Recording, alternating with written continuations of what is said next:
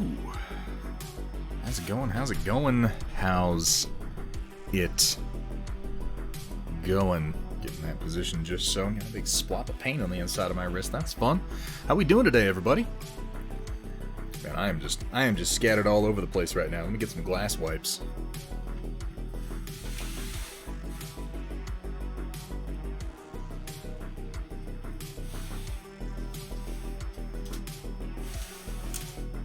Oh.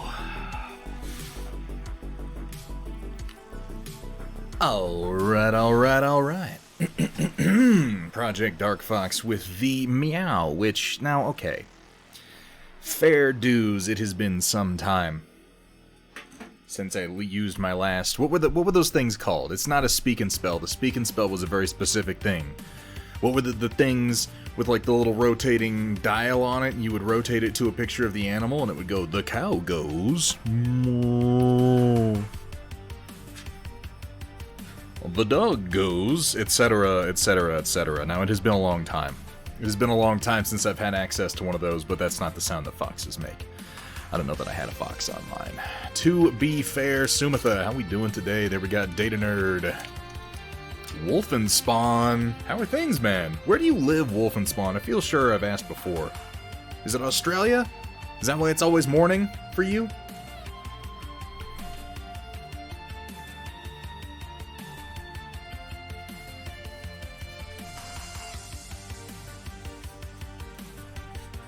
Dirty glasses.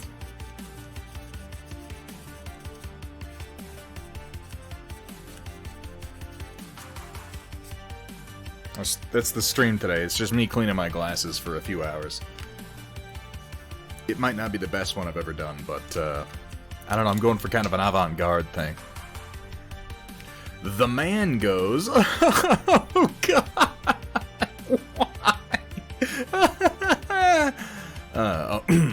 Maybe that was a bit too real. It's entirely possible. Streamer of Doom. God, I hope not. That would be depressing if I was the doomsayer of Twitch. Hang on, I pushed the wrong button on the coffee machine, and I have way too much coffee right now. Hold on. Ooh, yeah, Western Australia. Okay.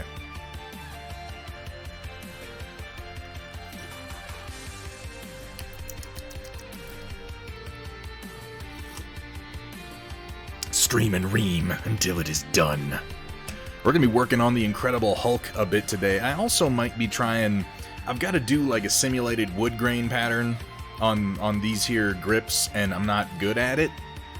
But I might try doing a little bit of sponging and stippling today to simulate roughly approximate a sandalwood grip for a pair of big ol' revolvers I've been painting. I gotta get the Hulk done, I gotta get Ultron done, and then I can start on my own MCP box, and then we can do more figures.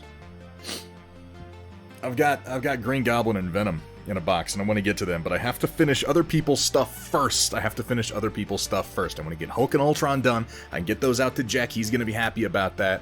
Got a couple of things I owe to Hethrir. We get those done, I can work on some shit that I'm gonna get to keep, and that'll be nice. If you don't respect the cat, you're gonna get the BAP. Oh, lord. Hey, Cat. Cat Gone Done changed her name, everybody.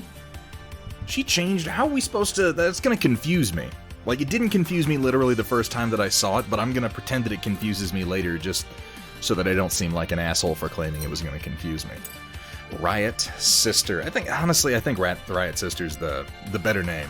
Really, it's the more iconic. Oh, I can still call you your name? That's fantastic. Thank you for letting me know that.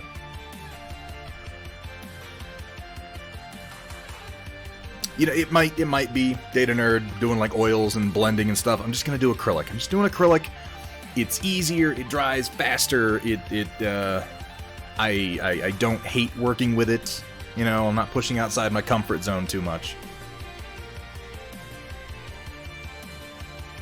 Hey, Hamburg Tack, good to see you, my friend. There's Datrin Voltari. You're gonna get stuffed in a box. Back at you, Machine God. Back at you. How we doing today? Do I have I have big graphite splotches on my shirt today. Don't mind me. I've been doing some prop work. Originally from New Zealand. Oh, you're a Kiwi, huh? Wolf and Spawn. I've always wanted to go to New Zealand. And by always, I mean since roughly 2001 when the Lord of the Rings movies came out and everybody else decided they want to go to New Zealand. That's what I mean. Beautiful country in parts. So I've seen in films. That is Cat Machine God. I know she's trying to slip under the radar, but she can't. We point her out. Couldn't see it until I showed it. Damn it! That's the Barbra Streisand effect in action, isn't it?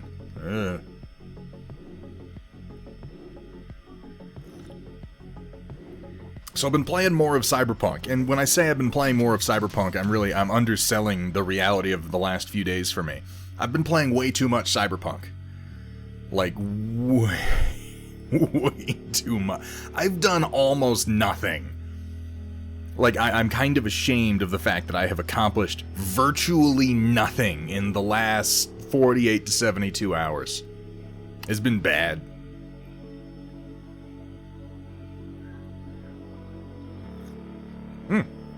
Please do Wolfenspawn. I'd love to see some images.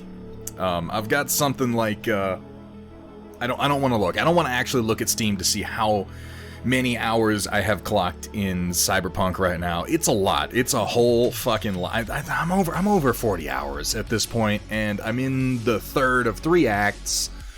I wouldn't say I've been, like, slow playing. I've been smelling the roses a little bit. Roland, 11 months. Holy shit. 11. You're gonna hit that. You're gonna be. Is there a graphite on the tip of my nose? Is that what I'm seeing?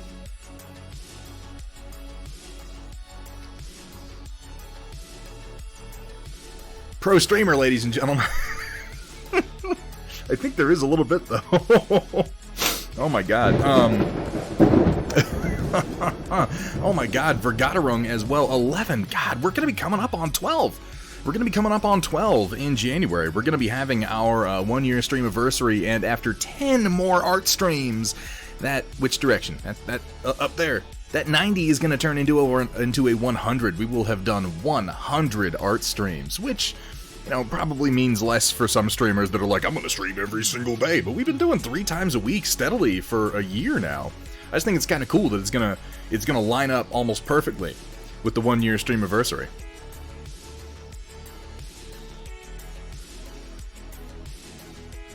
What was I saying? Yeah, so I've been playing Cyberpunk. I need to revise my review of it. It does have bugs. I don't revise that part. It definitely has bugs. A lot of bugs, honestly. Some pretty crazy ones. Sometimes frustrating ones. Ones where you're like, I'm driving down the street on my motorcycle. I got a little hard when you said that name, Roland. I'm simping bad for Pan Am. Like, I never got it when people were playing Mass Effect and they were like, ooh, Tally, ooh. I never really got it, you know? I was like, yeah, whatever. She's like, okay. She got like a nice alien ass or whatever, but they're like all about her. I get it. I get it with Pan Am. Like, yep, yes sir. Yes, ma'am. Also, please give me another opportunity to drive that fucking hover tank, because that thing was a lot of fun. Is she Roland? I got the impression that Judy was pretty much just kind of into whatever. She's been with she had at least one dude she was talking about that she was with. Besides, with Judy, I got more of a we work together vibe. We were brought together by trauma. It really would have felt inappropriate to go any further than that. I like Judy. I like Judy as a character. Honestly, I like all the characters in Cyberpunk. And this brings me to talking about what I think the strength of Cyberpunk really is, and this might mean something to you. The writing is phenomenal. The writing in Cyberpunk is really, really, really good. If you played... Really? You can have sex with a Militech rep? I screwed her, but it was more of a screw her over and, like, take her money. Kind of. I didn't even know that there was a romance option for the Militech rep. Unless we're talking... There could have been 2. There could have been 2. But okay, getting to the point. If you played The Witcher 2, The Witcher 3... and you remember, as I do, that one of the standout features of the game was not so much the combat or the inventory or even the open world, which was cool but not amazing, but that the missions were well written, compellingly designed, the characters were well written, believable. They tempted you to really feel something for the secondary and even tertiary characters. There were missions in The Witcher 3 that you would get to the end, you wouldn't have seen the end coming, and then you would feel genuinely bad about the choices that you made. Cyberpunk has that in spades. Pretty much all the missions are interesting. Even a lot of the throwaway side gigs that you just get because you happen to be driving by the house where they're in will have at least one or two interesting elements to them, or fun thematic details to go along with them. And since the open world is weak. The open world is definitely really, really weak in Cyberpunk. It works fine if you're moving from place to place. That's where the glitches will sometimes get you. That's where it's like you'll be driving down the road and suddenly all the cars will disappear. Or the one spawn of cars will disappear and a new spawn of cars will replace them, and it'll get really, really confusing.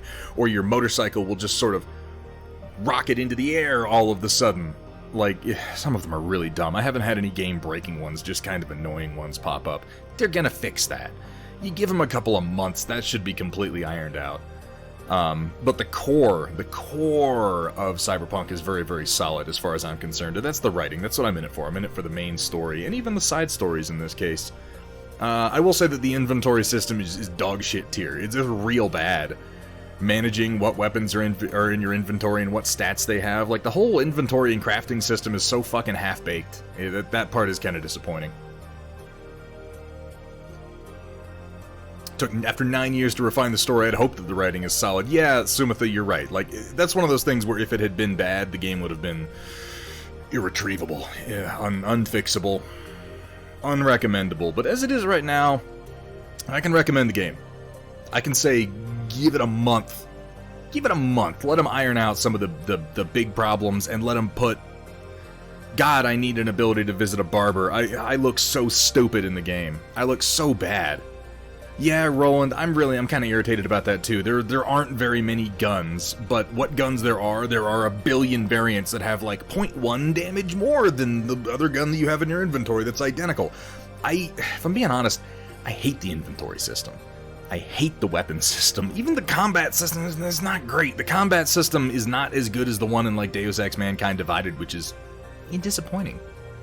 It's disappointing. I don't know, it has its positives, it has its minuses. I guess what I would say right now is if you're playing for the storyline, if you're playing for I think the conversation system is great. That's one thing that they have somewhat innovated in. The way you have conversations, the way you can contextually look at different objects while you're speaking and then have actions related to the objects you're looking at is really, really cool. So yeah, if you're playing for the story, if you're just playing to enjoy the characters, like, fucking pick it up. It's great fun. Never pick a stupid default appearance to stop. I disagree, Sumitha. In this case, pick the default appearance, because the default appearance looks okay. Don't mess with the character creator. Because I thought to myself, and I think I mentioned this before, I was going to go with the corporate background, and I'm like, well, I'm going to make myself look like some kind of corporate fuckboy. I had like a samurai top knot in like bright pink, and then these big old mutton chops in matching pink, you know? I was like, yeah. And then, you know, as the game gets serious, as I get knocked down a peg or two, I'm gonna change my haircut. Nope, not allowed to. I've spent the rest of the game trying to find literally any headpiece that doesn't make me look like a total asshole. Really, all the gear kind of looks like shit. Even like trench coats don't really look... Just don't ever look at yourself in the game. And for the love of God, don't look at your shadow. Do not look at the shadow of the character when he's moving around. They didn't put any work into that at all. What your character's model is actually doing while you run and shit, like, it's like they didn't even do a pass. You look like a complete fucking freak. Your elbows are out to here, and you're waggling your forearms like this, and it's... it's bizarre. Hey, Arkudaki, good to see you, man. It's kind of made me feel like maybe digging into Cyberpunk Red, but I'm not sure if I want to or not.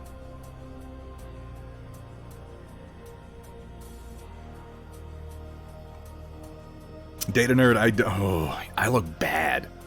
I look real dumb in that game. I've tried. You know what pisses me off too is the hats change your hairstyle. Like I thought, well, I'll cover up my stupid hair with like a hat. But if you put on like even a trilby, unfortunately trilby is like the first fucking hats you find.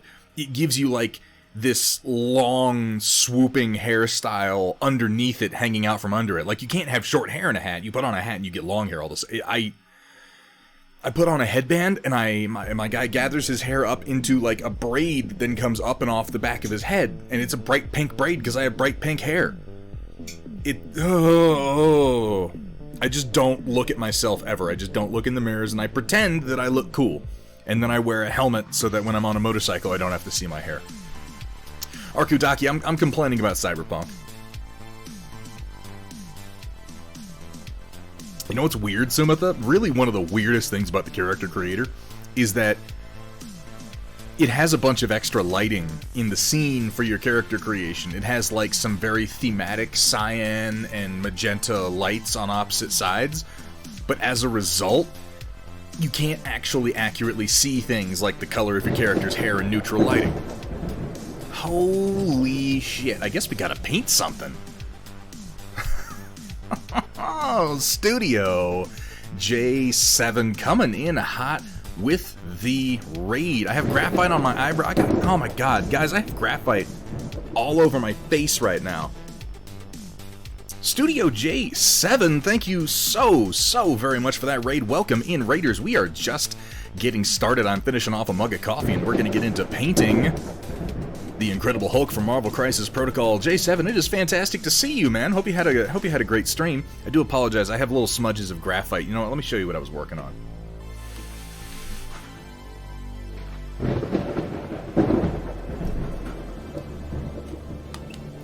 J7, you'll probably appreciate this.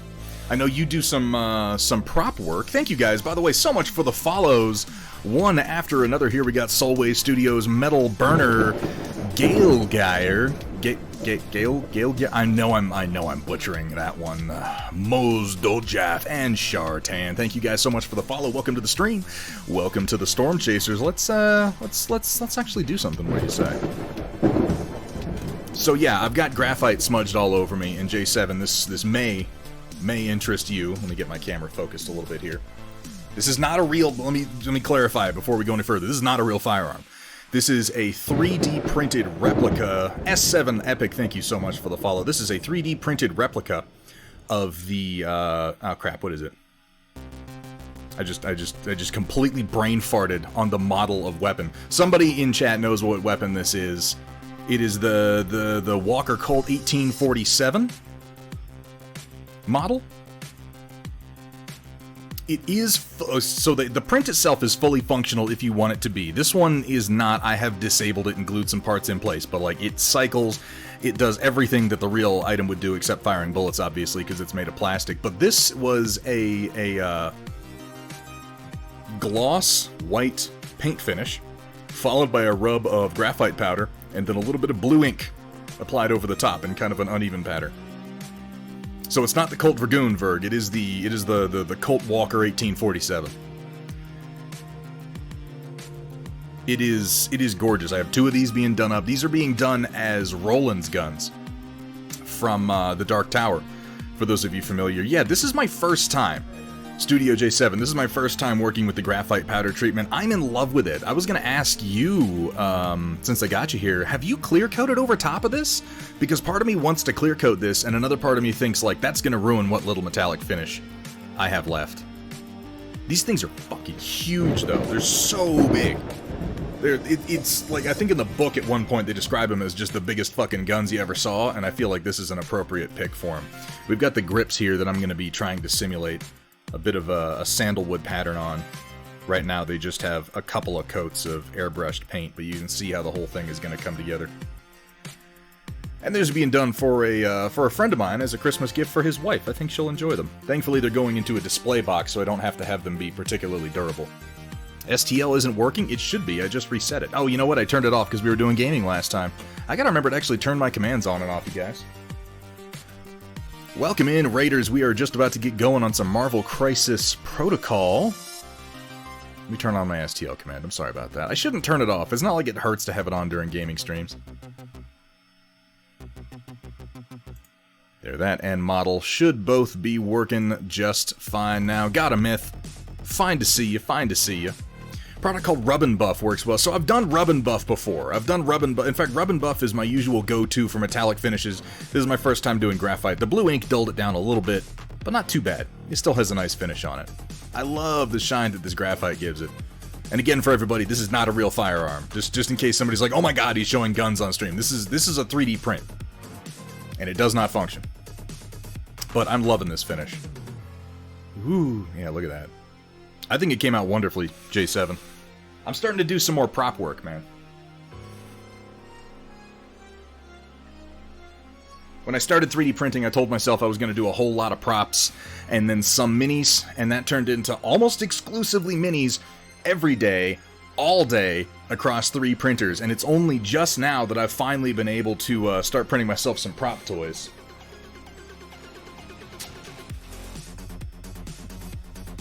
One of which I need to paint here pretty soon is this here Westar 35 blaster pistol from Star Wars. Yeah, I thought about that, Verd, that I could go darker on the blue, but it would have dulled down the sheen even more, and I figured, like, those guns are supposed to be forged from, like... Anybody read those books? Didn't they say the guns were forged from the metal of Excalibur? Like, yeah, they can afford to be a little brighter than your average blued weapon. But yeah, I'm pretty excited about this. I'm going to do myself a couple of Westar 35s, and I have a sinking feeling since I got that Sun Lu S8, which is large enough to print a full-size helmet. I might wind up doing the whole Mandalorian thing, you guys. I know, I'm a raging fucking hipster, and I hate everything that's popular. But some things are popular for a damn good reason, you know? So I'm going to be doing that one in the near future. Literally the first prop I actually managed to print since I started printing. Metal Burner, you can hit !STL to get a look at what we are printing at any given time, though at this particular moment what's on there is, since I have it within arm's reach, it is this piece, the front prow of the Battletech Borealis dropship, which is not just my design, but actually our mod here, Project Dark Fox, did the original, Sumitha, you may have a point there, did the concept art for this. Dark Fox, you can feel free to share the concept art or a link in chat if you'd like people to see it. I came to him with some requirements. He spat out that concept art based on what I fed him, and we made this very cool dropship in full BattleTech mech scale with working mechanical parts like these side doors that open up, and you can see, oh shit, there's a mech in, I was wondering where this mech went. I thought I'd lost it. I must have put it in here last time I was showing this thing off. But yes, you see mechs can go in there, and then you can forget that you've put mechs in there. Then you can close it and put it away, and blame someone for stealing them later. It's a really good time. Surprise mech, yeah, exactly. I like this thing, though, because it has fully modular cargo bays. So you can go inside this, you go in, pull out a little pin, and this bay lifts up and out. So then you have 4 of these connection points, and we've got alternative bays that are... I'll pull the mech out. That's actually a good point. Let me pull that mech out so I don't forget about him again. Then we have alternative bays that you can put on here, including there's an aerospace support module. There is a S7. Don't even worry about it, dude. I raid and run all the time. You've been streaming, man. Go stretch your legs, get something to eat, have a fantastic night. Thank you so much for the raid, man. I really appreciate it. Hello from across the pond, and a very good night to you, Studio J7. A fantastic streamer, one of the people who inspired me to start streaming myself, who gave me some of the most important advice and some of the most encouragement when I first got started. That advice, as I recall, was don't let it take over your life, dude, and believe me, Twitch can do that, and that has been very helpful to me. Shit, what was I saying? I don't remember. It couldn't have been that important. Let me put this back together. I'm very, very proud of this. It is, for me, an achievement of 3D printing. It prints entirely supportless, and you don't need any external parts to put it together.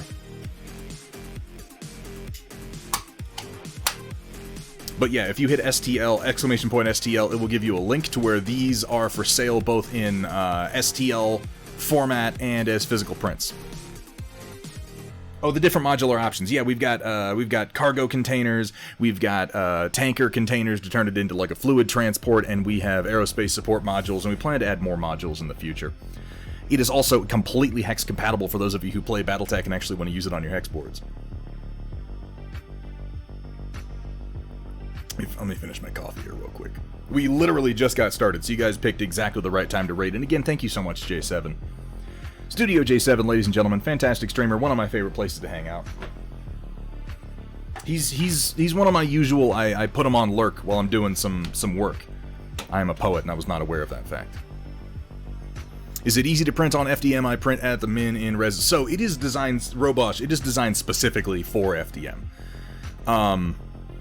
I could go off on a whole sales pitch on all of the features that I put into it to make it FDM friendly, but suffice to say, I designed it specifically with the Ender 3 in mind because I run 2 of them. If you run something with at least as a... Oh, that's actually Irish cream. Neither creamer nor milk, just some booze with some dairy in it. Unless you had a very large resin printer, I wouldn't try doing it in resin. It is optimized for FDM. It prints on an FDM printer entirely supportless. Entirely supportless. Not one damn support in sight. That's my guarantee. And strongly, too, I've taken into consideration the, what's a good word for it? The layer orientation of FDM printing and the average stresses that are put on each part. Like, you gotta try to break this thing, man. You really gotta put some effort in. And it's got a lot of flat surfaces on top, so if you use ironing in your FDM printing, which you should, you will wind up with some really, really nice top surfaces. Oh, God. Considering printing the pins in tough resin, machine guide, it's not necessary. I honestly, the pins are stronger in FDM. With the way that I designed the supports for the pins, they're just little cylindrical pins. They'll be better in FDM. They'll be stronger in FDM than they would be in resin. You wouldn't think so, but they are. I usually sit here and drink a mug of coffee before I get painting, so pardon. We're going to be working today on Marvel Crisis Protocol's Incredible Hulk. My question is, why would you want to break it? But I hear you. I'm a little sick in the head that way, Metal Burner. I am obsessed with creating things for... I hate to use the phrase idiot-proof, because on some level that means I'm calling my customers idiots. But let's face it, we're human beings, and as long as we're human beings, a certain proportion of us are going to be idiots. So I do make them idiot-proof for the most part. And I like things to be very, very difficult to break, because that means I can be bad at packing them when I send them out. It is a coffee type coffee, Hamburg. I don't know. I didn't make this cup. Speaking of things I got in the mail, oh, that reminds me. Let me do one more thing before we actually get going. I got some stuff from Metalcore Collectibles, from our very own Metalcore Collectibles. I might as well show you because we're going to be doing these up on stream here in the near future.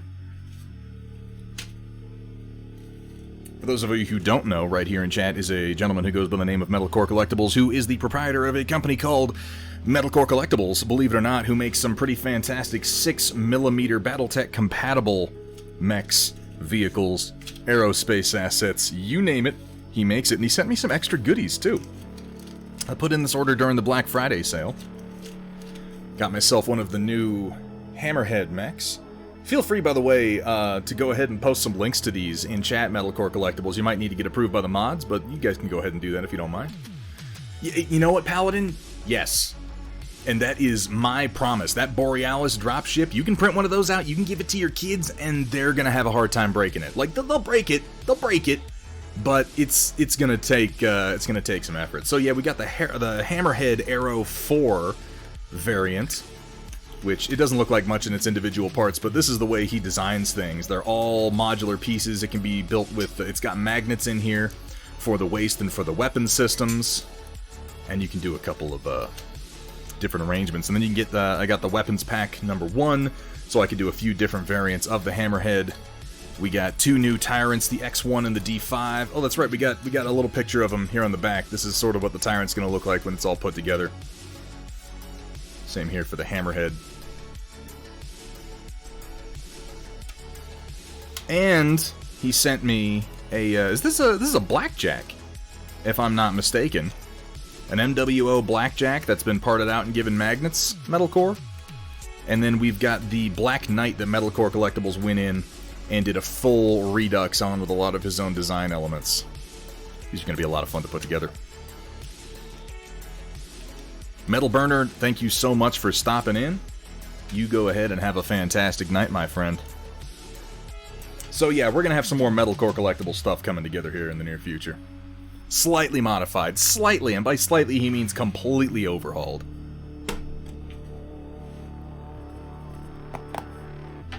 I guess I should paint something. This is a painting stream, in theory, is it not? Slightly for the Blackjack. Yeah, you didn't do as complete an overhaul on that one. Ooh, Roland. That is... Well, he couldn't do a V. You can't very well make a V model, because V's gonna look like 1,000 different fuckboys all across the world, all fucking combine their genetic material into one big fuck pool. And nobody wants that. But I would paint a Jackie. I think Jackie's actually a lot of fun. It's got me with a little bit of a hankering to try some Cyberpunk models. But, I don't know. Cyberpunk Red is out there, and they got a good bunch of good figures for that one. We're going deep, chat.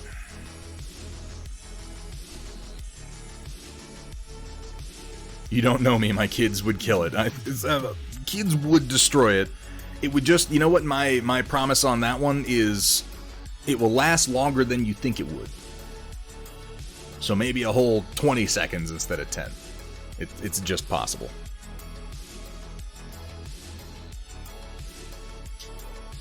So, after doing some white balancing, this camera is doing better with the green than my last one did, but this is still not totally accurate to what I'm holding in my hands, what I'm seeing on the screen here. Better than it was, but I can see I need to do a little bit more color balancing. Good enough for today. Either way.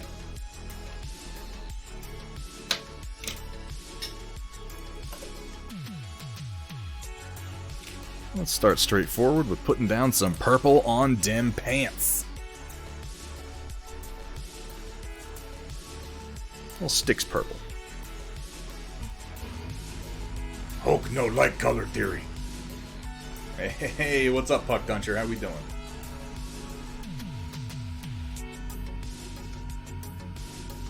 Bug Darkfire Designs to do some Cyberpunk stuff. Darkfire he really is an incredibly talented designer. I'm going to be trying to get some mechs done over the holiday season since, you know what I want to do here is go ahead and thin this out plenty. Got myself a squeeze bottle of water so I could stop taking from my paint cup. You made a shitload of Chex Mix but over-seasoned it? Wait, who's making some crazy stuff? Me? Crazier than usual? Okay. That's why I don't use that bottle, because that was way too much damn water. So, I'm gonna call that corner spent for the moment. I'm gonna try that again. This time using a little trick I like to call the right way. Don't actually have that water bottle for this purpose. I'm just being a bit of a fool. Down, slide, 10 months. Make for some really rotten apples. It really, really would. We're hitting 10 and 11 today. We had a couple people renew earlier for their 11-month streak. It's kind of hard to believe we've been going that long. Like I said, though, Studio J7, who just rated us, really, really good dude. Fantastic streamer. Gave me some of the most important advice I received at the start of streaming, and was one of the individuals who encouraged me to start in the first place. So it's really, really wonderful to see him and some of his fantastic chatters here today, when we're just hitting our 11 months of actually getting subs. One more month and you're gonna be... Oh shit, I have to add a subscription tag for 12 months. I don't think I ever did that, because I was like, that'll never happen. We'll cross that bridge when we come to it. I didn't even think I'd still be streaming by this point, but here we are. Downslide, thank you so much for that sub.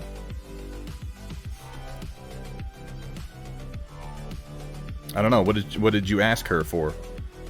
I'll have you know that Kat Riot Sister has almost unlimited authority in this stream. Even I don't really have the authority to question her decisions.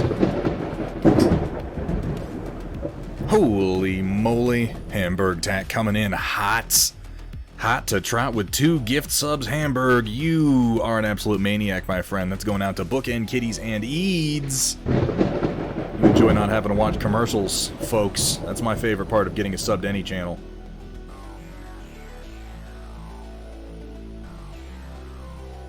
He's going to take a few coats since I went so high on the green.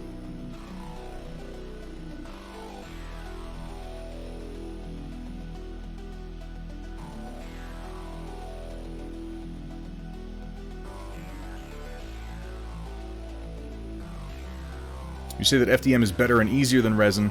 Is it quicker on the print?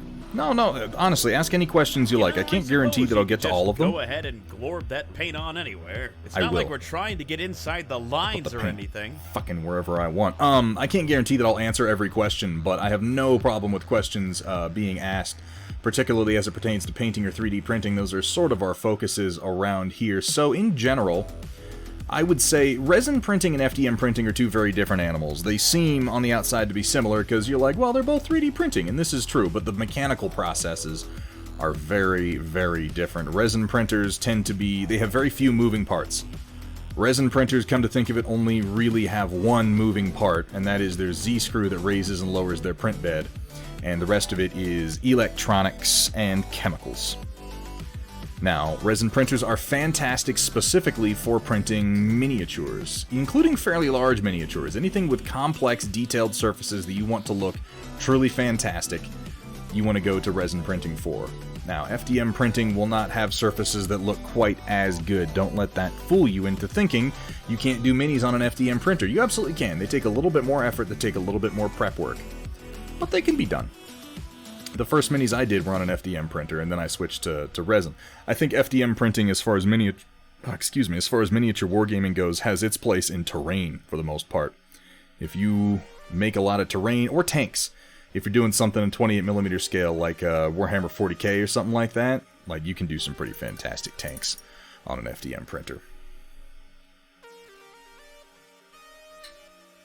As far as if I had to pick one and say this one is more generally useful, FDM printing is more generally useful. FDM prints are strong, depending on what material you use, but the most common material is going to be PLA plastic. They wind up being really quite strong depending on how they're printed. You can use FDM printers to make things for around the house. You can make hooks that you can put in the wall. You can make your own mounts for things. You can make custom replacements for things like lids that you lost. It's a very, very practical around the house sort of 3D printing, and like I said, really, really good for large miniatures, statues, busts, tanks, things like that are going to be really, really good on an FDM printer like an Ender 3. If you're doing teeny tiny models, if you're doing 28mm characters, something like that, you're going to want to go to a resin printer. Do I have a comparison available? I told myself I was going to have a comparison available, and then I didn't do it. But I can show you some things that came out off the resin printer for detail.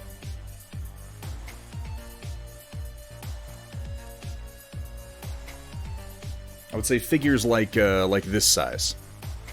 I only use PLA, Data Nerd. But Robosh, figures like this, and this is Bo-Katan from Darkfire Designs. This was done on Elegoo Mars.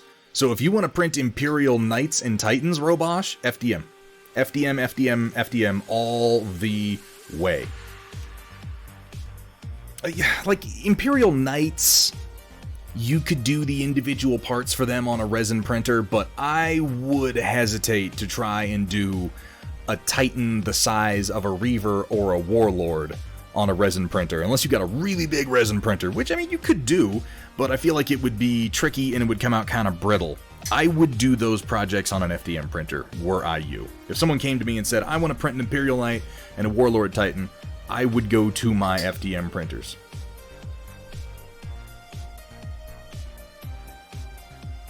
You could get the Saturn, but again, Puckduncher, even with the size to print things in resin, I don't know that I would trust the resin to be that strong for that sort of an application. I would feel better about those parts being done in PLA plastic.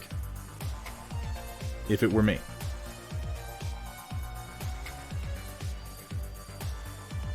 There are a lot of different sorts of plastic that you can print on an FDM printer. PLA is the standard.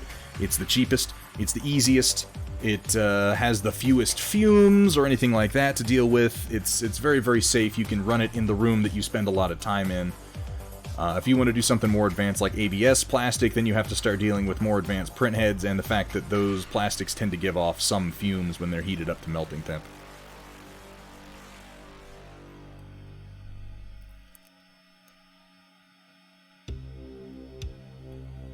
FDM body with details and resin. Yeah, I mean, the real answer, the truest of all answers, is almost always a little bit of this and a little bit of that.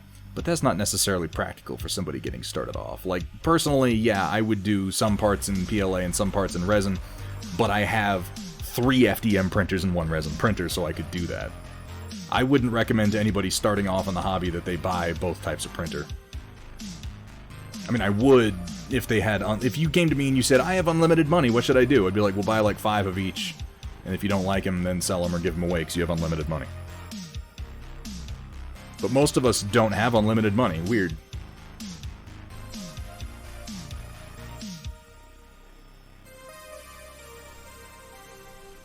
Buying one of the sales. I hope the STL files will work on the Ender 3. The Ender 3 is a fantastic machine. Most of the STL files you're going to find are going to be just fine for that. Holy moly, Paladin024 with the follow. Thank you so much for the follow, my friend. Welcome to the stream and welcome to the Storm Chasers.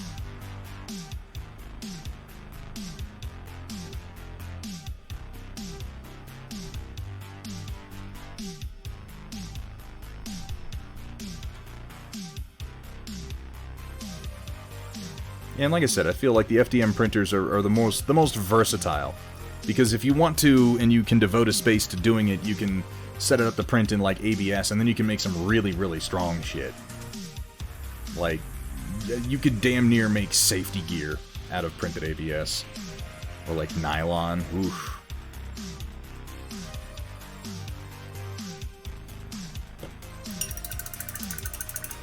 Alright, I'm going to lay down a base coat for his hair. I want it to be a little bit cool, so I'm going to take some midnight blue and a bit of black for the base. Yeah, PLA is just easy. That's the thing. PLA plastic is easy as pie and pretty good for almost all applications. I've been printing for almost 2.5 years, and I've never felt the need to move past. Would I use Chitubox? If you are doing an Ender 3, you are almost certainly going to be using the Cura slicer.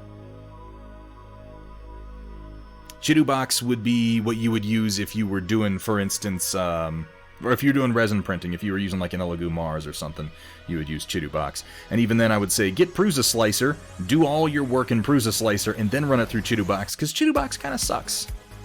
Yeah, we're just sort of stuck with it, unfortunately. Because the world isn't fair, you know? Oh, I got time to get the little one to sleep, 12:45 a.m. Well, thank you for being here anyway, Paladin. Always a pleasure to have our friends from different time zones hang out. Yeah, I do almost all my supports in Prusa Slicer, and then I go to Chitubox for the final slicing.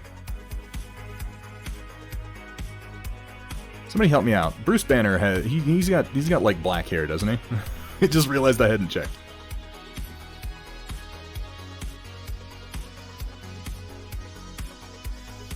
Sure hope he does, because I already started doing this. Dark brown or black? Yeah, sweet. Awesome.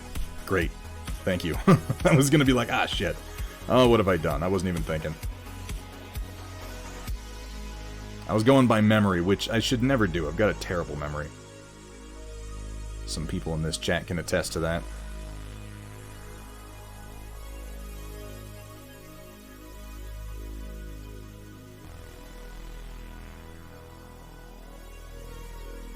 I hope everybody had a fantastic time over at Studio J7's stream. He is one of the better paint streamers, in my opinion, here on Twitch. He actually spends most of his time on stream, believe it or not, painting things. I know, as a viewer of you know, paint streamers, you might be thinking, well, that's crazy. Paint streamers don't actually paint things. They spend most of their time bullshitting and doing memes. And you'd be correct. You'd be correct in that belief, but Studio J7, he bucks that trend. He might be the exception that proves the rule, as they say. He sits there and he paints shit, and it's amazing. And he paints it well. Here at Thunderhead Studio, we specialize in turning your shame into more shame. Well, we gotta specialize in something because it sure ain't getting work done. You know what I mean? I'm gonna try not to spend too much time on Hulk. I want to kind of power through this paint job. Hey, Crossbow Roof, good to see you, my friend.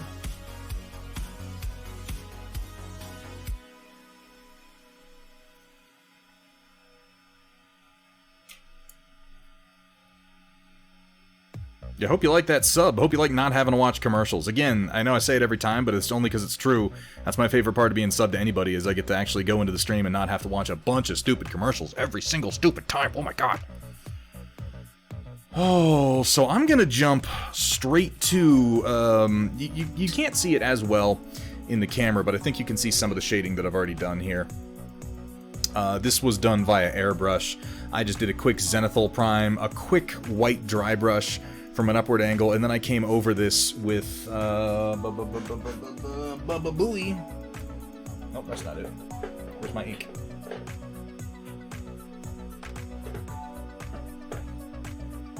Liquitex lime green acrylic ink applied very, very thin. And I'm going to push it all the way up to some yellows, and then I'm probably going to dull it back down with an overall glaze once I get some definition put on his muscles. On his great bulging Hulk muscles.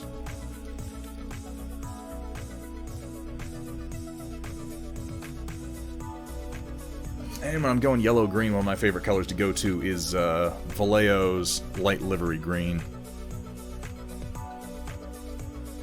Oh, you're going all in, huh, Roland? I hope that Cyberpunk pulls it together. They're suffering real bad in the press right now. People are not being kind at all to that game. And I think they should take a step back, smell the roses a little bit, and try to focus on what it's done right. Because the things it's done wrong are, in my opinion, fairly minor and capable of being fixed.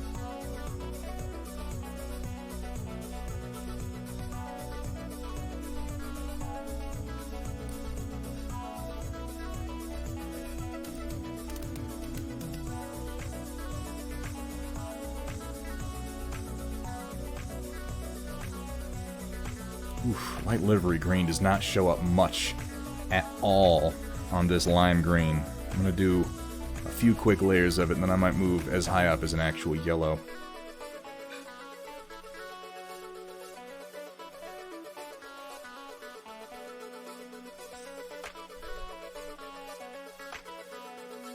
Yeah, Puck Duncher, I mean, I look at, even as someone who's enjoying Cyberpunk 2077, I look at it and I think this game could have done with like almost another year of development work before it was released. It definitely got shoved out the door early. Which is, you know, a little galling considering how many delays we put up with already, but I said when they started doing the delays, I'd rather they delay as long as they need to give me a finished game than shove it out just because people are complaining at them. And ultimately, they shoved it out because people were complaining at them and they didn't want to delay it anymore. They should have delayed it some more. Because right now, those same people who are like, give me the game, give me the game, give me the game, are ripping it to shreds in the press.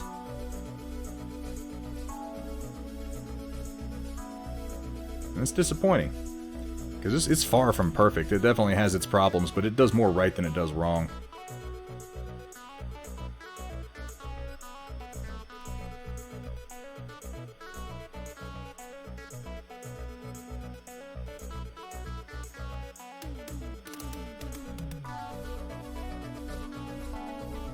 Yeah, it would have been unplayable had they not delayed it when they did. People just, you know, we love to rip things apart. It makes us feel good. It makes us feel powerful, I suppose. I say this as someone who does it regularly, so it's not even like I can really criticize the people who are tearing it apart right now. I wish that CD Projekt Red had I want them to receive a little bit more understanding from people. They've been a great company so far. They've given us a bunch of games that are DRM free. They haven't given in to a lot of the pressure to put in, you know, microtransactions and this and that and all the most popular game features. This is the first time they've really kind of given in to those pressures when they sort of shoehorn the open world into a game that didn't need it. We'll see how it pans out. All I know is I'm enjoying it and I do recommend it, as long as you know what you're getting into.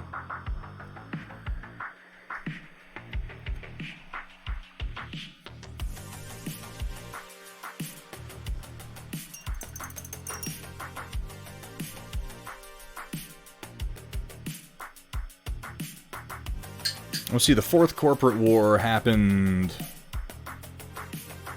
after 2020, around like 2025 or so. That would have been the Fourth Corporate War. They could have been talking about something else. There have been more conflict since then. There was the Time of Red, which is what Cyberpunk Red sort of details.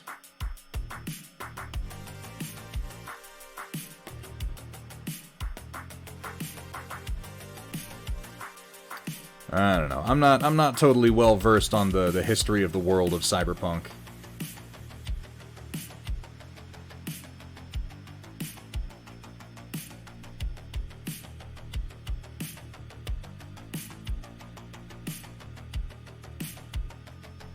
I will say that for what they decided to use Keanu Reeves for, he does a fantastic job. A lot of the game does kind of ride on Keanu Reeves' performance, and I think he nails it.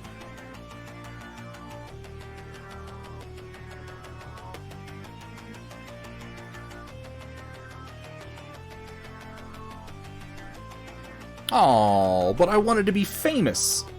I want to be famous, you guys. How am I going to be famous if I can't buy followers?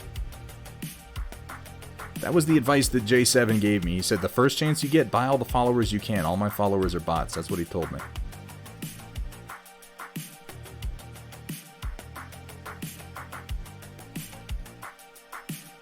All I have to do is pay them a little bit of money, and I will be followed by the same Indian kid 30 times. I mean, how could that possibly go wrong? How could it possibly go wrong? Known Entity 2501, that's what I want to know. How could it possibly go wrong? Known Entity, thank you so much for that follow. Welcome to the stream.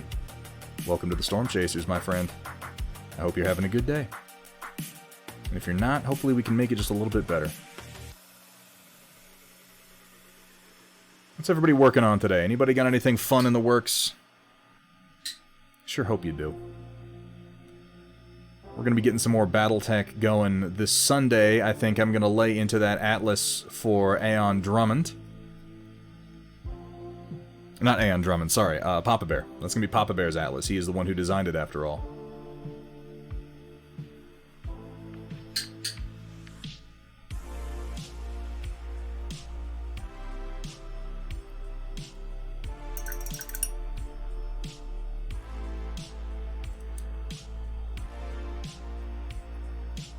Oh, not Sunday. Tuesday. Oh, God. Okay, you guys, honestly, I have been playing Cyberpunk for like 3 straight days, and yeah, my internal clock may be a little fucked up right now. I've had at least one night where I just stayed up until, like, you know that second wind you get when you stay up all night? When you stay up for, like, way, way longer than you should, and the sun comes up, and you're like, maybe I'll just stay up for all the next day. What could be the harm? And then you have that crash around noon. I had at least one of those. What year is it?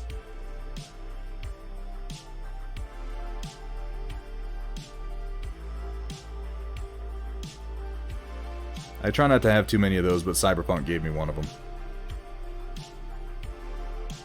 I'm gonna beat it, and then they're gonna release all the QOL features that I want, and I'm just never gonna get to use them.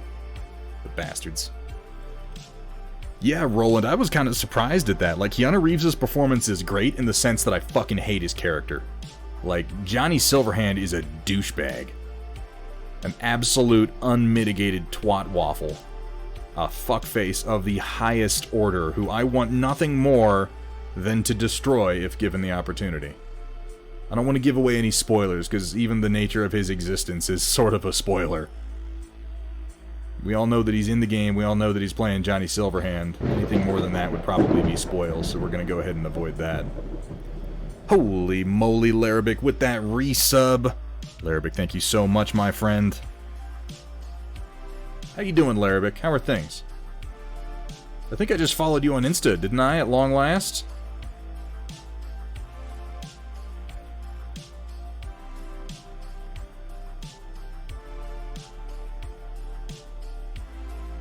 I'm bad about social media, you guys. If I'm, like, not following you on something, and you're like, well, why isn't Thunderhead following me? I followed him, he should follow me back, I thought we were friends. Know that the most likely reason I'm not is just because I haven't been on that platform anywhere near enough to notice that I haven't yet. For someone who puts as much stock into social media as a streamer, I'm not very good at using it. But I'm getting better.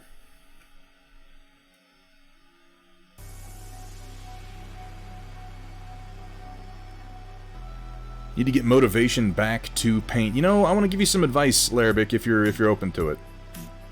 And this is a tough one. This is up there with that shitty advice that Yoda gives in episode 3 when he's like, "You must learn to let go of all those things which you fear to lose," which is the most useless advice. The least useful advice might be a better way to put that. I personally find that trying to get my mojo back to paint just ensures that it stays away longer.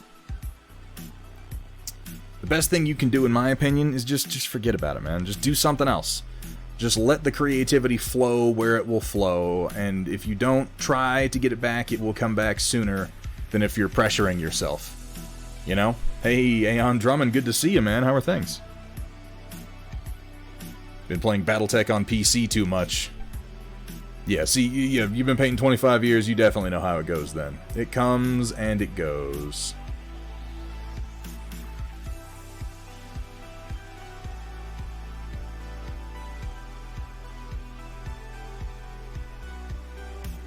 You gotta just ride the wave when it crests, you know?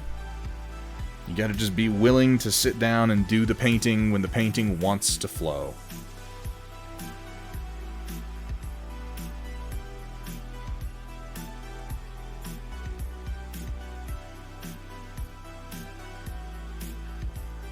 Alternatively, and this is something that I like to do even when I'm having those artistic blocks that keep me from getting painting done, just do 15 minutes a day. 15 minutes is one of those things where it's like, it's easy. You know, you think, I'm going to spend 15 minutes painting. Like, you could find something to spend 15 minutes on even if you don't want to paint, and it's a small enough number that you're not going to hate it, you know? So just sit down for 15 minutes and just put paint on something. Doesn't matter what you're doing. Doesn't matter if you finish it. Doesn't matter if you only get halfway through a step and then have to stop. Just 15 minutes. And then the next day, do another 15 minutes. The next day, do another 15 minutes. And before you know it, you've painted all of something.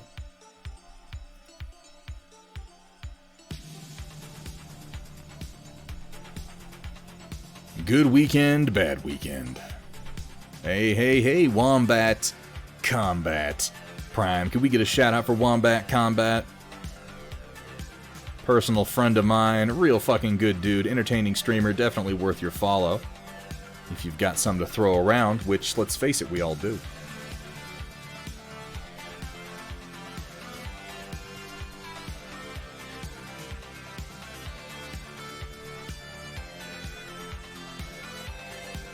How you doing today, Wombat Combat?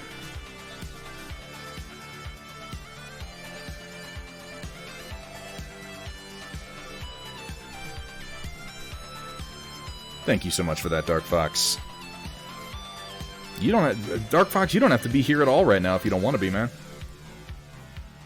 Gotta remind, I have to, I have like one of the best mod teams on all of Twitch. I have to remind them that they're volunteers and they don't actually owe me anything on any level. They keep acting like they do. I don't pay you. I don't pay you at all, Dark Fox. And if I am paying you, let me know how that's happening, because it's not on purpose. I would if I could afford it, believe me. fuck you, I do what I want. And what that apparently is being an amazing If mod. you anger the fox, you're gonna get stuffed in a box. And as we've been over this before, you don't want to get stuffed in the box. It's not fun. It sounds like it could be fun. It's not. Trust me.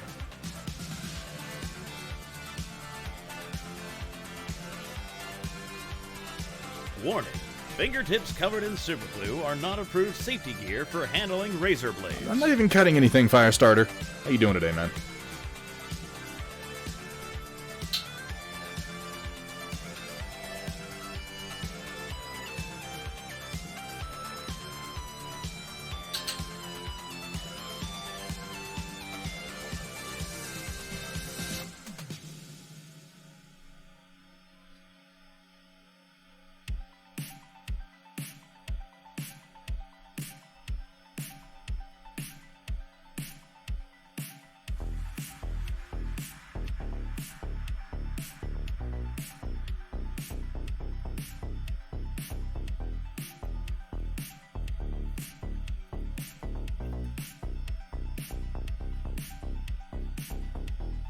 Need a We Heart the Mods emote. You can always just type We Heart the Mods and use the Kaiju heart. That's an option.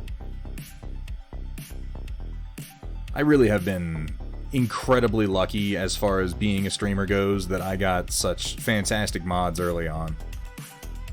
And the day that they finally decide they need to move on or do something else with their lives, I am going to be quite put out. Because there's no way I'm going to find somebody who lives up to the standard of quality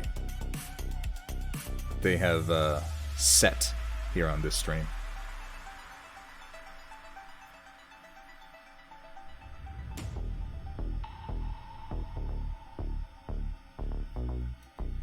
Hey, Wandering XP, good to see you. Thank you so much for saying so, my friend. Didn't get a chance to catch your last one, but you've been working on Captain America, yeah? How's he going? How's the old, how's the red, white, and blue doing? How's America's ass shaping up? I did a Captain America a little while ago on stream. I'm going to be doing another one here pretty soon. My second go-round. Learned a lot of lessons from the first.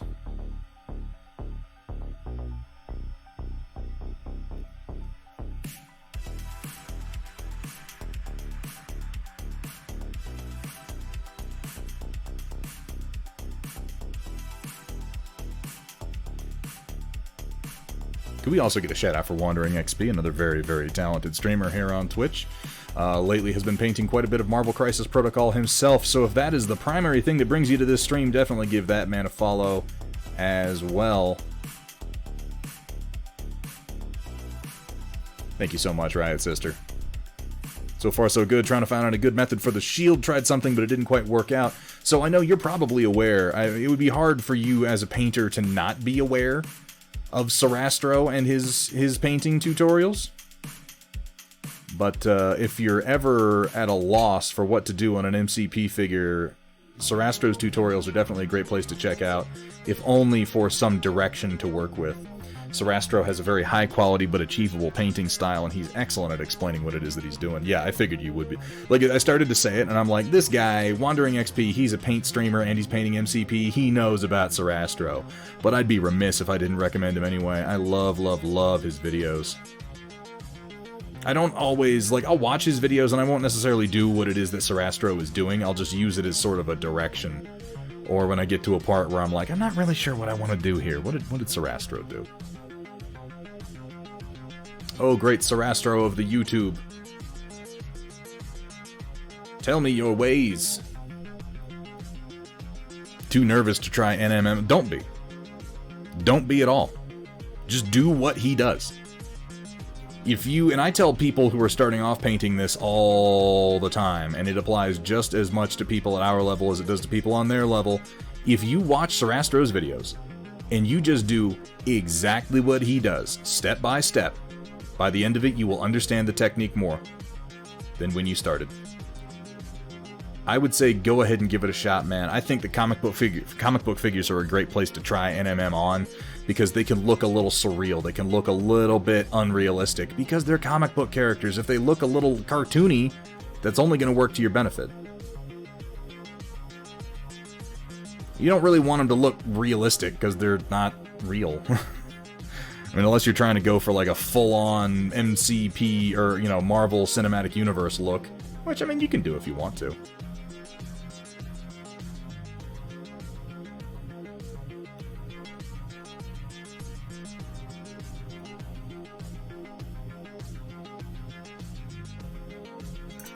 Do I want to paint in-house colors or Merc colors for your Inner Sphere mechs? The same for clan stuff, but clan colors.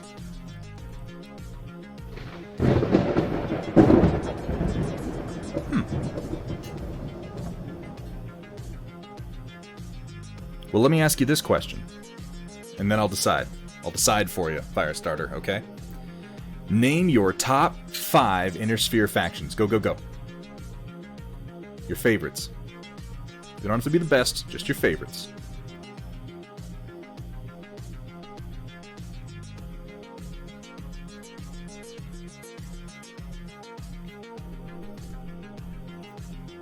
Tried to paint a layer of Vallejo Model Air Metallic, then glaze over that, and then layer with red and blue. Didn't quite work out too well. See, and I'm normally, like... Well, we just had somebody say they're not a fan of NMM. Yeah, Alarabic. And I agree on, in most cases, I'm not a fan of NMM. I'm not a fan of NMM. Yes, vocalcord.exe has stopped working. Most cases, I'm not a fan of NMM, but I have been using Marvel Crisis Protocol as an excuse to at least try it out. Because they're comic book characters, because...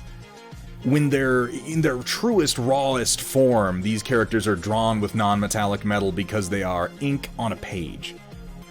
So it feels like this is the place to practice it.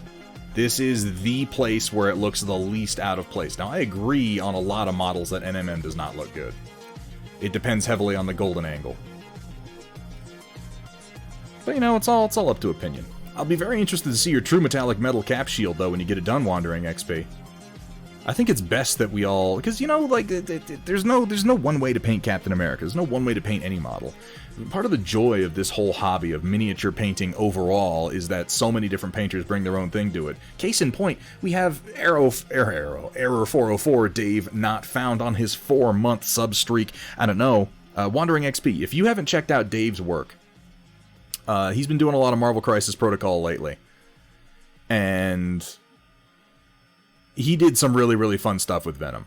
You should go over to his Instagram and check out the Venom that he did. But it's a good example of the variety the different painters' styles can bring to the same figures. Don't know much. I like Merrick colors. I think the Wolfstragoons are interesting. Don't know a whole lot. Also love the Canopians. So I'm going to say, if you don't have... I asked that question to see what your reaction was, because if you were like, oh, well, that's easy, bing, bang, boom, and rattled off 5 to 10 favorite Inner Sphere factions, I'd say, well, that's what you're going to do. You're going to paint Inner Sphere factions. You didn't, though. You did not. So I'm going to say, since I am the decider, Firestarter, you're going to paint some Merc companies.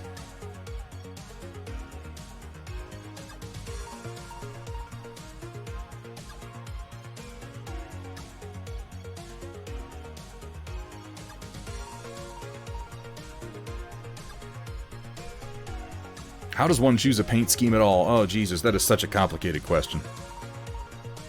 I don't know. I don't know how I make decisions for myself most of the time. Anemones.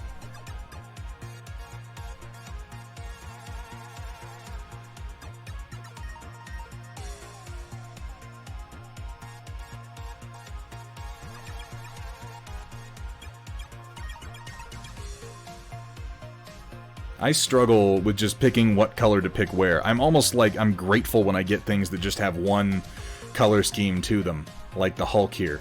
Though even that's not entirely true. I could have painted him as the Red Hulk. I would have painted him as the Red Hulk, 1, if he'd been mine, and 2, if I didn't have a sneaking suspicion that there was going to be an actual Red Hulk model at some point. Because, in all fairness, the Red Hulk is a completely different person from Bruce Banner.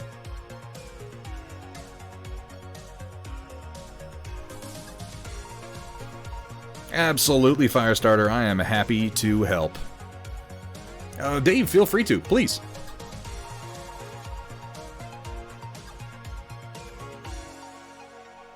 I can't remember if I set it up so you have to approve it, mods, but if you would be so kind as to approve a link from Dave, I would appreciate that.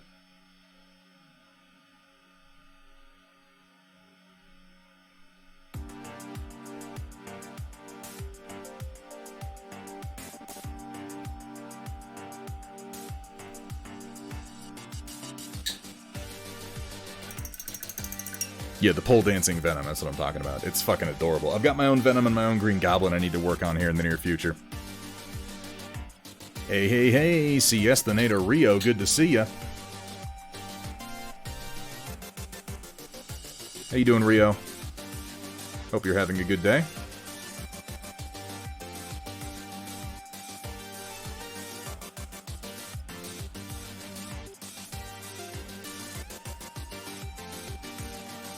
Now this paint I'm able to really glorb on here pretty generally just because, first of all, it's thinned a little bit, and secondly because this light livery green from Vallejo has very, very thin pigments in it anyways. Very vivid pigments, but they're not particularly opaque and they're not particularly thick in the overall suspension. Maybe a suspension would be a solution. I don't know, the right science word. Insert correct science word here. The point is it winds up being very transparent just in its natural form, so it's kind of perfect for work like this. I love light livery green. It is such a vivid yellow green.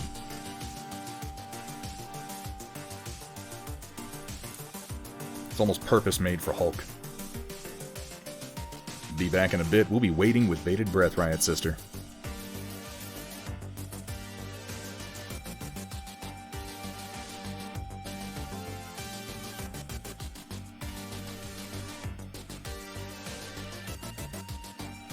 Finally watched Venom yesterday, by the way. Rather enjoyed it. Thought the presentation was fairly on point, especially for an origin story that bypasses Spider-Man altogether. Yeah, for what Venom was, I thought it was a perfectly fine movie.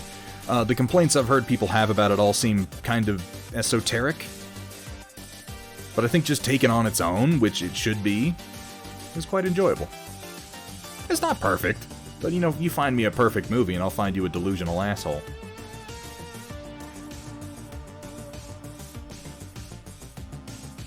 By the way, if I haven't mentioned today, Pacific Rim is a perfect movie.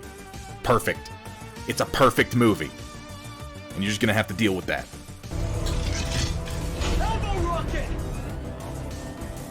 Now!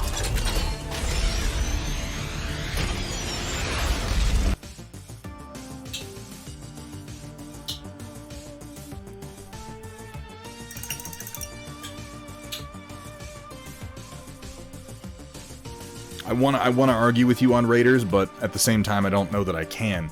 I don't know that my opinion on Raiders is fair, but I do love it. It's certainly close to a perfect movie if it isn't perfect.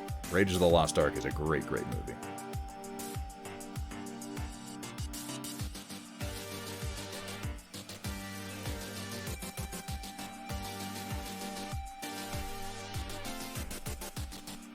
I'm glad it's not just me, Joanne. I always keep a bottle of light livery green around. It comes in surprisingly handy in sort of unexpected places and times.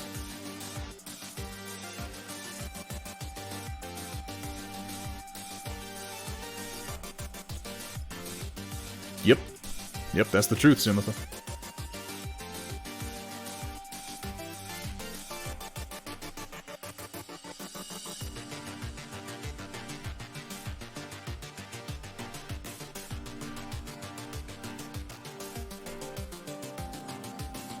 Light livery green is a frustrating color to paint in if you're going over a dark undercoat, or if you're trying to do super precise work with it.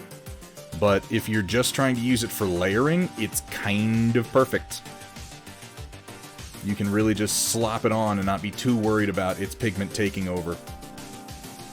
And then you can build it up and then work in some more yellows if you want to. Which I do want to, and I'm going to do.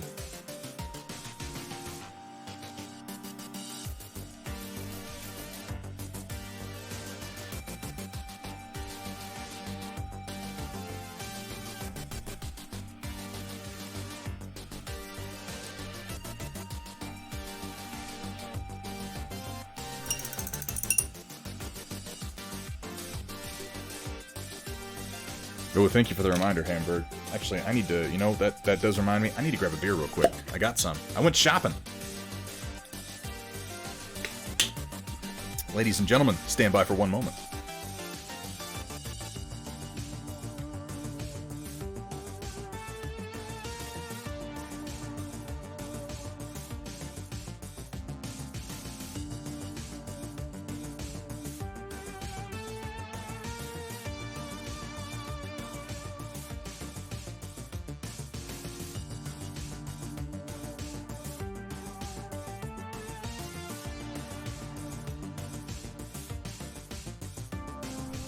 And we're back.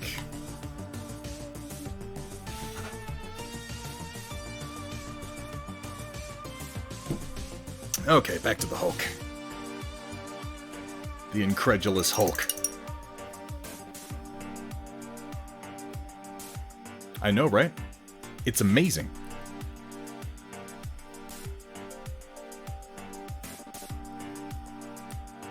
I've been doing my best to avoid going out too much with all the shit going on.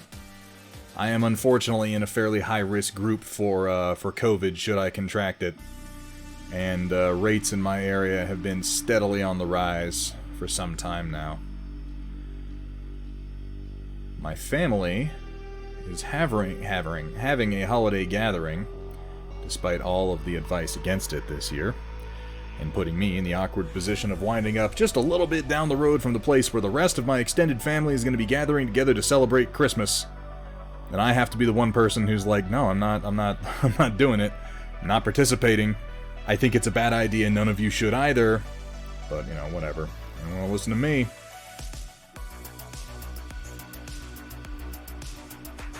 I ain't dying for Christmas, I'll tell you that. I don't even like Christmas. I think Christmas is a stupid holiday.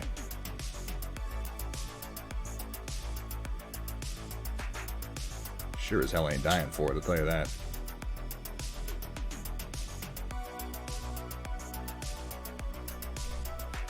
Even though it's not a perfect movie by any means, trying to think of one, Star Trek II Wrath of Khan, alongside Aliens and Terminator 2. I have a hard time arguing with Wrath of Khan. Wrath of Khan is a fantastic movie.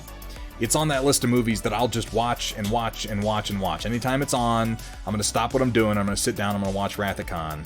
I'll do the same thing for most John Carpenter movies, for most Paul Verhoeven movies. I'll do the same thing for Big Trouble in Little China. Well, I said most John Carpenter movies, but definitely Big Trouble in Little China. I'll do it for Raiders of the Lost Ark. I did it yesterday for Empire Strikes Back. The wife put Empire Strikes Back on, like, as a background movie, and I was like, why would you do this? I have to stop what I'm doing and watch it now. I can't just have Empire Strikes Back on. That's fucking crazy. Oh, no worries at all, Dave. Thank you so much for stopping in. It's always a pleasure to see you, man. I hope you're feeling better. I hope that you are on the mend, my friend.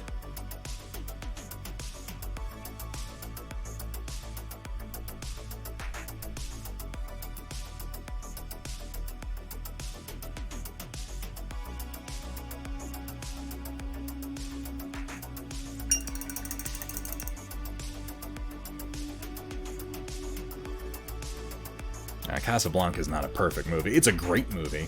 Technically speaking, it is a masterful movie. I would go so far as to say that Casablanca is a masterpiece, but it's not a perfect movie.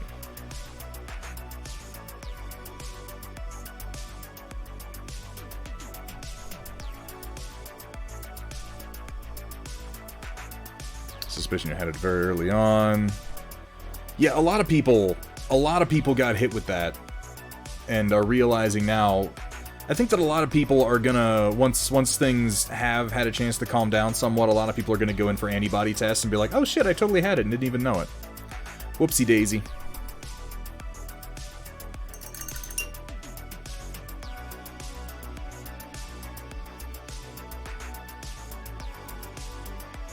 Hey, Jenny Joy. Oh, how we doing today? Could we get a shout out for Jenny Joy, another painting streamer?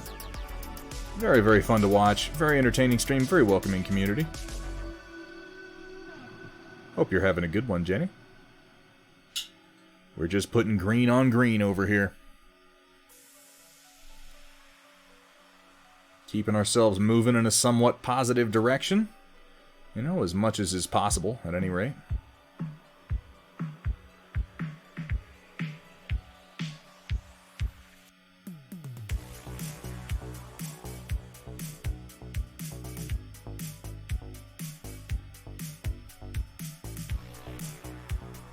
Oh, thank you, Jenny Joy. A lot of the work was done prior to starting via airbrush. But then for a guy with as much musculature who is so neon green as the Hulk, I would have felt pretty stupid doing all this by hand.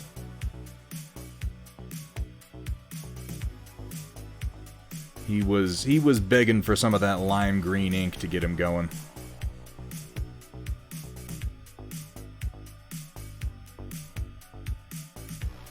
I got it to do my Lord of the Rings Army of the Dead, and I used like maybe 10 whole drops for that project, so gotta find other places to, you know, put it down.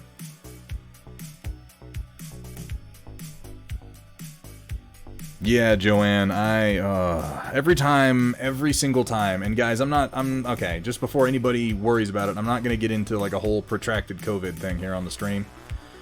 I will mention it because it's a subject that we all deal with right now, and I do have some frustration surrounding it, but I will say, Joanne, when I look at the way Australia handled it, and then I turn around and people around me say things to my face like, well, there was nothing we could have done. I'm like,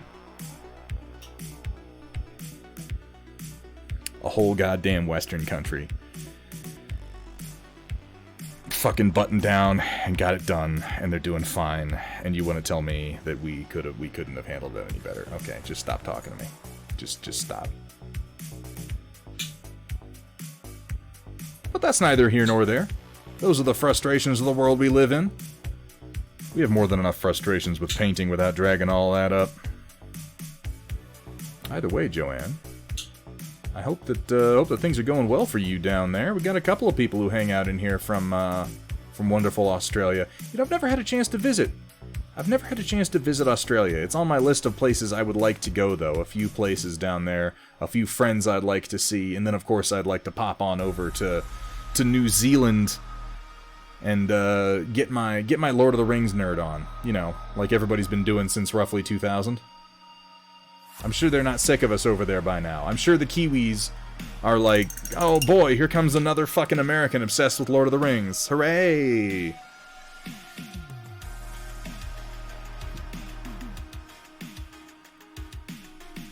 Hey, Nanotanks, good to see you. Reminds me of... Wow! That's right, Jenny Joy has been painting some orcs lately. How are those going?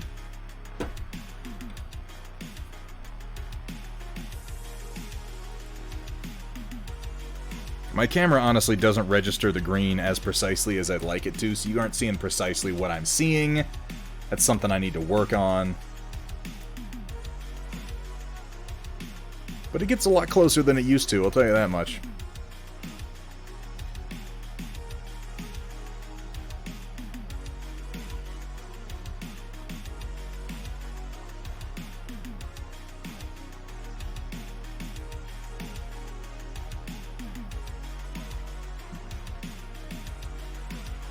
My old painting camera would wash green out entirely. And that was a shame.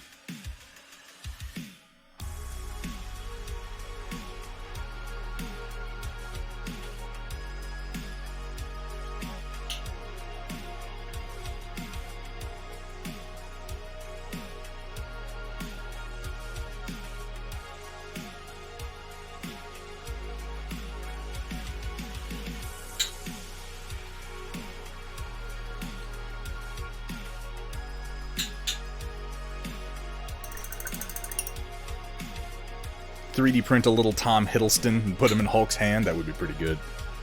If I wind up doing a Hulk of my own, I might actually see if that's something I can't find. A little Loki, you know?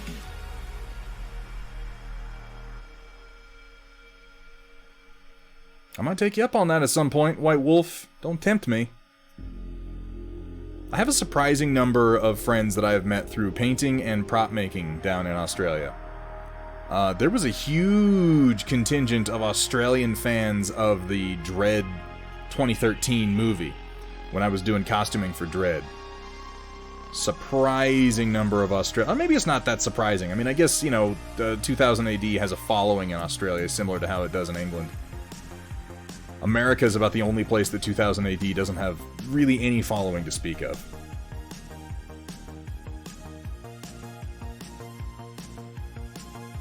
There's some. There's a little bit of one, but really not much of one.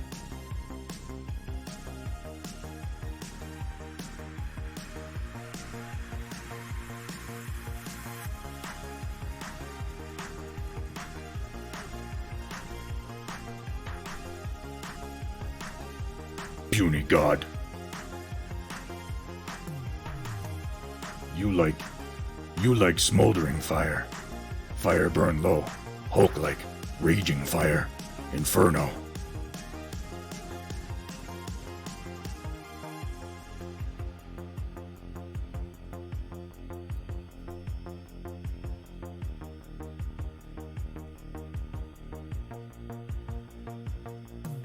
Damn it, now I have to watch Thor Ragnarok again.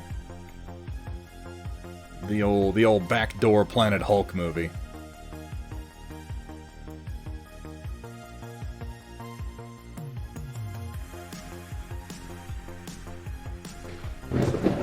Holy hell, ground affected coming in with that. I mean, like, my my fucking gif for the raids is, of course, from Thor Ragnarok. How apropos.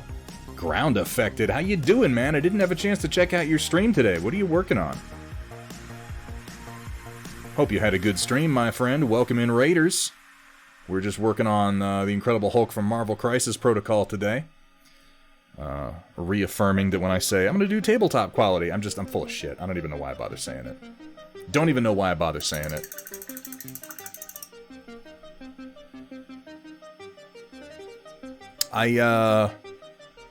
Okay. That is certainly a thing that several of you have now typed into chat, and I'm certain that it means something to someone. Yep, those are words, all right. So I take it you had an interesting stream. That's what I'm gathering.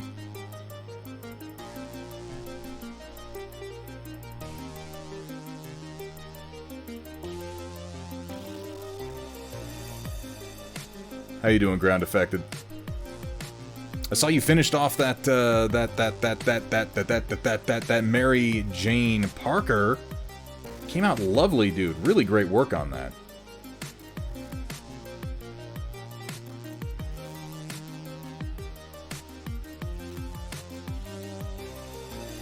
What? It's the raid poem. You have to say these words in order to come. No, I'm not. Look, that's not a thing. I don't know who told you that, ground affected. Allow me to be the one to assure you that's not a thing. That's not a thing people do. It's not real, man.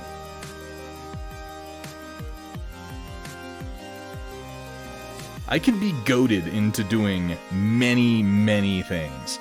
Anybody who's been on this stream knows that I am not difficult to goad, but I'm also not quite that easy. Besides, bum is not American slang, and we only use American slang here on this stream. I'll have you know. Proper slang.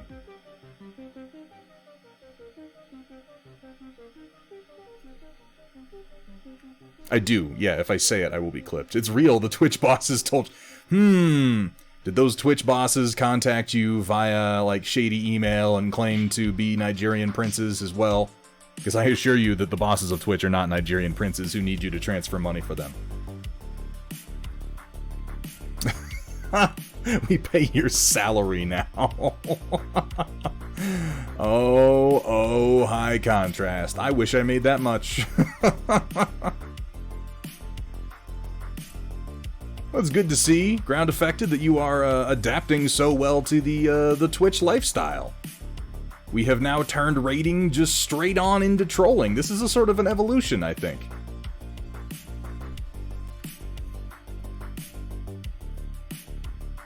Wants to help me mainstream slang like choom, preem, and deets. I'm already calling people choom without meaning to do it. That's a lie. I mean to do it. Every single time I do it, I mean to do it. I shouldn't lie like that. It's not nice. Or more than not nice, it's just stupid and nobody's gonna believe me. I like input and output as slang for men and women. That's a good one. I sent them my bank details so you can trust them. I mean, that sounds pretty legit, ground affected. What were you working on today, man?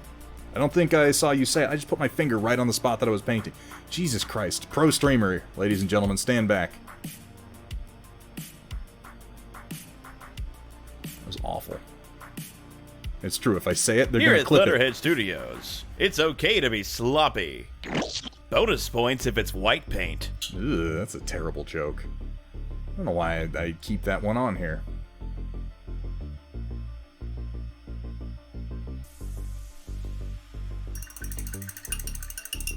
I have evolved Twitch into its ultimate being. I have ascended past your pathetic raids.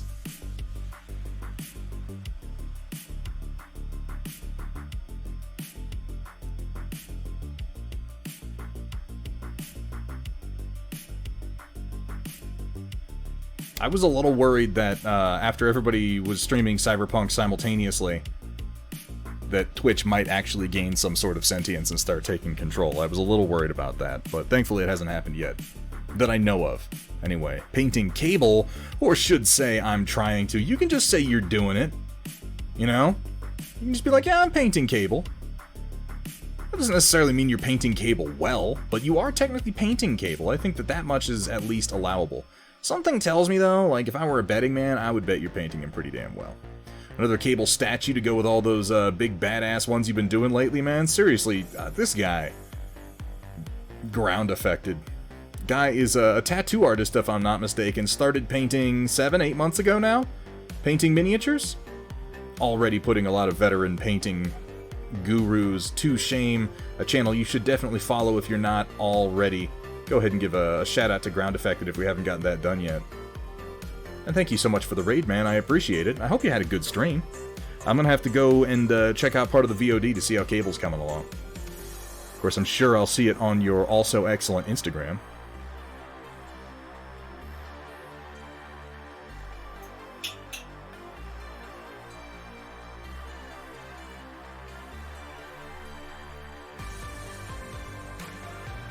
Let's just say there's paint happening. I suspected you might have, Dark Fox. I sometimes miss the shoutings out. Thank you so much for that. Oops. Don't want that.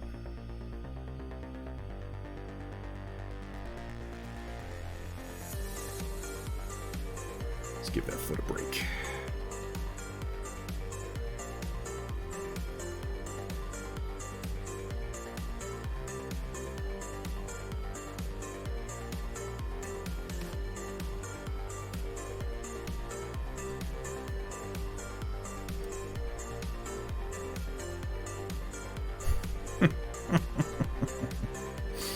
No, I can't be timed out, at least not here. My own mods have tried it. Not even they have that power. I shouldn't challenge them. They might find a way to do it.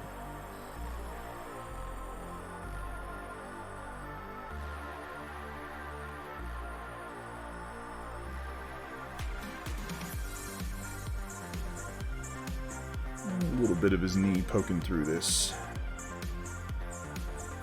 tear in his purple shorts here.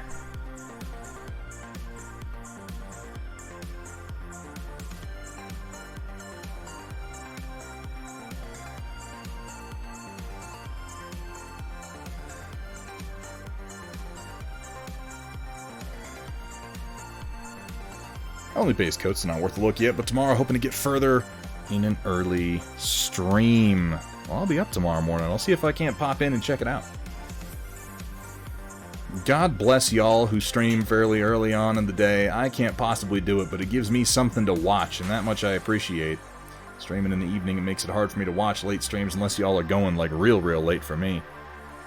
Cat of Harmony's been going pretty late lately, and I've appreciated that.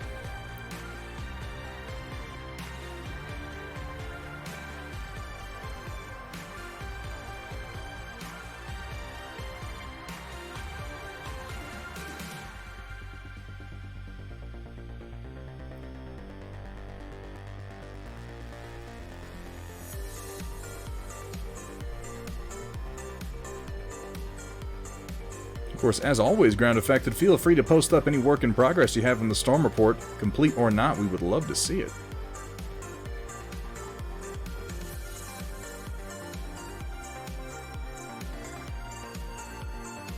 I should mention that, since we got raided by Studio J7 earlier, we might still have some people in from his chat. I totally ripped off my Storm Report idea from him.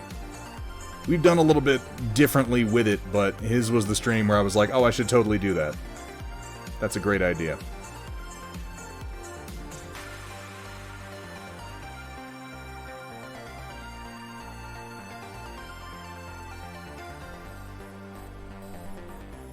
Hey, Dr. Rhino, thank you so much for getting that shout out done. How you doing, Dr. Rhino? How did that big stream go, man? Holy moly, Hibbs Arts with the follow. Welcome, my friend. Welcome to the stream. Welcome to the Storm Chasers. Welcome To the place where you are going to be disappointed time and time and time again. I mean, no, that's not going to happen. That's crazy.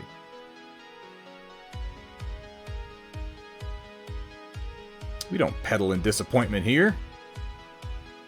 Here at Thunderhead Studio, we specialize in turning your shame into more shame. Exactly. Not disappointment at all, just shame. Deep, burning, crippling shame. How you doing, Hibbs Arts? Hope you're having a good day.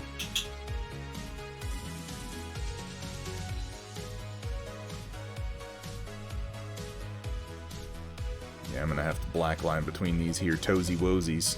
This little pitty went to market. This little pitty stayed home. Uh-oh, all out of pitties.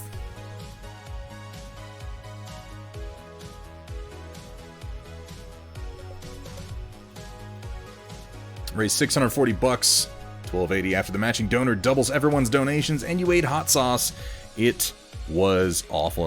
As long as you raise charity money for your suffering, then it's not a complete waste of time.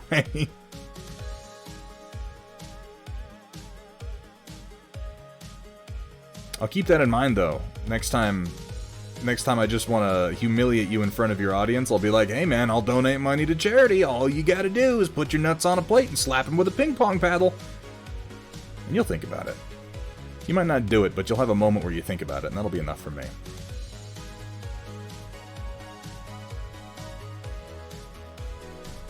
Or maybe you'll do it and we can clip it. That'd be cool.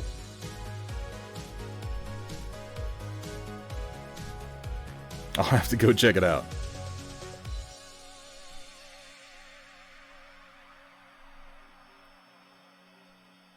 I'm glad that worked out well for you. I'm glad you got so much raised, Dr. Rhino. Hope you had a good stream on top of being a successful stream. I do differentiate these two things. Holy moly, B. Batrick. Even better than A. Batrick. Coming in with the follow. Thank you so much for the follow, my friend. Welcome to the stream and welcome to the Storm Chasers. Alright, that's it. That's it, you guys. You gotta slow down. You gotta slow down with the follows. We're supposed to hit 1,000 follows around the same time that we hit 100 paint streams, and the same time I have my 1-year stream anniversary. Can't be getting to 1,000 follows before that. That's crazy.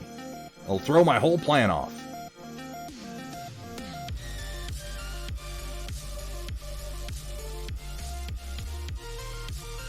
I don't have a plan. I don't have a plan. Look at me. Do I look like a man with a plan?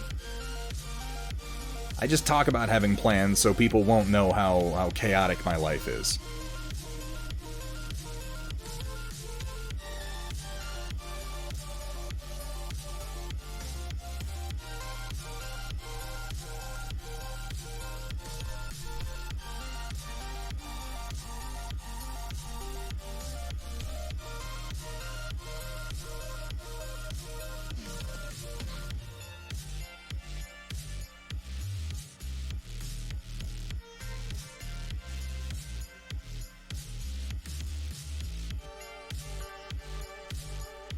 A little bit on this.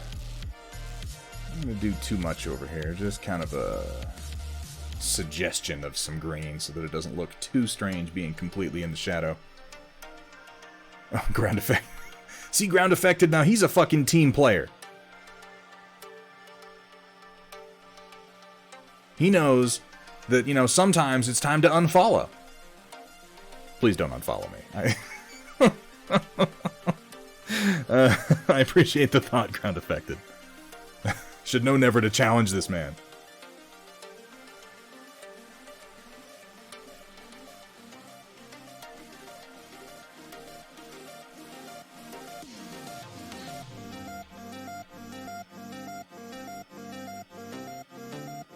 How's the streaming working out for you overall, ground affected? You finding it fun? You finding it productive?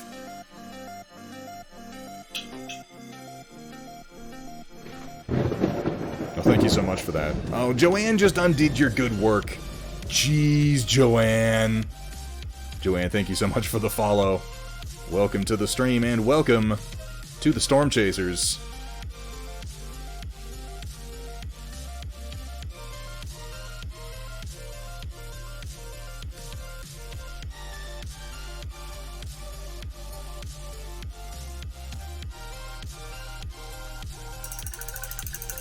It is the way. Speaking of which, man, don't we have the season finale of The Mandalorian coming up end of this week?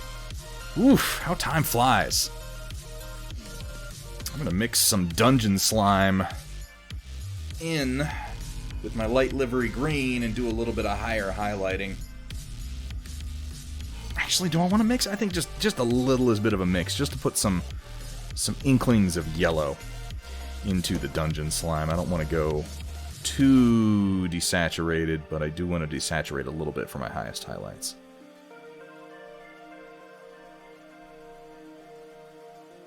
Ground Affected, you ever done a Hulk? You done a Hulk statue? He seems like he'd be fun to do in large scale.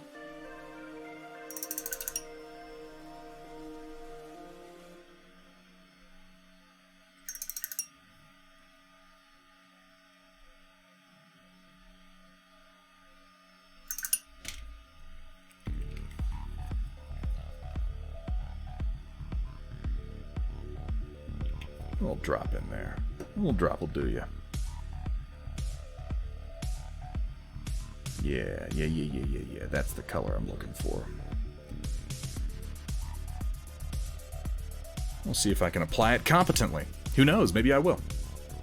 Done my best to figure it out. I won't lie. I really struggle with people giving bits and stuff, but I figured out I can time them out when they start giving too many compliments or paying too much bits. So yeah, I feel you on that one, Ground Affected. Streaming is weird. Streaming is a strange thing. You have to get used to, particularly if you have more of a... and I find that this is true with artists in particular. We tend to have more of a... Not all of us, obviously. But somewhat humble personalities. It's hard to be an artist and be particularly arrogant. Obviously, that's not universally true. There are plenty of arrogant artists in the world. I'm sure that you could name a few if you thought about it for even half a second. But I like to think the majority of us are the sort of people who we get interested in art, we start doing a little bit of art, and then we start looking to what other people are doing, and we realize, oh my god, there's so much I don't know.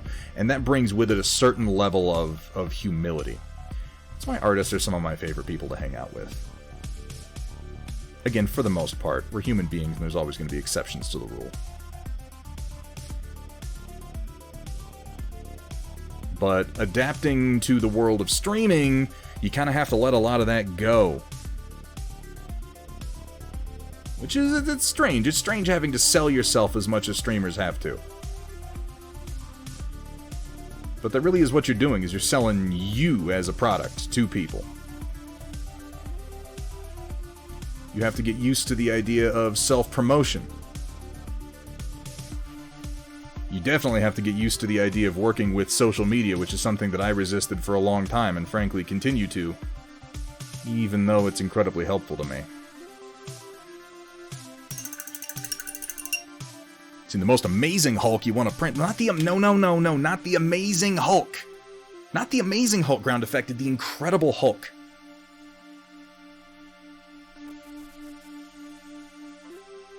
You like that one? You like that one? That was a good one. It wasn't. It wasn't a good one. Deftly wielded, though. Like I told my last wife, I says, honey, I never drive faster than I can see. Besides that, it's all in the reflexes.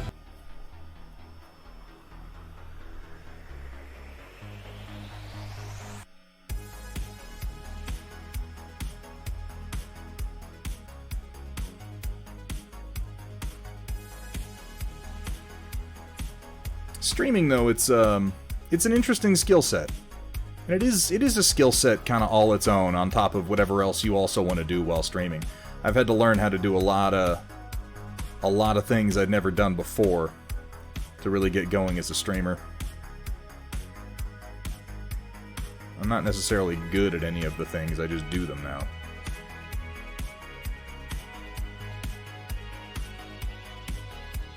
But you know, this year has seen a lot of people pick up streaming that had never done it before. Twitch is really booming right now, and I'll be interested to see if they are able and willing to meet this rise in demand and use by bringing us a lot of the features that we need, or if they're just going to continue monetizing like crazy and ignore the features that are really going to lead to stream growth. We'll see.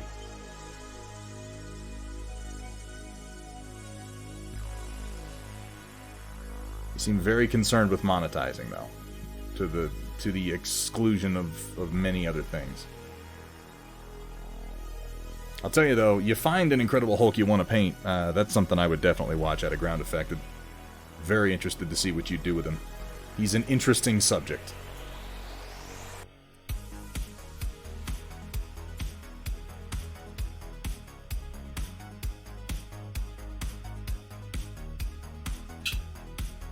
I'm trying not to overcomplicate him. I'm just keeping my highlights fairly simple. I'm gonna glaze it all together at the end.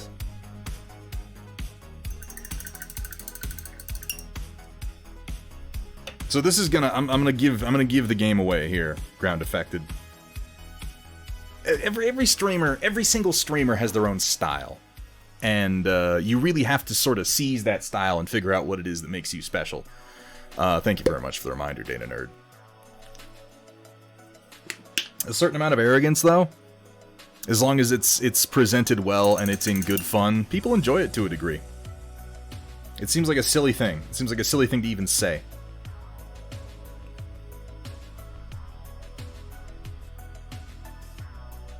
But, you know, as long as you're not...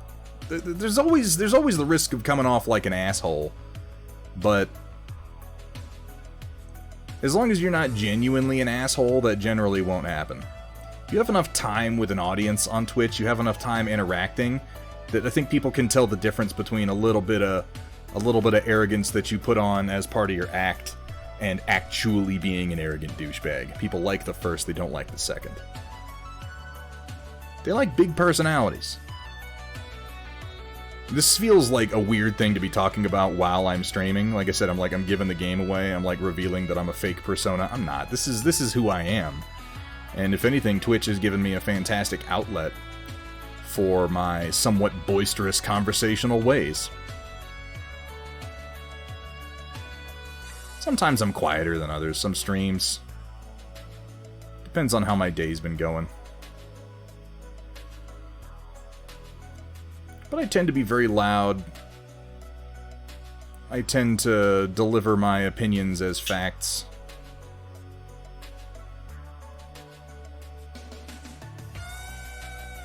I wish Play and Win were here. He could confirm everything that I'm saying. Borealis giveaway at 100? I mean, almost certainly. Almost certainly we're going to be giving away a Borealis at 100. I need to plan everything we're going to do, because we're going to have a couple of celebrations kind of stacked on top of one another. And see, that's it, Ground Affected. I'm sorry, I didn't read the second part of what you said until just now, because I'm an asshole. But, I know that feeling, particularly when you're streaming, and you're like, dude, there are streamers out there, who make me look like a fucking, like a dog trying to finger paint. When it comes to miniature painting. You go watch, like, James Wapple, you go watch... I mean, shit, Ground Affected is a better painter than I am, you guys. It pains me to admit it, but it's just true. And the guy's been painting a lot less time than I have, so you can imagine how that pricks my ego. But, I mean, there are way, way better painters out there, but I believe, and I'm saying this from the position of a marginally successful newbie streamer. I'm nothing big by any stretch of the imagination, but it's not all about how well you paint.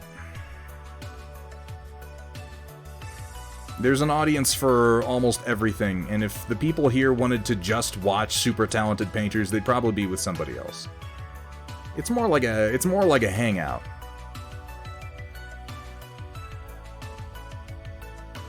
It reminds me a lot of, and this is the purpose that streaming was meant to fill in my life, it reminds me of the time I used to spend just chilling at the friendly local GameStop, just talking to people, doing a little bit of painting, looking at what folks have been getting up to this week, and watching the occasional war game. It's a very similar environment here. Just glorbs where it counts, there you go. My opinions aren't facts! Oh shit, I gave it up. See, I said I was going to give the game away.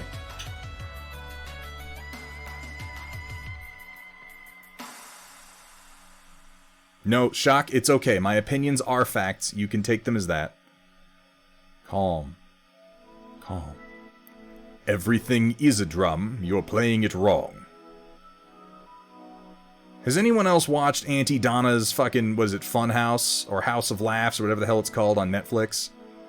I know that people from down under, and we've got a few of them in the stream, are probably more familiar with the Aunty Donna comedy troupe than I am.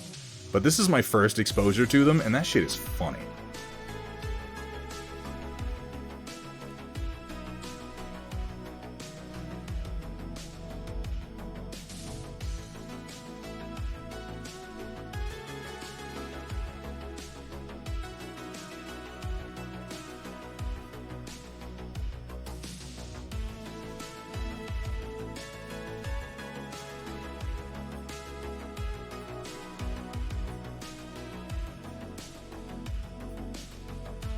I looked them up, and Aunty Donnas have done a lot of different things that I just never heard of. I like Australian comics, though. I was a big fan of Danger 5, and the guys who did that. They're from, like, they're not from Melbourne. Where are they from? Shit, I can't remember now.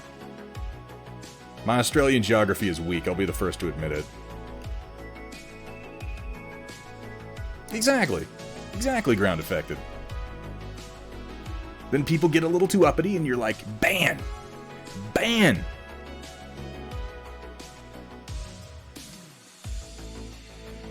I actually find streaming to be an interesting sort of relationship. It's like, it is in many ways like a conversation where one conversation partner just sort of, by default, dominates things. It's both personal and impersonal in strange ways, because, like, for me, for the streamer, I'm sitting here and I'm communicating with a whole bunch of people, depending on how many people I have in chat at any given time. It's me sitting here, and there's all of you in chat, and we go back and forth, and we've got our little jib-jabs and our little jokes and whatnot, and it's like being in a group of people. But for someone watching, because I watch plenty of streams as well as doing my own, it's much more personal, because it's just you and then the person on the screen. And yeah, you're in chat with everybody else too, but there's only two people that are real, in air quotes, and it's you and the streamer. So it has this interesting blend of being both very personal and at the same time very impersonal. I'm painting his little nips. Little Hulk nipples. Little green Hulk nipples. Does he have green nipples? Does he have, like, purple nipples? I don't know why I'm doubting myself now that I'm thinking about it. I think he's got purple nipples. He doesn't have purple nipples, he has green nipples. We're only mean because they pay us to be, Jenny. They don't even pay us very much. I don't understand how people do streaming, like, as a business or like as a career. It must, I mean, I guess it has to be just that they monetize externally to a huge degree. I see people talking about, like, oh, I'm streaming full time, and I just feel like, how does that even work? Green, thank you, Manro.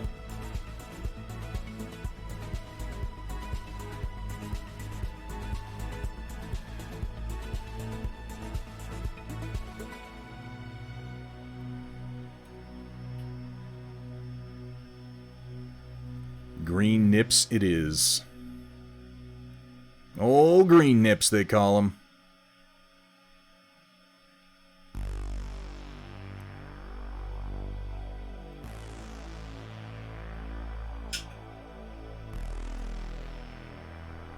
I'm full of shit 90% of the time. I sit here and I talk about this like I have any idea what it... Yeah, when you're streaming, it's like this. When you're streaming, it's like that. Like I have any fucking idea. I've been doing this for a year, and I have no idea at all what it is I'm doing right when I'm doing things right. I'm just making it up as I go.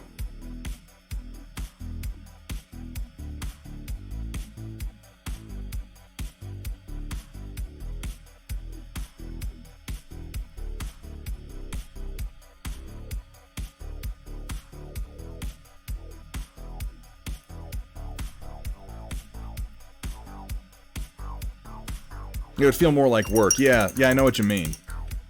And I run into that same problem anytime I try to, like, monetize my painting. It's always like, well, now it feels like I'm doing it because I need money. And if I'm doing it because I need money, then it's work. And if it's work, then it's not fun. And I think that that says more about me being crazy than it really does about painting as a profession.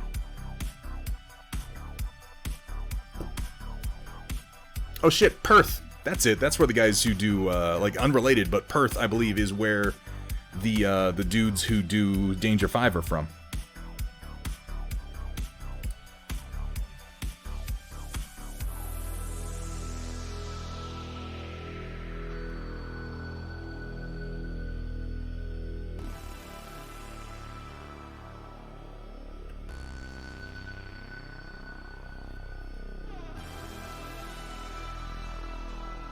If you guys haven't watched Danger 5, are there, like, okay, obviously, Australia is, like, the size of the fucking Lone Star Mall in San Antonio, because, you know, Australia isn't a real country like America, obviously, totally, right? That's legit. So clearly, if there's a comedy troupe in Australia, then literally every Australian has heard of it and watches it. That makes sense, right? That has to be how it works.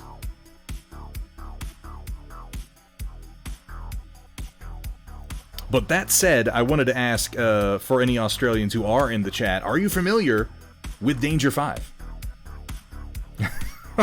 Roland is, and as always, kill Hitler.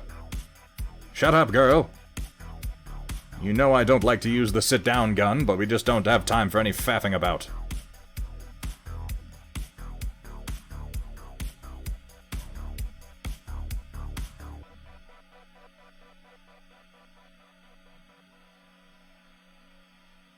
I know that Australia's fucking huge and has a massive population. I'm just being an asshole.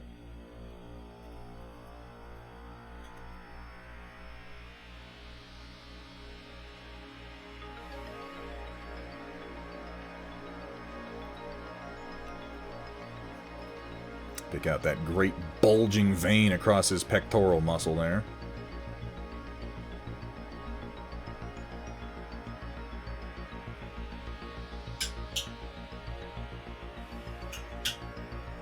Ooh, I kind of didn't do his neck or his collarbone. Well, I guess I don't need to in that light livery green, because they're kind of in shadow. They can just get some higher highlights. Aware of Danger 5, but have not watched. I cannot recommend Danger 5 enough. I love that show. Loved that show. I think it still survives in podcast form, but they're not making the show anymore.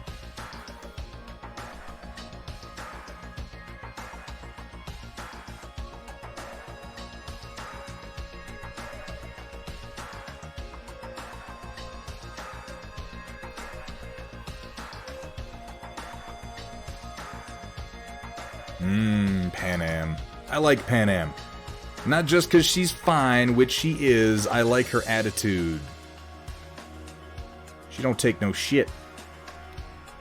She don't take shit, she gives shit.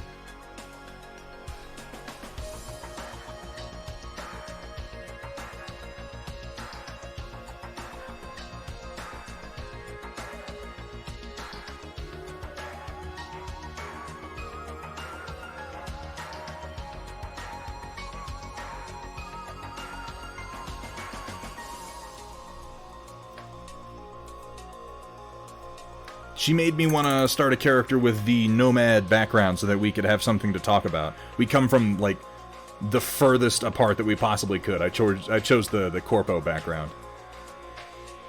I like the Corpo background for the dialogue choices it gives throughout the game, though.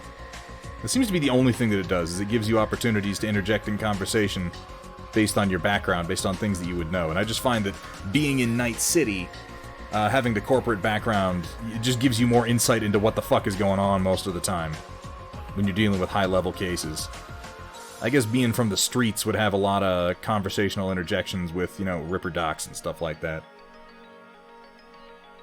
Oh, look at that neck! Ooh, Hulk aneurysm! Oh. Can the Hulk die of heart disease?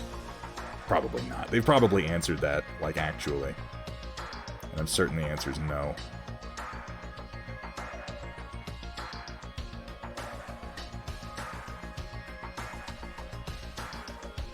Ooh, thank you for the reminder, White Wolf.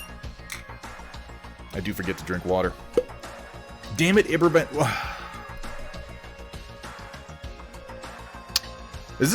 That's all you're here for, isn't it? Is clipping when I say stupid things.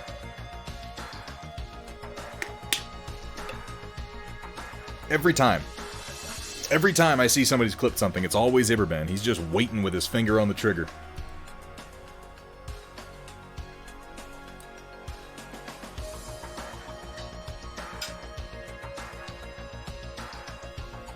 So I see that the youngling has been really getting into her World War II history, eh, Iberben?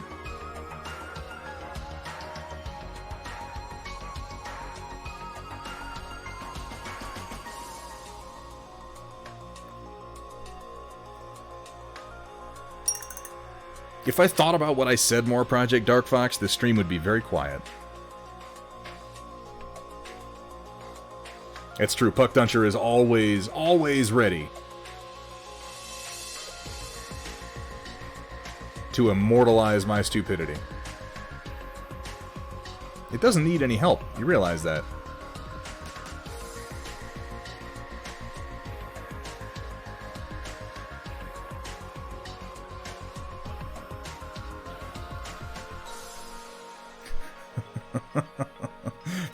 For those who may not be aware, which is going to be probably most of you, Iberben shared on Facebook this morning his young child left a book by the Christmas tree. Has apparently been up late doing some light reading.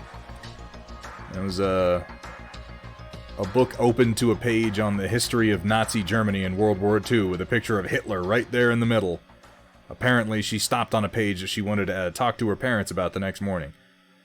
So he comes down to the Christmas tree in the morning, and there by where the presents are is, you know, Adolf Hitler. And the knowledge that his young child is going to have some questions.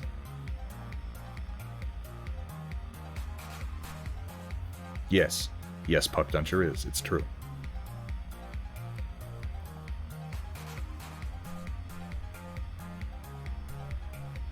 Life is a lot less interesting if you always know what you're going to say before you say it. Yeah, I like to surprise myself, you know?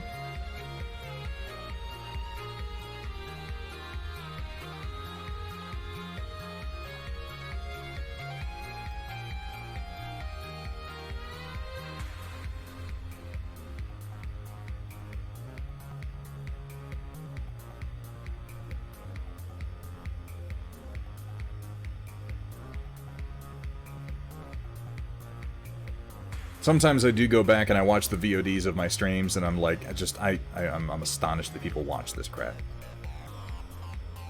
Because I will often not remember many of the things that I said in retrospect, because I'm, you know, interacting with chat, and I'm talking, and I'm painting, and I'm doing everything, and... Some of the things I say, though, like, I'm astonished I have any followers at all. And the times when I'm not saying something objectively stupid, it's just gobbledygook. Nonsense and balderdash, sometimes literally.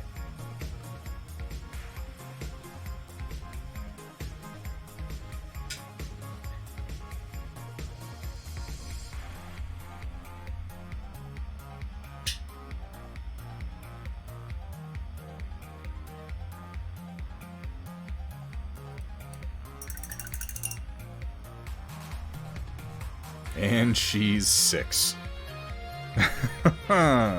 This could go a couple of different ways, Iberben. I choose to believe that she is one day going to be president. That her interest in political history will lead her down the long, dark path of politics, and one day I'll vote for her.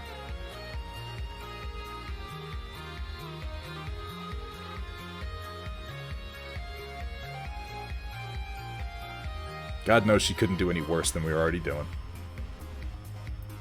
That's it. That's my political comment for the day. I'm not going any further. That's it. Y'all get one out of me.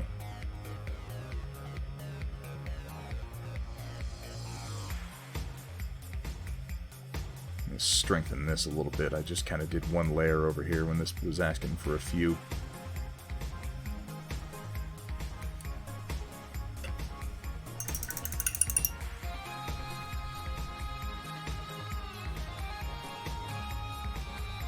I did not know. That was a slip of the tongue. That was a slip of the tongue.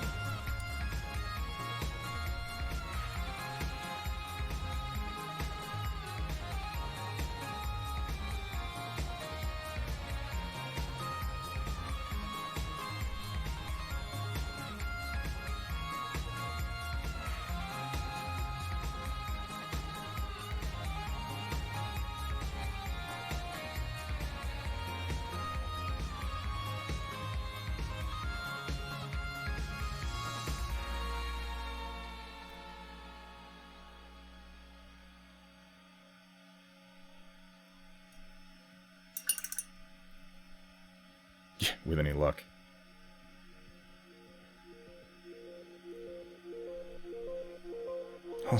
As long as you got enjoyment from it, then it was all worthwhile, Sumitha.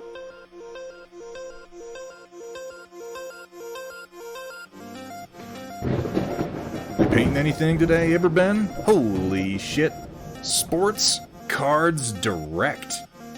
What an interesting name. I wonder what Sports Cards Direct is into. Thank you so much for the follow. Welcome to the stream. Welcome to the Storm Chasers. I'm not big into sports cards myself.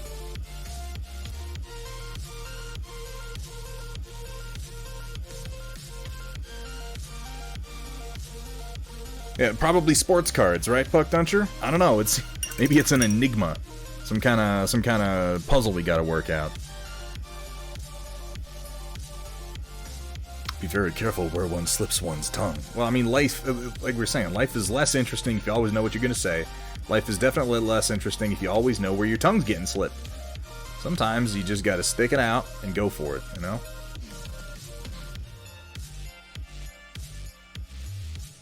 That's just what they want you to think. Yeah, that's what I'm thinking. It's a misdirect.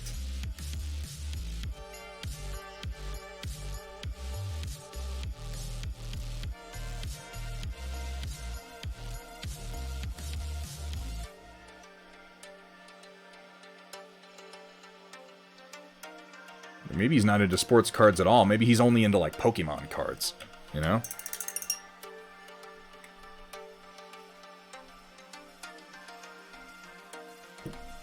Don't they? I thought they did.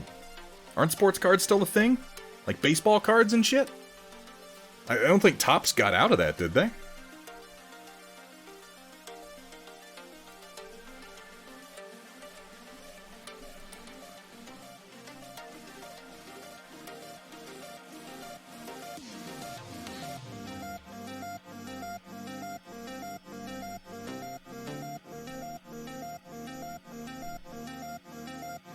Yeah, I was gonna say, that is central to what Topps does as a company, is make sports cards.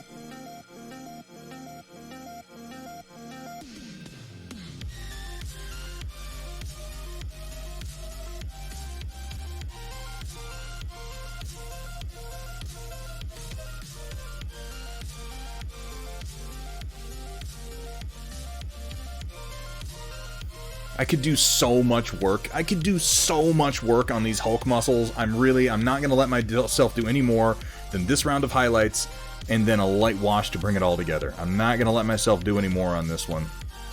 I'm just saying, as I work on this, I'm like, I can see so many steps that I could get involved in. So many things I could let myself do. I'm not going to do it. I'm not going to do it, because that's not the point of this Hulk. I'm getting this Hulk done.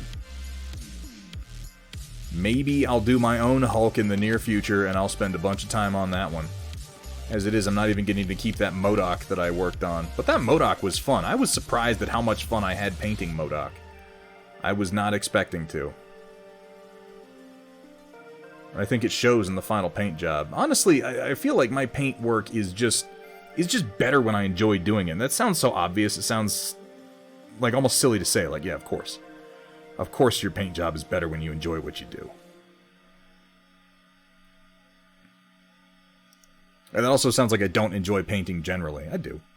That one was just a lot of fun, that's all. Definitely still a thing. Yeah. Sometime in the next 6 streams, fucking challenge me, Iberben. I'll show you what's up. How's your painting coming, Neighbor Ben? What are you working on, buddy? That last battle mech you did, dude, was so fucking nice. So nice. Like, oh my god, I loved that Shadowhawk you did, dude.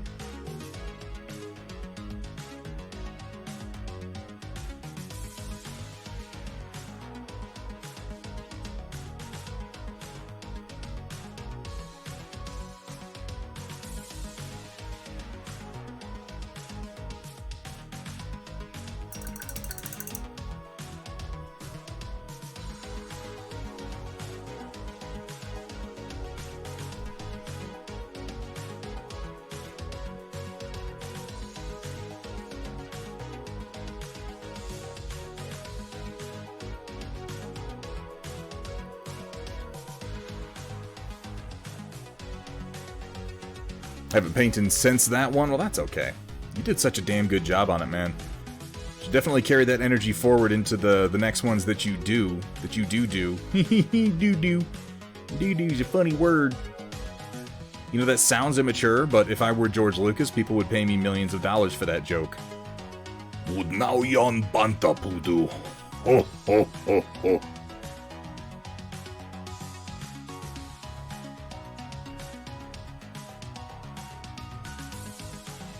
Chupatakawa. Oh, honti don wonky Chewbacca.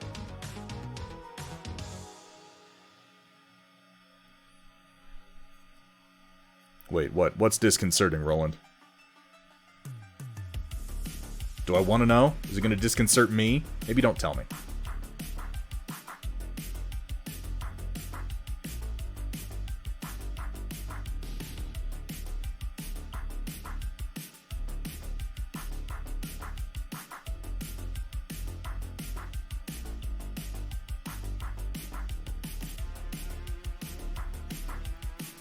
Like, if it's gonna ruin my day, you can just let me live in ignorance. I'm fine with that. I live in ignorance most of the time anyway. These days I choose it. Before I was just stupid.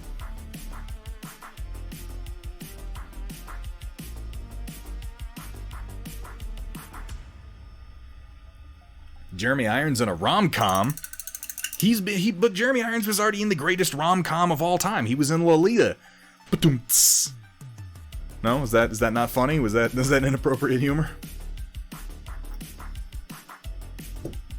Fucking, I can't believe that fucking movie. Yeah, man.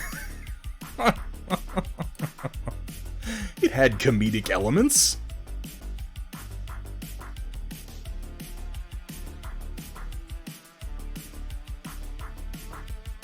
Roland, did you watch? I don't even know if I can't remember if I asked at this point. And if I did, I'm sorry.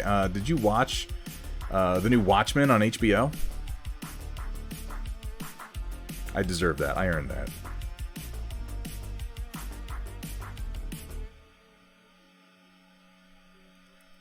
No? All right. I'll tell you, Jeremy Irons plays about the best goddamn Ozymandias I've ever seen.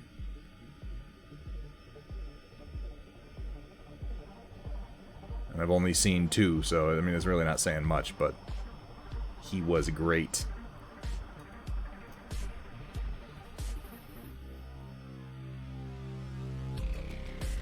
I really can't recommend HBO's Watchmen enough. That show completely turned me around on Damon Lindelof as a writer.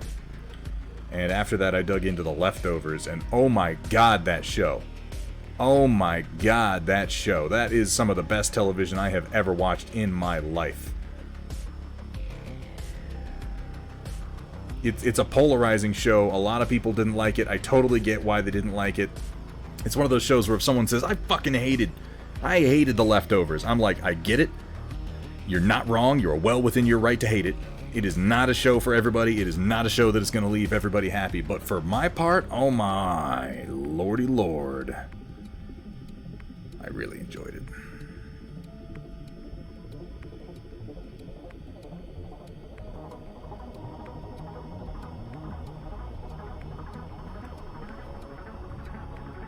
Hey, Gideon Wolf knows what's up.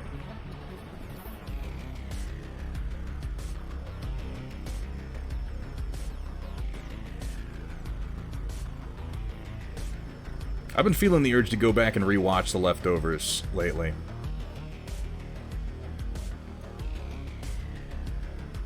Tried watching Watchmen. 10 minutes in. Okay, you've got to stick with it longer than that, Roland. You have got to stick with it until... Watch the first 5 episodes. Because episode 5 is where it really starts to... Like, it's picking up steam, but episode 5, it's like, whoosh. It's going.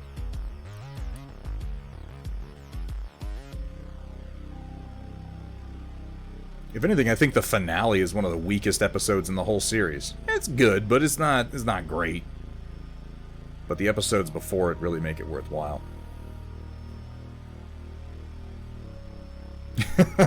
Get the fuck up off the pool before the kids see you. God damn, Regina King has some amazing lines in that show. Get the fuck up off the pool.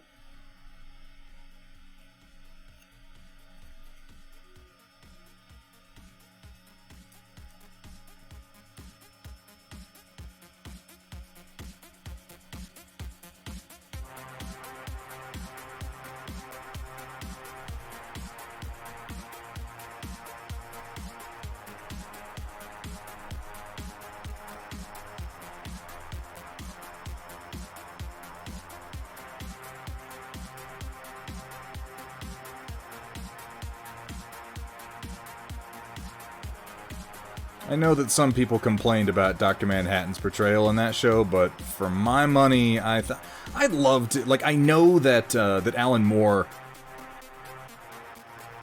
He'll probably never watch the show, and if he did watch the show, he'd never admit that he watched the show, because he's, really, really full of himself. And has sworn off all Watchmen that he didn't personally write.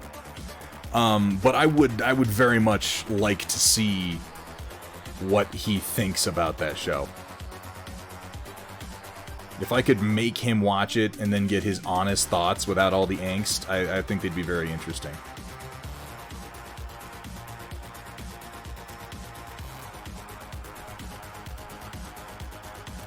That's what I'm saying, you gotta give it a chance, Roland. The politics of that show are not necessarily what you think they are. It presents an interesting spectrum.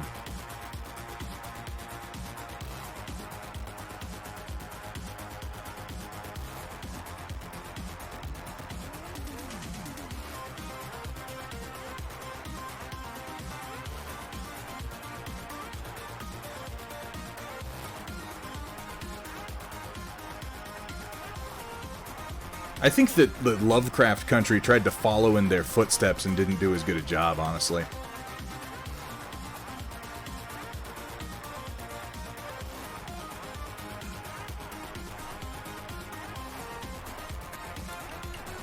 Yeah, no, you're not getting the full picture, Roland, at all. There is much, much, much more to it.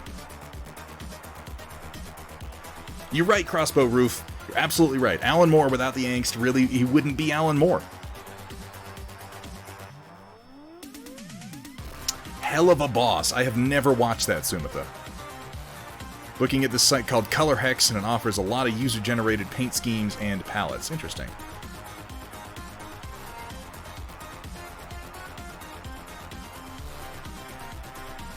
I need to watch show. Is that the... Wait, which one? The one that Sumitha was just asking about?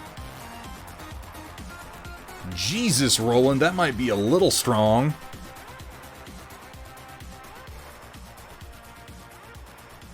Of course, I don't even think Alan would mind you saying that. He would just tell you to go fuck yourself.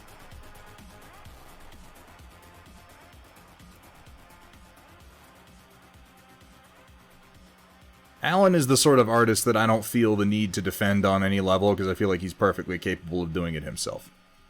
Perfectly capable of doing it himself. If he were interested in doing so, which he generally just wouldn't respond. Alan Moore is the kind of artist who genuinely doesn't give a shit what you think about... Well, maybe not. Maybe not. We don't really know that he genuinely doesn't give a shit what you think. He might just be an edgelord who actually cares quite a lot, but all outward signs say that he doesn't really care.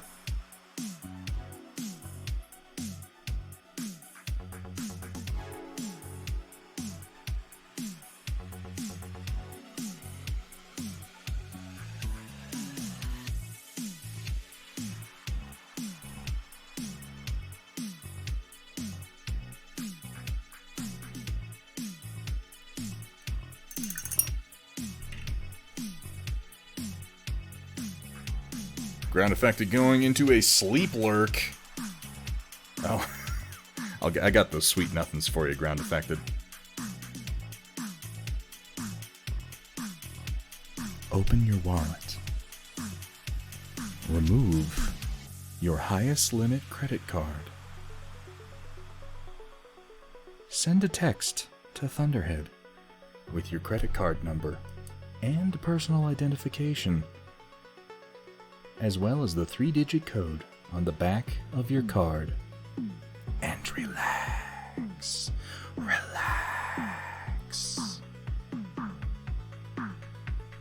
Take the bottom of your left foot and place it on the small of your back. Take your right leg and throw it over the back of your neck like a scarf. And relax.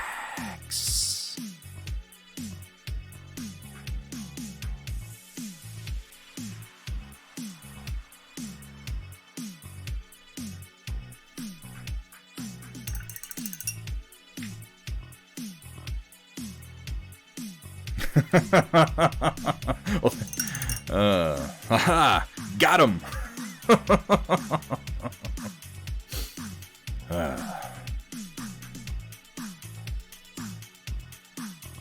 Holy shit, Roland! Seriously, they are? I'm all in favor of them pushing Cyberpunk more and more, specifically because of the fan reaction to it, because the writing that CD Projekt Red has put into it is deserving of more recognition.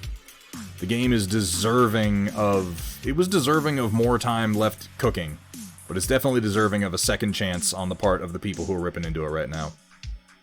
The problems are all technical, and I know it's a game, I know they should have taken more time, I don't really blame them. I feel like they had marketing professionals rammed up their ass by all the money and expectations that got thrown at them. I don't really know the story, but... all I know is I have spent a lot of time in Night City over the last few days, and bugs or no, I don't regret any of it. How am I doing? It's an interesting question. That's an interesting question, Jarrett's. I'll tell you, I'll be doing better after we get a shout-out for Jarrett's Terrain. I mean, he's a very talented, very easy-to-listen-to streamer. I'm having a better day now that you're here, I can tell you that much. How you doing, Jarrett? I need to refresh my paint a bit here. Thank you so much, Riot Sister. Gonna endeavor to use your new name, since you went to all the trouble of changing it and all. We may end up going back and doing a Cyberpunk stream. I am going to wait until the bugs are a little bit more worked out, and until more people have had a chance to work through the story, because, man, some spoils could really spoil that game for you.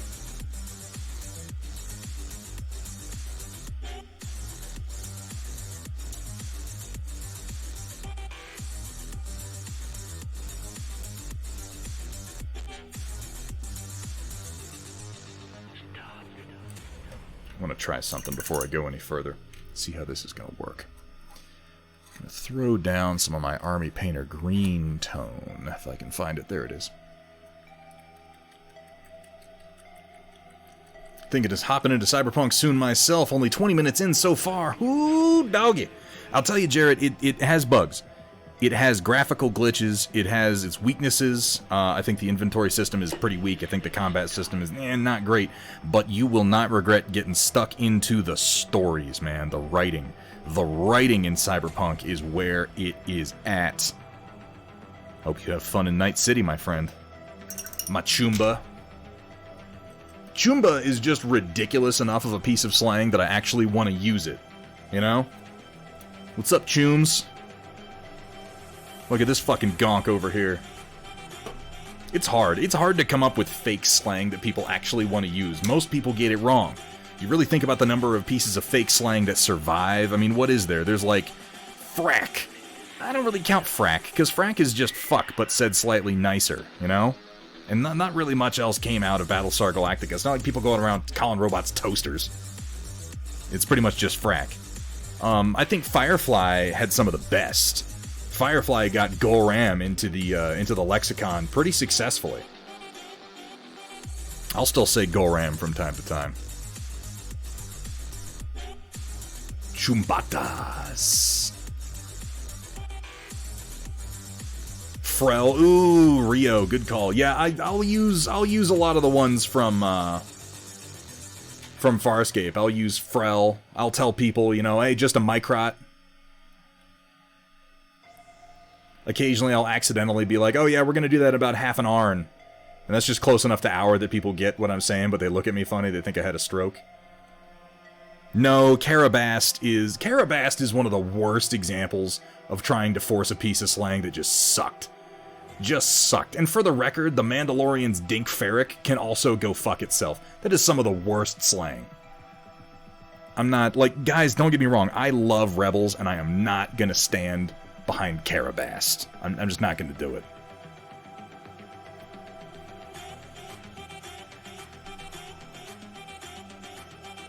I think Goram is one of the most successful.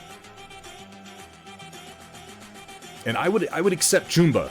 I would accept Chumbata. I'll start using that.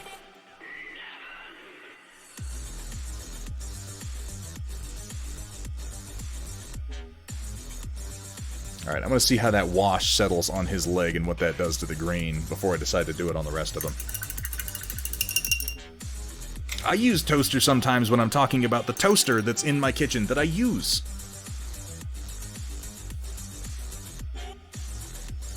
Yeah, that's what gonk means, isn't it? Gonk is basically just dumbass. Look at this fucking gonk.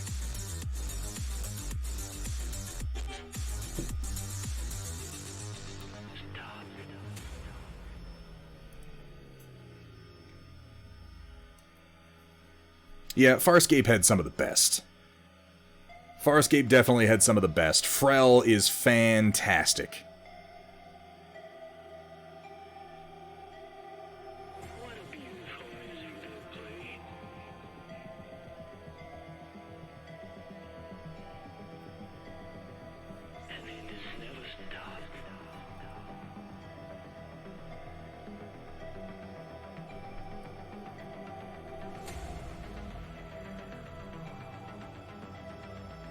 I would accept, and I know that this isn't like me. I'm usually like, no, with the remakes, do the originals. I would accept an attempt at rebooting Farscape. Or, if not a reboot, then just a revisitation of the world. I would love to go back to the universe of Farscape. With a new cast, with some Brian Henson puppets, you know? That was already... weren't the puppets in Farscape already mostly Brian Henson and not Jim? Or am I mistaken in that? Because that was pretty late.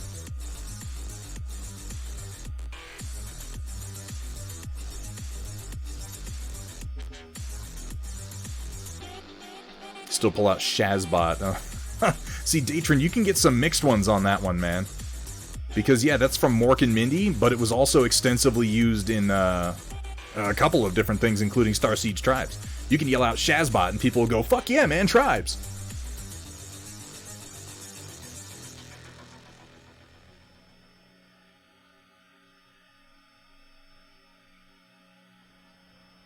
Also, I think Quake Arena used Shazbot.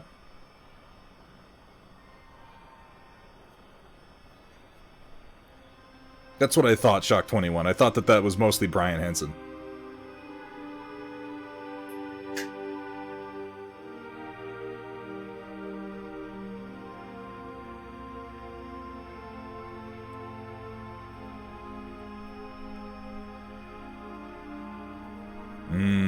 Tribes.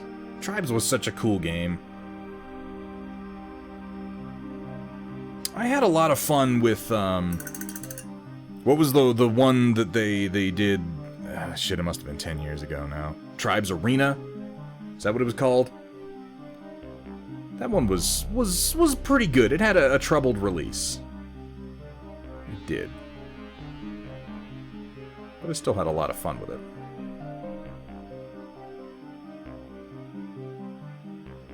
Tribes Ascend, was that what it was called? It had some kind of subtitle on it.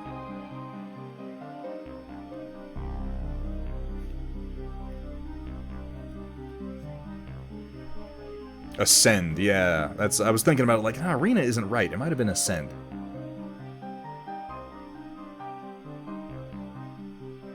I've always loved the fast-paced, frenetic combat of Star Siege Tribes once people figured out how to ski. I love that skiing was originally a glitch, and it became embraced as one of the most important game mechanics as time went on. It was not something you were actually meant to be able to do. And then it became the only reason anyone played the game.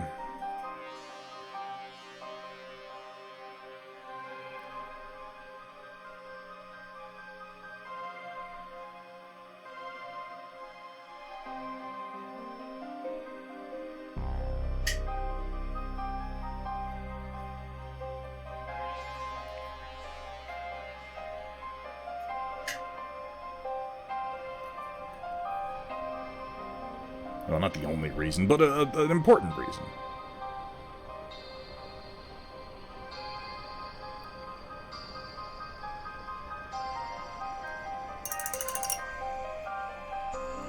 We had to watch a coked-up jackass stand on his head and drink water with his finger. Back in my day, we rolled a hoop down the street with a stick, and damn it, we liked it.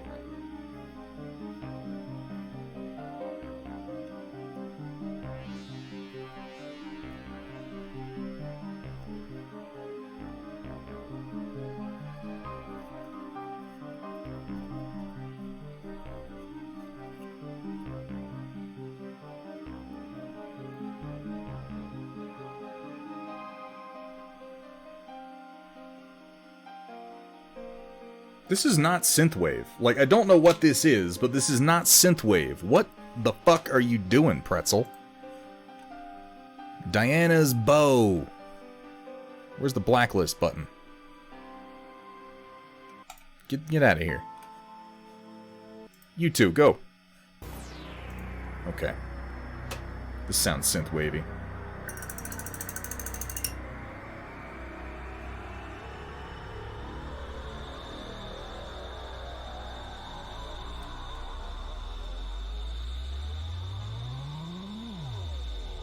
Just bought Fallen Order. Steam had it on sale. Oh, it's my fault. I'll accept that. I'll accept credit for that. Because Fallen Order is a great, great game. What? Yeah, Pretzel's playlists are just very confusing to me.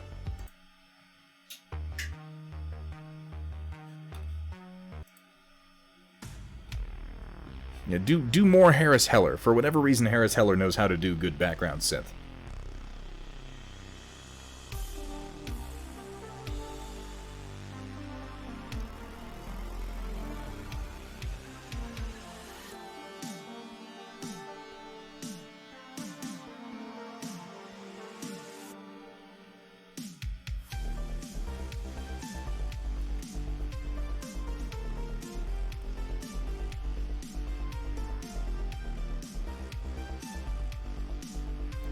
I'm going to try to speed up my process a little bit here. I'm going to be less precise and less exacting about the details, but like I said, I really want to get Hulk done, you guys, and I don't want to spend forever working on him. He's more of an impression piece. Doesn't have to be super precise, because he's just a big, rippling, green fucking muscle monster. As long as that comes across, I've done my job well. You know, I think MODOK was a more... Just go ahead and glorb that paint on anywhere. It's not directed like we're trying glorbing. to get inside the lines or anything. Directed glorbing, I'll have you know. Glorbing with a purpose, if you will. If you will. I will. Will you with me? Let's find out. So for anybody out there who is playing Cyberpunk right now and enjoying it, and maybe wishing they had a little bit of something else in the same vein, I have to recommend, again, I have to mention it again because it keeps popping up in my head, and I'm going to wind up probably playing it on stream here in the near future. I cannot recommend enough Shadowrun Dragonfall. Shadowrun Dragonfall. I'm going to say it one more time. Shadowrun Dragonfall. It's so fucking good. It's so good. Oh my god. It has some of the best cyberpunk writing I have ever seen. Some of the most compelling characters. Yeah, Jarrett knows what's up. Yeah, that shooter was not great. I was excited when they announced they were doing a Shadowrun game, and then that happened, and I was like, ugh, no. No, not so much that. And the game that just Shadowrun, just the RPG they did that Dragonfall was later sort of built on top of, it was okay. It wasn't great. The writing in Dragonfall is what really sets it apart, in my opinion.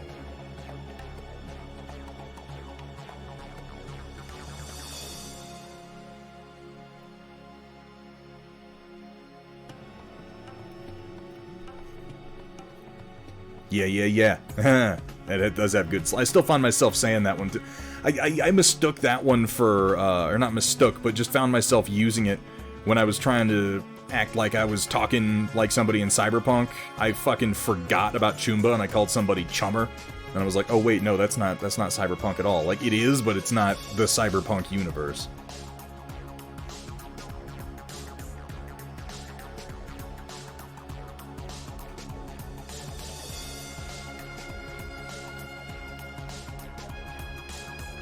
Oof, brush is taking a beating today.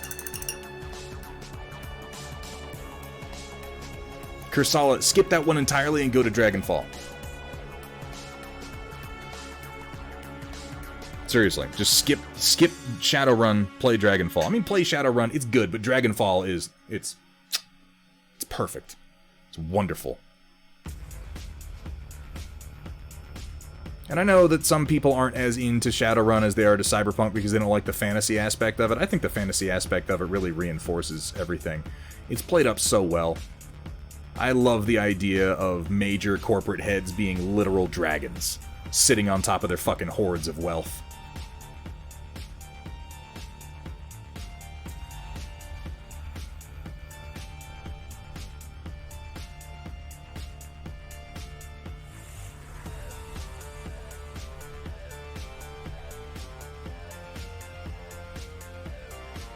And I like magic as sort of a natural counterbalance to cybernetics.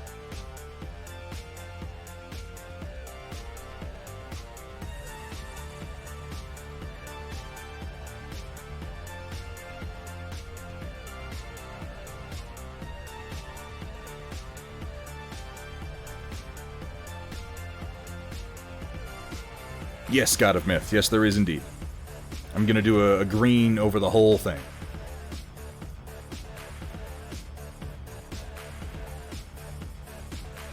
After the time spent on MODOK and Captain Marvel, and the fact that I have my own set of Marvel Crisis Protocols I want to paint, and the fact that when I agreed to do these for Jack, I was like, I'm just going to do a quick tabletop paint job, and then I just sort of started phasing out of that. I'm really trying to return to, I just want to do a decent paint job and get these out of here so I can work on my own Marvel figures.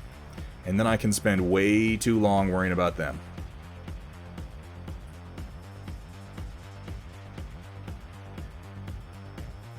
Don't tell Jack I said that. Hopefully he's not in chat right now. He can't see that I'm going to be screwing him. But he's getting one of the better looking MODOKs I've seen, honestly. Like, I don't know. Sometimes I accidentally paint things to a higher standard than I'm actually capable of as a painter, and that MODOK is one of them. Like, I don't know what it is that I did or how it is that I did it, but I painted it better than I'm able to paint. I have my theories.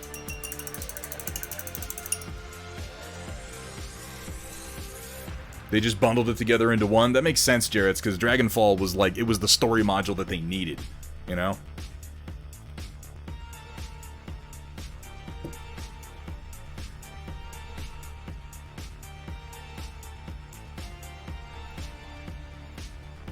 You're not wrong, Sumatha. You're not wrong. If I wanna do another MODOK up to that standard, all I gotta do is watch my own damn video, I suppose.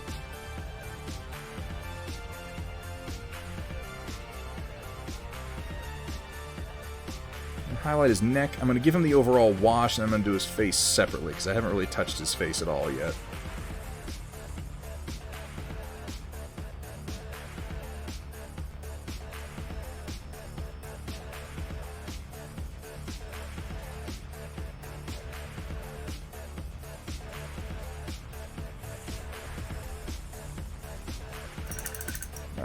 Haven't done this leg, but that's okay. It's a separate area of green. I'd like to go ahead and use the green that I've got pulled out here. We might as well do some of that.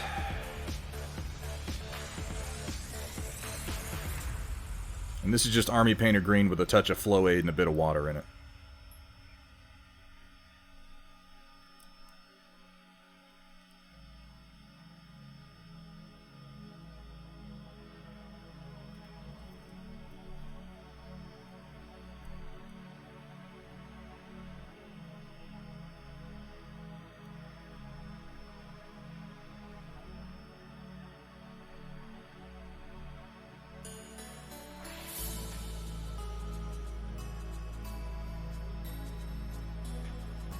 Do what I can to keep it from pooling up too badly in any given spot. Like under his ribs there, that's going to be a nasty spot for pooling. Some pooling is okay, maybe not quite that much.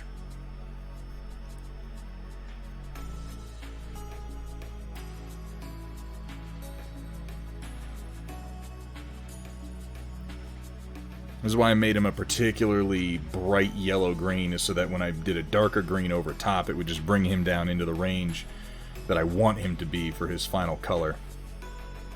If I went with a darker green, this would have darkened him even more.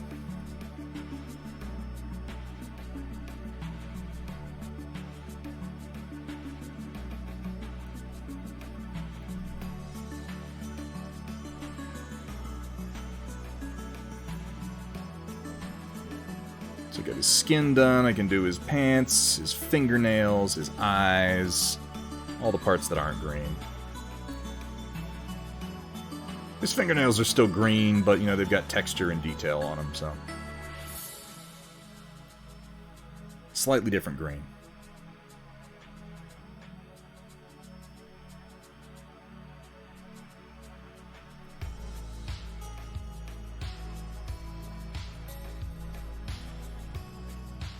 And for the record, I did not assemble this mini, so this divot taken out of his shoulder, not my fault.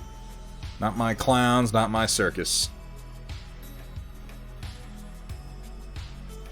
I need some more.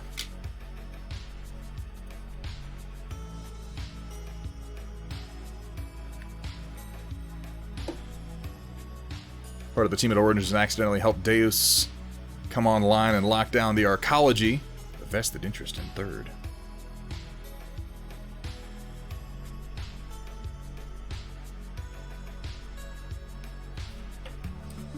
A little bit more Flow Aid. Just a drop. I very rarely need more than one drop of Flow Aid for any given mix.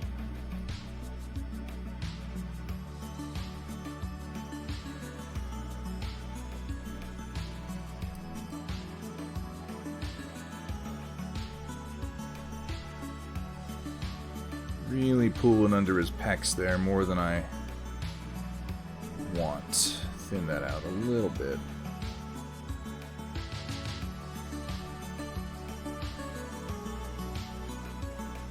When you're doing a heavy wash like this, you always want to, you don't just want to fire and forget. You want to kind of brush it on, and then as it dries, particularly if you're doing a lot of it, particularly if you're using Flow Aid, keep an eye on where it's pooling and try to direct it where you want it.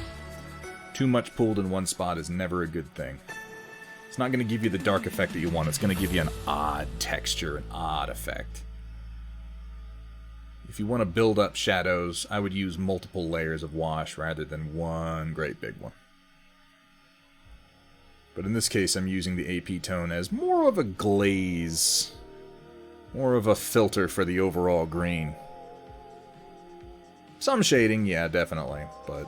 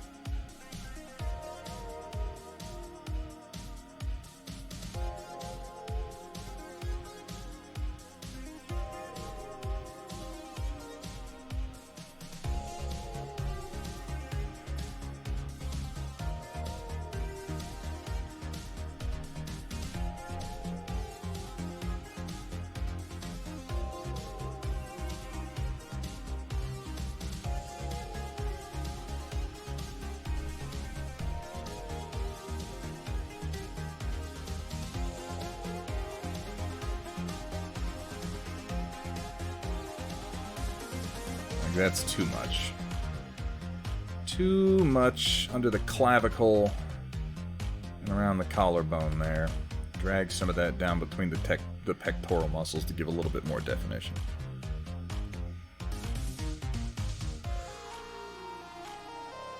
I say this, I'm not even remotely very good at flesh tones. Green flesh tones are even stranger, but, you know, what little bits I can do. And that kind of brings the higher highlights more in line with the rest of the green, so it looks a little bit more like corded muscle and slightly less like just way too many lines of light green. Yeah, I'm gonna let this probably sit and then do another round of it on some of the areas that I want to shade more God of Myth. Because, yeah, we definitely want some more definition between the pectorals.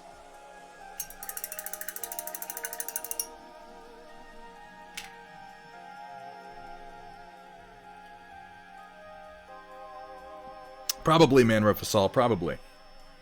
But you know, it's my rule, I'll break it if I want to.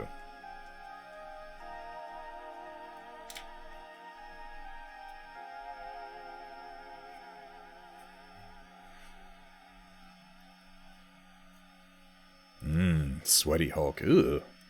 Man, Sweaty Hulk probably stank. Smells like a fucking walking locker room.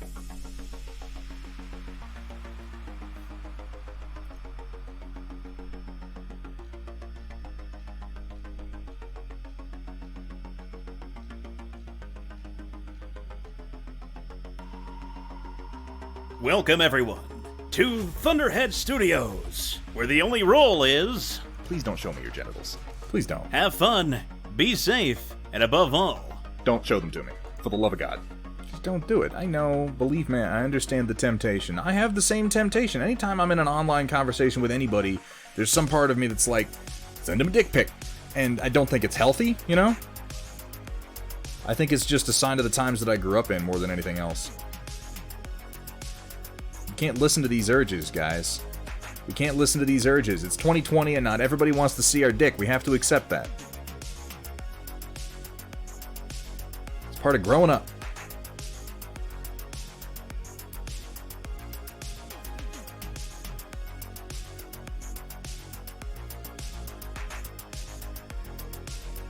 At least here, there is specifically a rule against it.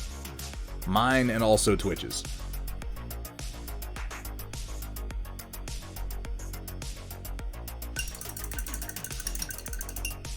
Still no. Still no, God of Myth.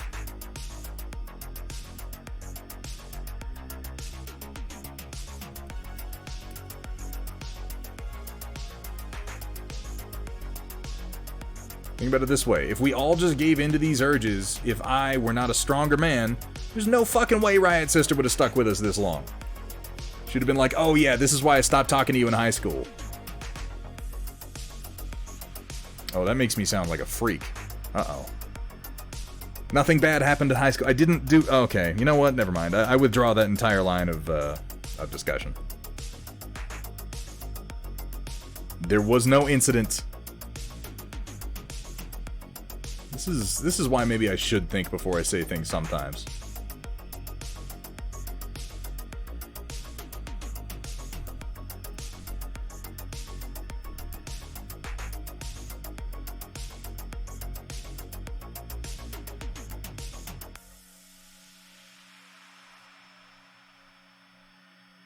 I will say that among the various memes that do exist for Cyberpunk already, the little gameplay memes that are developing, the one that I like the most and the one that makes me feel the most connected with the rest of the player base is the one to do with Angel and Sky. When you go to the clouds, when you go to the doll club, and they pick out two dolls for you to choose from, and they're like, oh, would you like to have Angel or Sky? And everybody has to take a moment and be like, wait, which one was the dude? They only showed them to me one time, and one of those was definitely a dude. Yeah. I'm just glad I'm not the only person who had that moment. Being like, hang on, I remember that one was a chick, but I can't remember what their name was.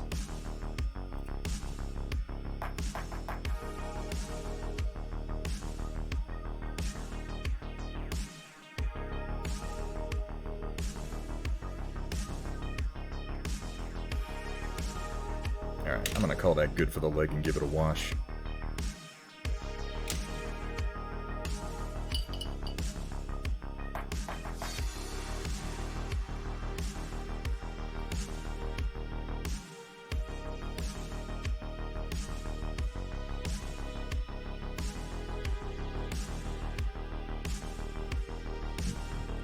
It's not like it would have turned out bad either way. All I really wanted to do was interrogate them, but still.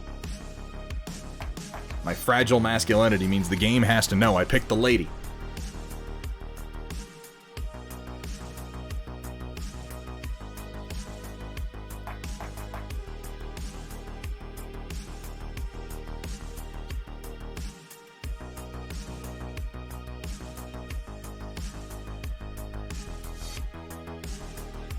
Alright.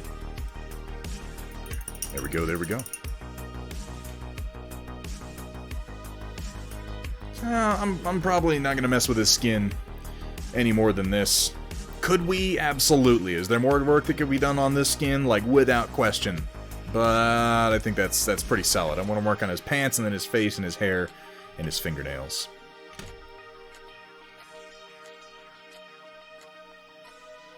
Well, thank you very much, Timothy. So, for the purple. Honestly, for purple pants, I feel like desaturation is the way to go. So I think I'm going to mix my base purple with some ghost gray. Now, as it happens, I watered down some of this purple to the point where it was almost unusable. I think that that's a good mixer for this. We'll see. Maybe I'll just waste some more paint. That's always possible, too.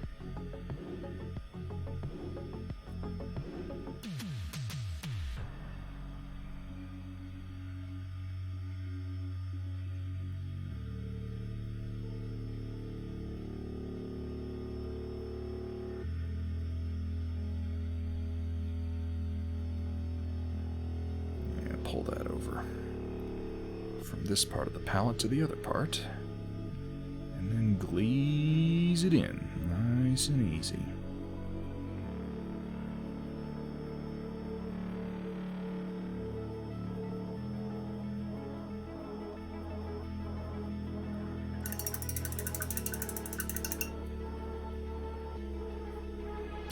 Congratulations, it's green. This is why I keep you around, We're the Gamers.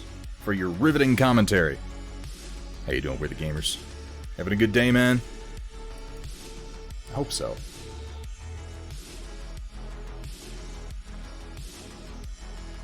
It's still kind of too late. Still kind of too late.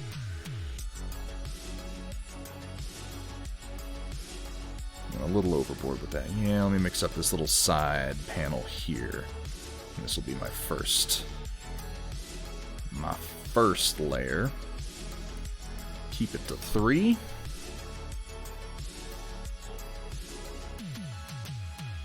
The Hulk's pants are the most, like, reality and physics defying pants in the entirety of the Marvel Universe.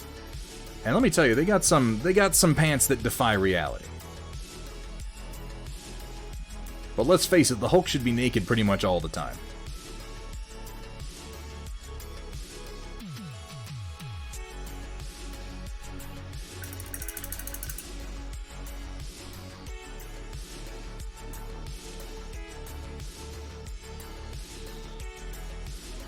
Three existing episodes of Hell of a Boss. I'll check it out.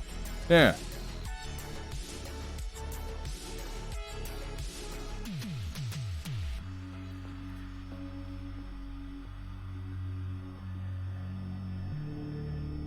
I'm always into finding new things, particularly if it's going to make me chortle. Chortling is one of my favorite things to do. I'll have you know.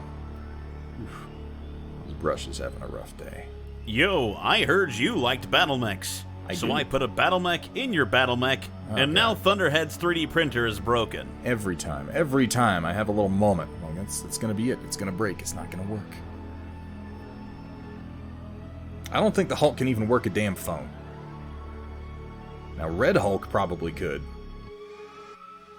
But this ain't no Red Hulk.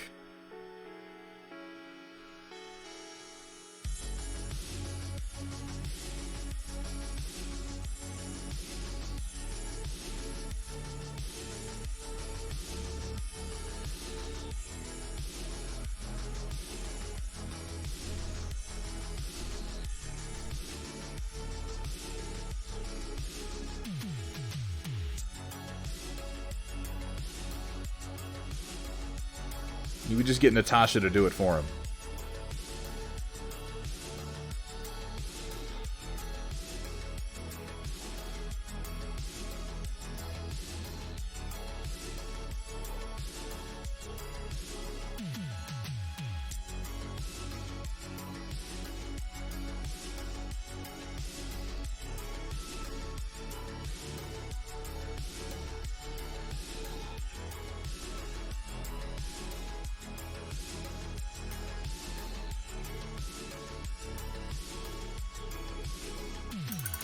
I'm gonna overdo it with these pants. I think that would be an easy thing to do.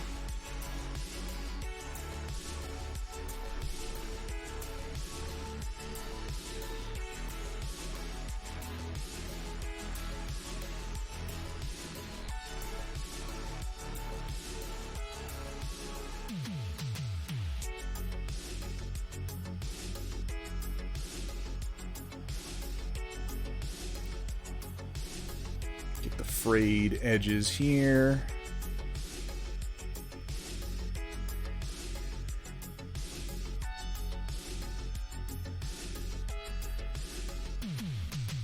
Couple of quick layers. Nothing crazy, nothing major.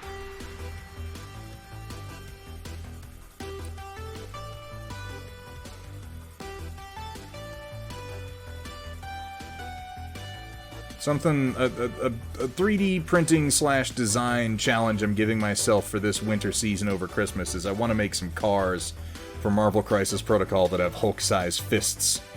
Fist imprints. Like, in their hood, that have obviously collapsed to them and stuff like that. Not promising I'm going to be able to produce anything, but it's something I'm going to try, since I'm trying to work on more organic shapes. Maybe some cars that look like Hulk busted them up and used them as boxing gloves.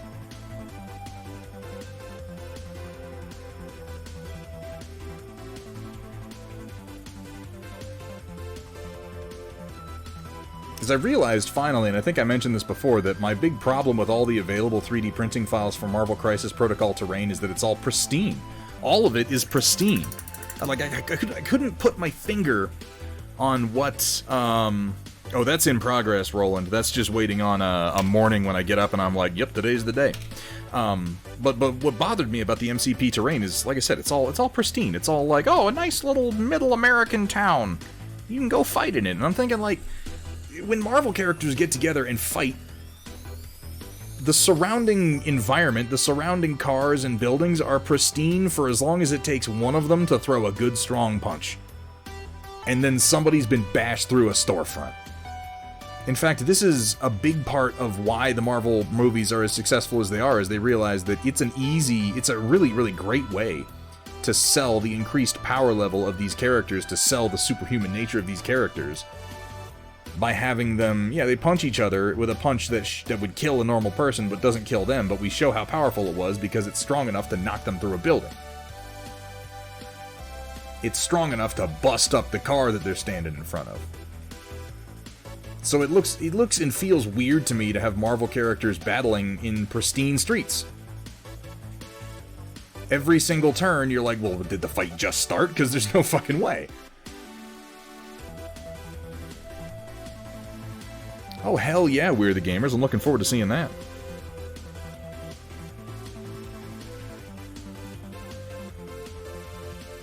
So I don't know, it depends on whether it looks good enough, whether I'll make it available or not, but at least for myself, I'm going to do some MCP terrain that is all busted to shit. It's also going to be my personal experiment getting better at doing things like rocky textures, broken walls, stuff like that. Something I need to get good at.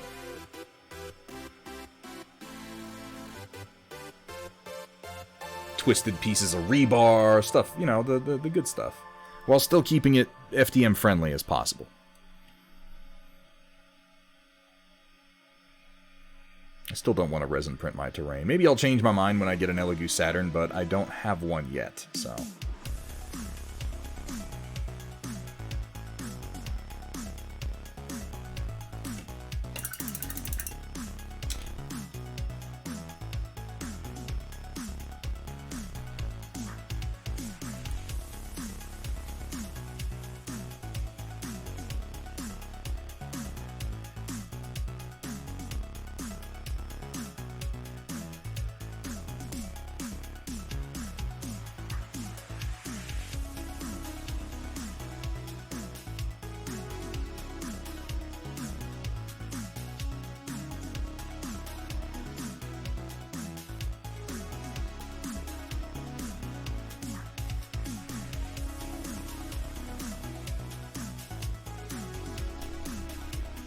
Sculpting up cave interiors right now. Need to get some files into test print. Don't have access to FDM. You can always send me some, man. My FDM printers are more available now than they have been in the last few months.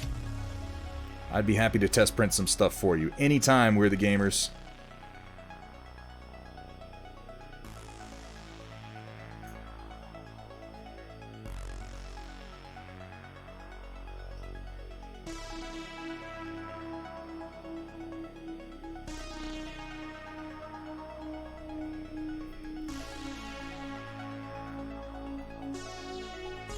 Do it. Make it happen. I've got one printer silent right now, though admittedly it's only silent because I haven't had the time to set up the file I want to put on it. Still, I'm sure I can have some time to do some tests for you. And God knows I owe you some of my time with all the help you've given me, man.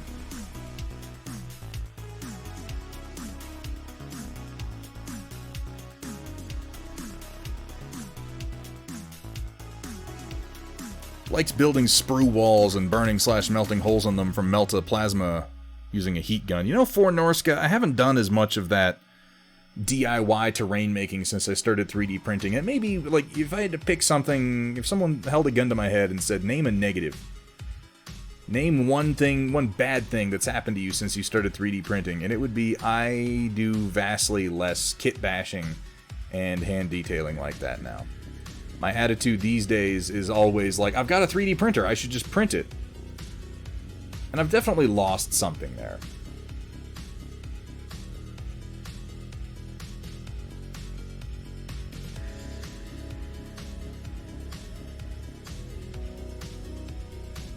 I don't miss it enough that I'm going to stop 3D printing, obviously. But my attitude these days is much more, it's much less, rather, I should go ahead and kit bash that, and much more, I should learn how to sculpt that. So, you know, I'm still growing, just not in the same way.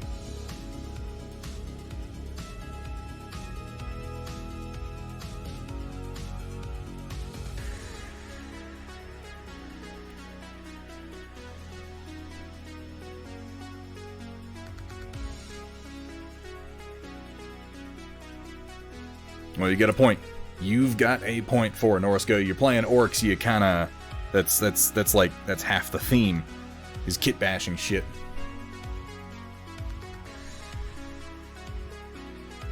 It definitely has positives and negatives, Sumitha. I think more positive than negative. I mean, pretty definitely. You've seen what I've done with the 3D printer.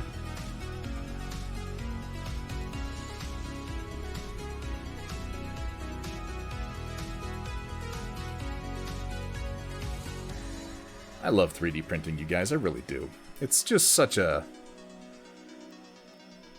I don't know. I feel like the old ways still have their place. The old ways absolutely still have their place in tabletop gaming. We wouldn't be where we are without the old ways, but the new ways are pretty goddamn great too. And 3D printing is, in fact, the future. I really feel like in a few short years, 3D printing is going to become so ubiquitous that the major companies are going to be unable to ignore it. I feel certain that right now, in the hidden vaults of Games Workshop, there are people who recognize that and are working on what their real response is going to be to it.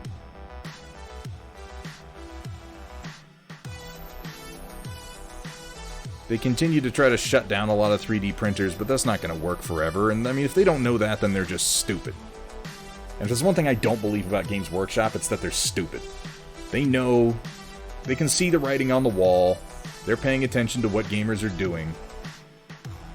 They've got some plans for embracing 3D printing down the line. I just wish they'd get to it already. They have the chance to be the first. And it's got to be worth something. Being the first to adopt something is always risky, but it also comes with a great chance for reward.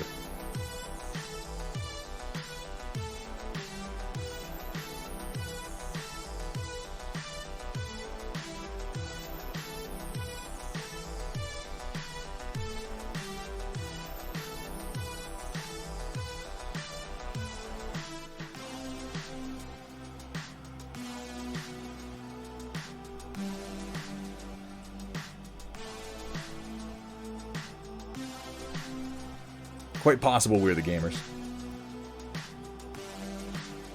It's one of those things, though, where if they wait too long to figure out how to monetize it, like, because you can't. Even that method doesn't seem like that would work, because if you do something like they start letting you 3D print files on demand in the stores and they have 3D printers there, all that's going to do is teach people that they could be 3D printing at home. I don't know what the future holds. If I knew what the future really held, I'd be investing in it actively, and I'd probably have a lot more money than I do right now.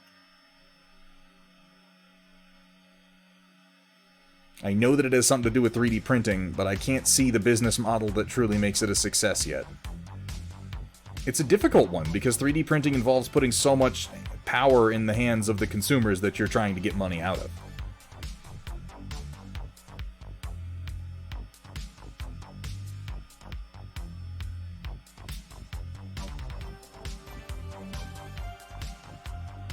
And say what you will about Games Workshop, positive or negative, they absolutely thrive when they're taking choices away from people, which is ironic. We all remember what happened to Chapter House. Dirty bastards.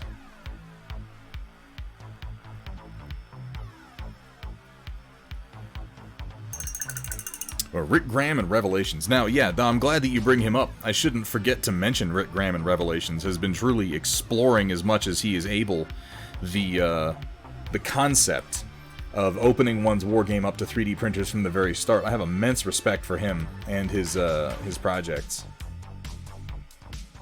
And Revelations is definitely a game that you should check out. It's also a well-written game, well put together. It's struggling to find its market share, but then every game that isn't done by Games Workshop does that.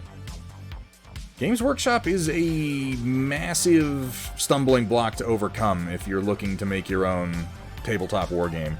It has such a huge market share already.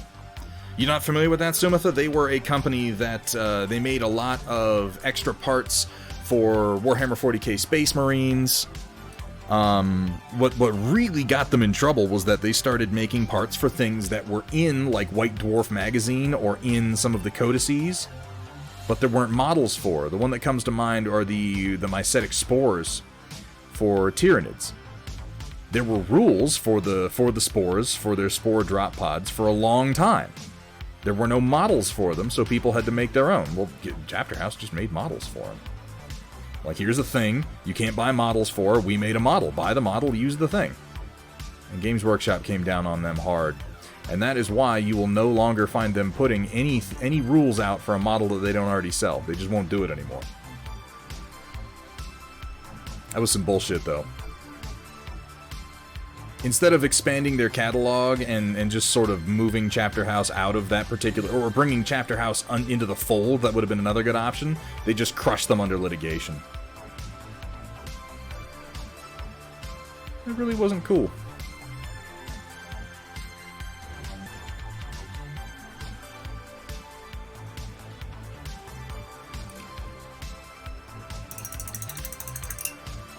You're right, yeah, it is also, it was the Chapter House case that began the trend of Games Workshop changing the names of all their shit. You know how everything that Games Workshop has, every Citadel product now has a special name? They're not Dark Eldar, they're Drukhari.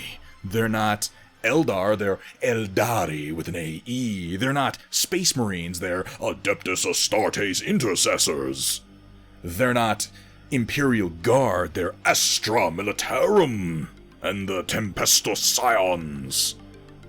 And the simple reason for this is they can copyright those names, whereas they couldn't copyright Imperial Guard, they couldn't copyright Space Marine, they couldn't copyright any of that shit, but they can copyright the new names.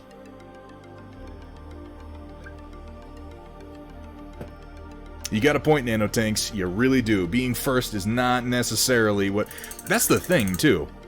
All these companies have to recognize the place that 3D printing is eventually going to hold in the market, but they're all kind of waiting for someone to be the first one to really take the risk and wager the money to try it out. And then they're going to take notes based on how they fail and come back around with a new business model that's going to succeed. And I mean, somebody has to be first. Somebody has to take the plunge, and nobody with money is willing to do it. Hey, Bat Boy Basil. Oh, well, thank you very much. I just thoroughly appreciate it. I hope you're having fun, Bat Boy. I think I read about you on the Weekly World News a while back.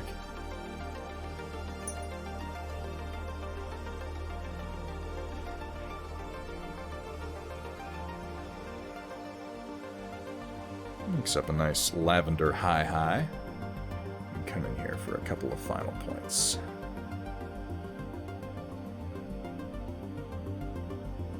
Probably give this purple a bit of a wash, too.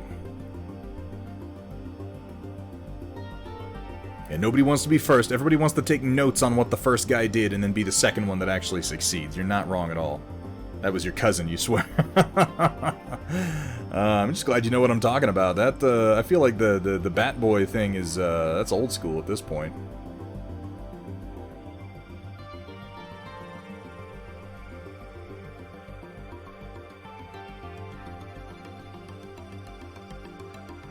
And really, that's one of the reasons that I think that I should talk about Rick Graham and Revelations more and encourage people to check out his work more, because he has the balls to be the first. And admittedly, he doesn't have as much to risk, but in some ways he has more to risk because it's entirely a fresh prospect. And, you know, if you're into 3D printing and you're into tabletop wargaming, give Rick some of your attention, give Rick a little bit of your money, pick up some of his files. He's got a great game, he's looking to expand, and he will sell you the files for you to 3D print your own army for his game. That's pretty huge. He may not be the one who's going to turn it into $1 billion business, but if people like him aren't willing to take risks, nobody ever will turn it into a real business. Oh yeah, that does seem just about right.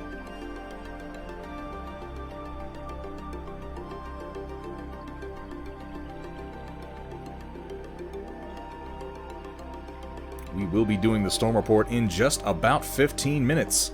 Thank you for bringing that up. I got kind of lost in what I'm doing.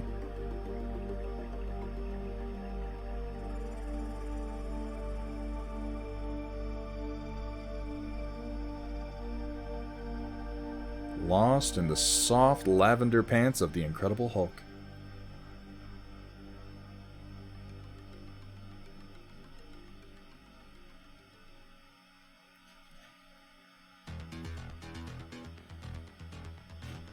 I didn't want to make them too purple, like bright purple. I think this kind of desaturated purple is just about right, don't you? There's something about mech paint jobs that really just brings a tear to my eye, and sometimes a tightness to my pants. This stream has a lot of the latter. That's the gamma rays. I would take another beer. Thank you. That's the gamma rays Do you doing like that. sexy battle mechs, sexy streamers, and sexy Solaris cheerleaders? Well, Thunderhead Stream has some of those things. Some. And more. And also more. Thank you. Ooh, Binary Shield. Good to see you, my man. Welcome in. How you doing? We're doing pretty fantastic over. It's always a pleasure to see you, Binary. Again, Binary Shield, ladies and gentlemen, a very good, close personal friend of mine that I don't get to see anywhere near enough. Thank you for the reminder, by the way, White Wolf. You're going to keep me from keeling over one of these days.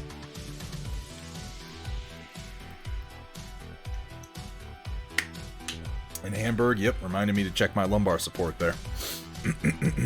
Alright.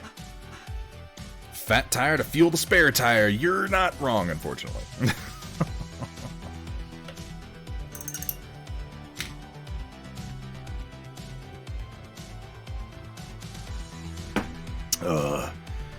I'm just gonna, on a certain level as I get older, I just have to accept that I'm just gonna be fat at a certain point. Fatter. It's just the reality of my life. I like eating too much. I like fatty foods. I like fried stuff. I like my beer. At a certain point, there's no more avoiding it. You see if there's a way to send beer in the mail. You don't have to help it. I'll get there all on my own, Binary.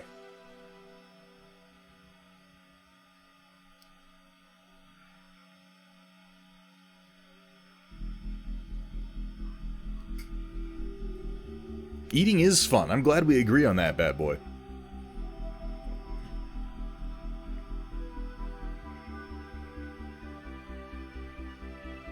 Eating is one of the great pleasures in life, honestly. Some people don't get as much out of it as I do, but a good meal, like a good meal in a good atmosphere is worth so much to me.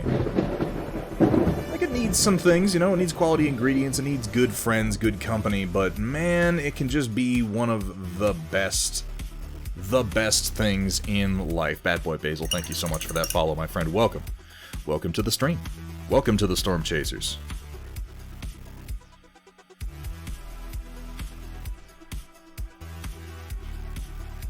Yeah, I suspected you might be talking about sending me some of your homebrew, and in that case, yeah, we do need to figure that out, man. Because I want to get me some of that.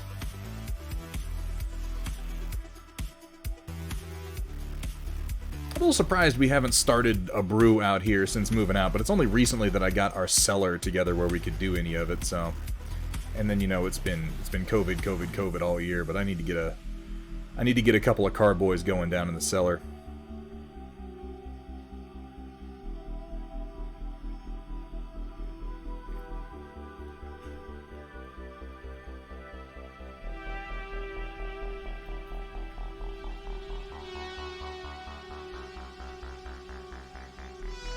Binary Shield, you playing Cyberpunk, man?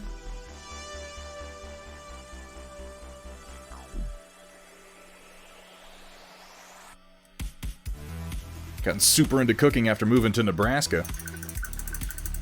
This is a good year to get into cooking, because if you weren't before, if you were relying on restaurants, now's not the time. You're not wrong about that, dude. We do have enough space that we could do some hives. That would be fucking cool. It's a lot of work, though. It's a lot of work and a lot of maintenance. And I'm just so fucking lazy. Why don't you come move out here, build a house on, like, the back 5 acres, and run some beehives? Sounds like the way to go.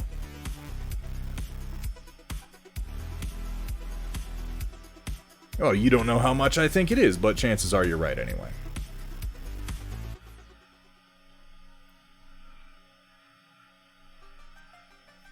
I do have access to some pretty excellent local honey through some friends who run a couple of hives. We actually had some bees holed up in the wall of our bunkhouse before I turned it into a game room, and we gave that hive to them. They are still buzzing happily away as far as I know.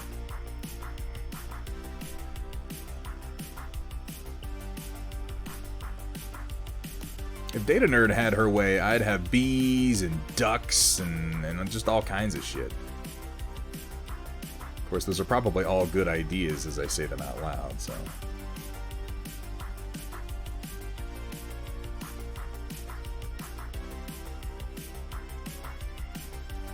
I think we're probably going to see some more of that ramping up in 2021. We've just had so much to do out here in the recovery phase, because the property that we're on needed so much work. It needed so much work just to be livable, and now for the first time we've gotten a lot of that done, and we're able to kind of take a breather, and this spring start looking around at productive, positive projects as opposed to, you know, reclamation projects, which is pretty much all we've had time for up until now.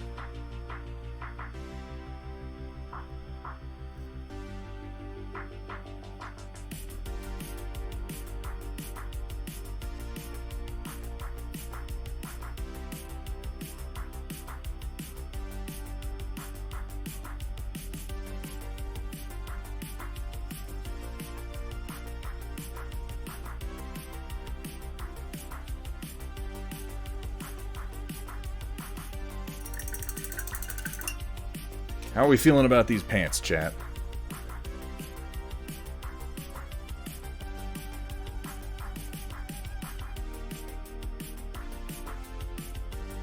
I think they might be about ready for a wash and some quitting. I really don't want to spend too much time on this figure. We actually have perfectly good internet, We're the Gamers. I need to do a little bit more work on the infrastructure on my end. Well, they were pants before he ripped them, and now they're shorts.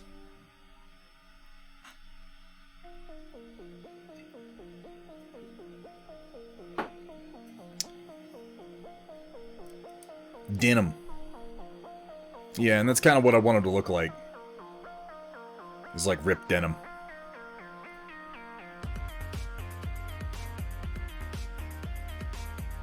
That was just poetic justice.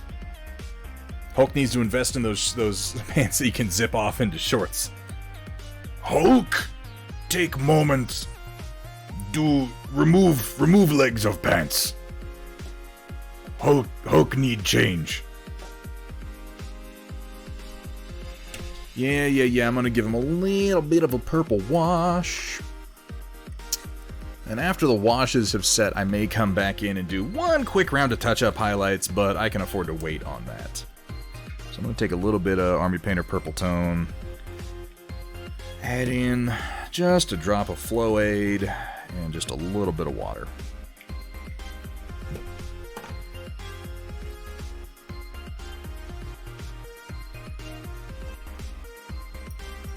And again, I had the Flow Aid because I'm using this somewhat to filter the overall color, but mostly I want this to wash down into the crevices. AP tones are much more like a glaze than Citadel washes are, but you add a little bit of Flow Aid and they become much more like a Citadel wash.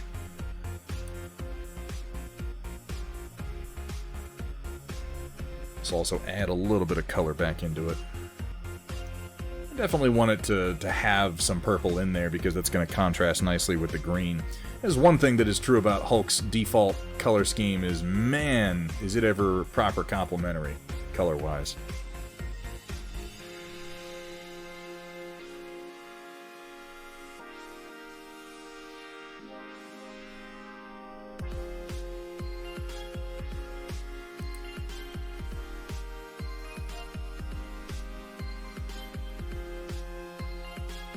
Banner must look like Dr. Robotnik from the game to have the same size waist as the Hulk.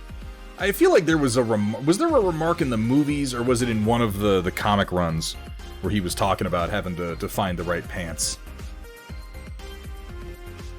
It's one of the greatest conceits in the Marvel Universe that he's not just naked Hulk with big green dong flopping around all the damn time.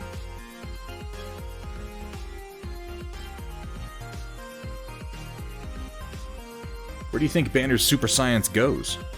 Into pants for the Hulk.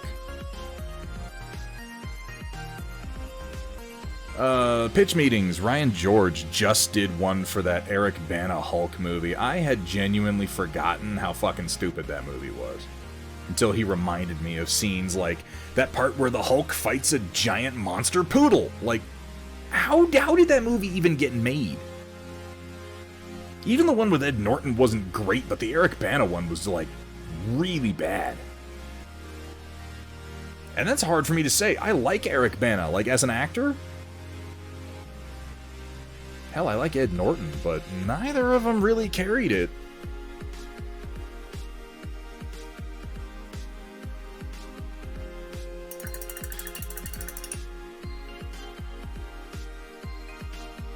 Hey, Thunderdome Drew, could we go ahead and get a shout out? A shout out for the Thunder Brother. The thunder from another cloud, as it were. I haven't seen Grand Budapest Hotel. Is that something I should watch? Thank you so much, Riot Sister. How you doing today, Drew? How are things? Hope you're having a good day.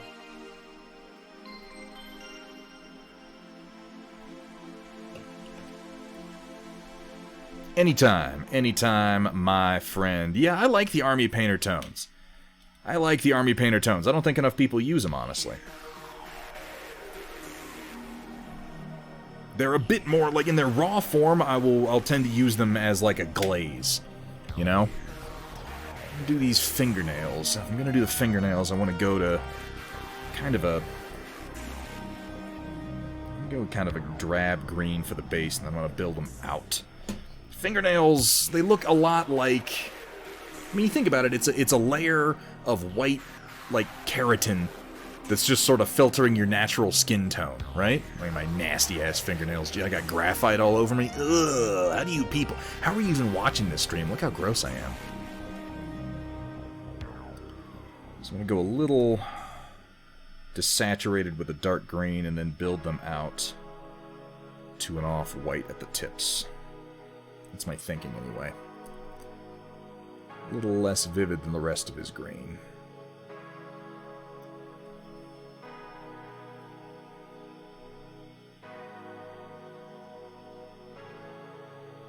This is not the brush I want to be using, that's the wrong one. There's my nice brush. that I just abuse constantly. It's probably unnecessary, but I like to have a predictable color to work with when I start on a piece like this. And there's a little bit of a mold line there, but again, I did not really build these. I'm getting them painted for a friend of mine who built them. So I'm not going to worry too much about that. He can blame himself for that.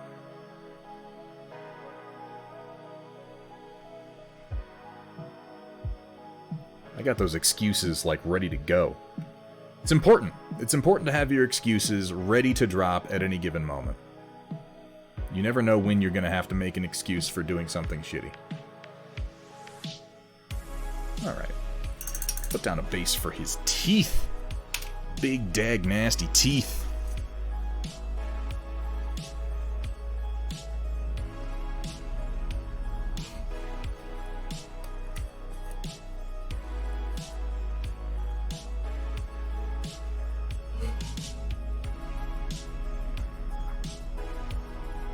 I'm pretty sure his blood is green as well, We're the Gamers.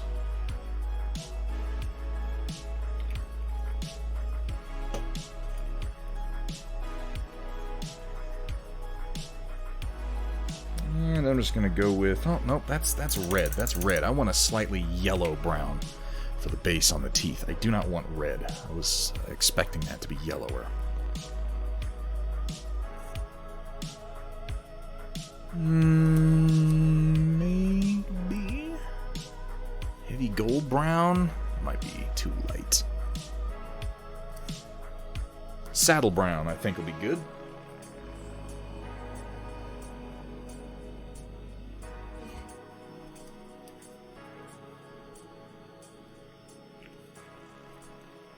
Yeah, we can work with that. We can definitely work with that. I mean, that said, We're the Gamers, you can really do whatever you want. That is one of the nice things about working on comic book characters, too, is that, like, so many artists have played with them, so many different artists have drawn them, that you can find justification for doing essentially anything you want.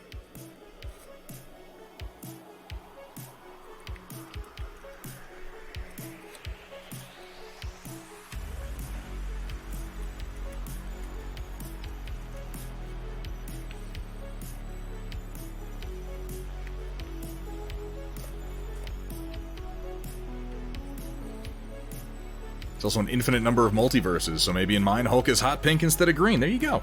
So I was saying earlier is technically you could like still be canon and paint him as Red Hulk, and honestly I'd be tempted to do that with my own Hulk if I weren't fairly sure that MCP was going to release an actual Red Hulk at some point. I'm pretty sure they are. This is almost too light. This is my deepest color. I don't know why I'm being so indecisive on this. I know exactly the color I need to go to. I don't know why I didn't just do it to start with. Where is it? Probably because it didn't jump out at me when I looked at my paint rack. Well, screw it. I'm just going to go with heavy sienna. I don't care if it is red. Yeah, I think so too, Wandering XP. Since Red Hulk is a completely different character, and since they've already done the Hulk, it would seem silly if they didn't do Red Hulk, you know?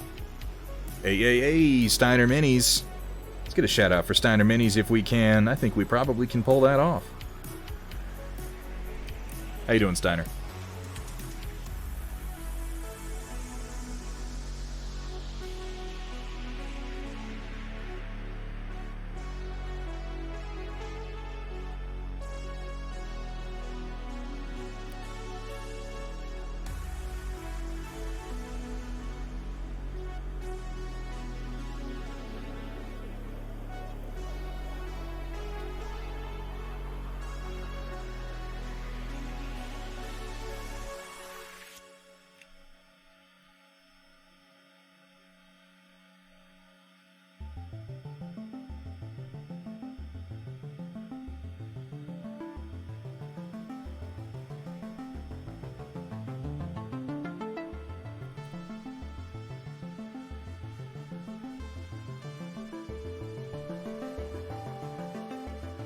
Just working a little bit on the big green monster today.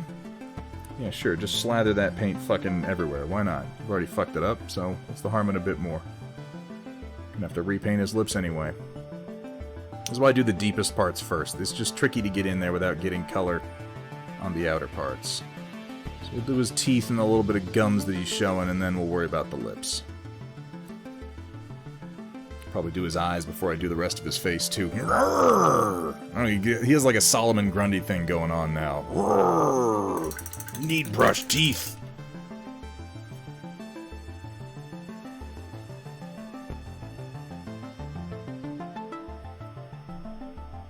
It's somebody's. It's somebody's Borealis, certainly.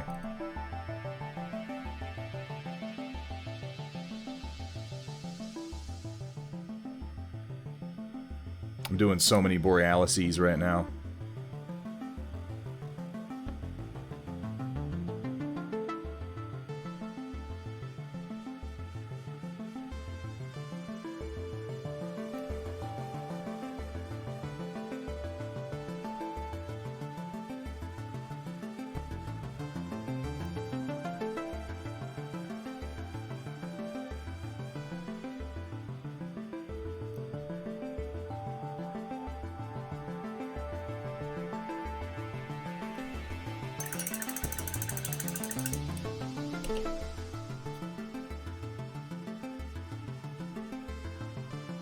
I hope she's doing all right. Steiner, hope everything is fine over there.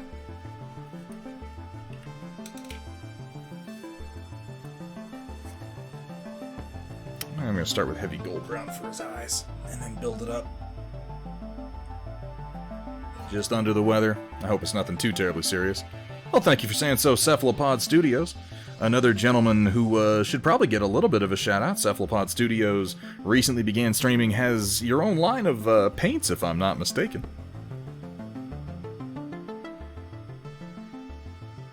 I apologize, I'm only familiar with Cephalopod Studios through Dr. Rhino. But it's definitely an individual that you should go ahead and toss a follow and check out next time they're on. That's what I intend to do at any rate.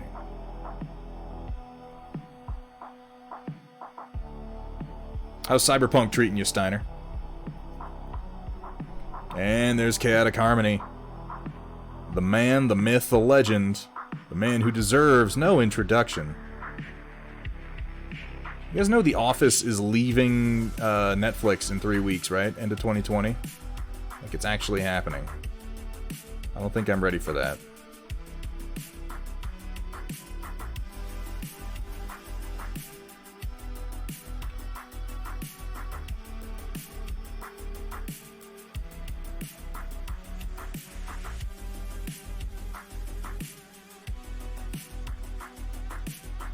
What am I going to binge watch on Netflix without The Office? I mean, you know, yeah, Trailer Park Boys, sure.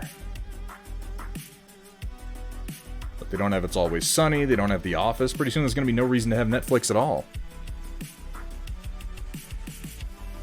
How can I be sarcastic about announcing your presence, Chaotic? Like, oh, here's Chaotic Harmony, like you're not really here? That doesn't even make sense. The unspoken words. Oh, yeah, and then there's this asshole. So the IT crowd. This is something I should watch that people keep telling me, but I haven't sat down and done it. What am I missing out on?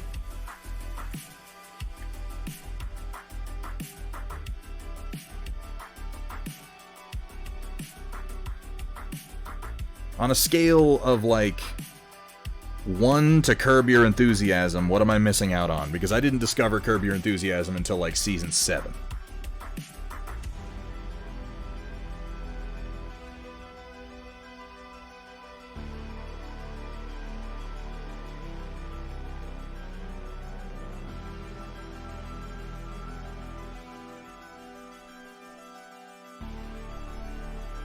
It's very British. I'm down with British, man. I like the British Office arguably more than the American one.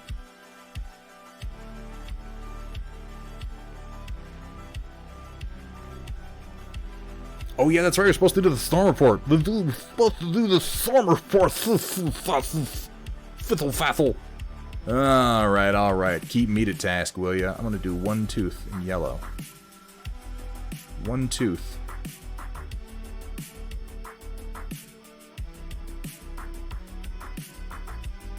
Wait, I'm gonna do 2. I'm gonna do 2 so we can do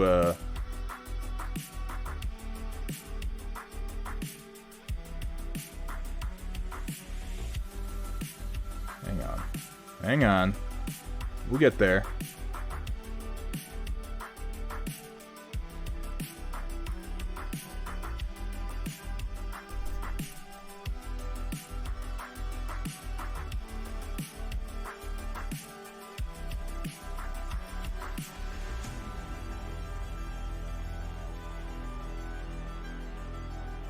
There.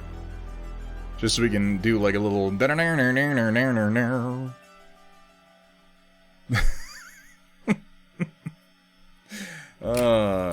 Hillbilly Hulk. Gonna do Tooth.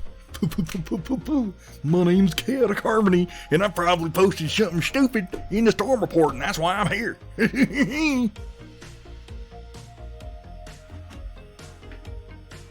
I have no problem with shallow episodic humor at all. Alright, I'll check out the IT crowd.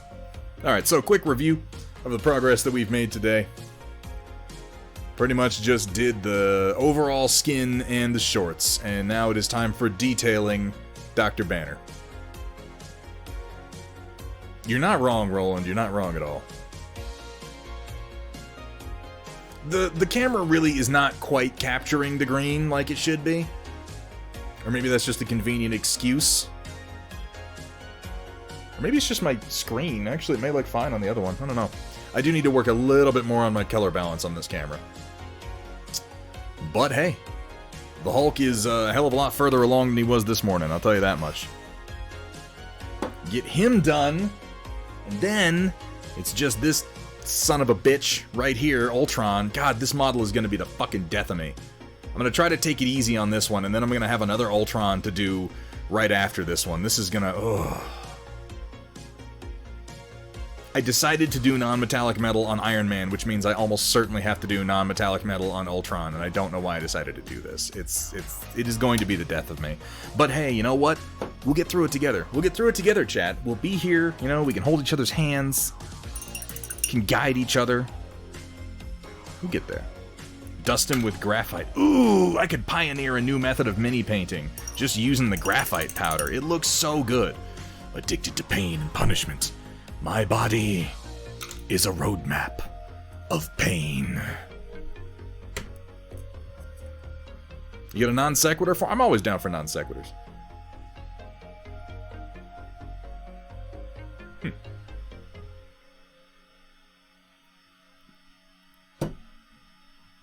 But yeah, we're supposed to be doing something else, aren't we? Aren't we? I think we are. Why don't we ask Kat what time it is? She always seems to know. Alright, locusts and gentlemechs, get ready to feast your eyes on glowed paint and wet palettes with the occasional culinary atrocity thrown in on tonight's Storm Report. Hopefully not too many. I don't know if I can handle that right now. By viewers like you. Woo!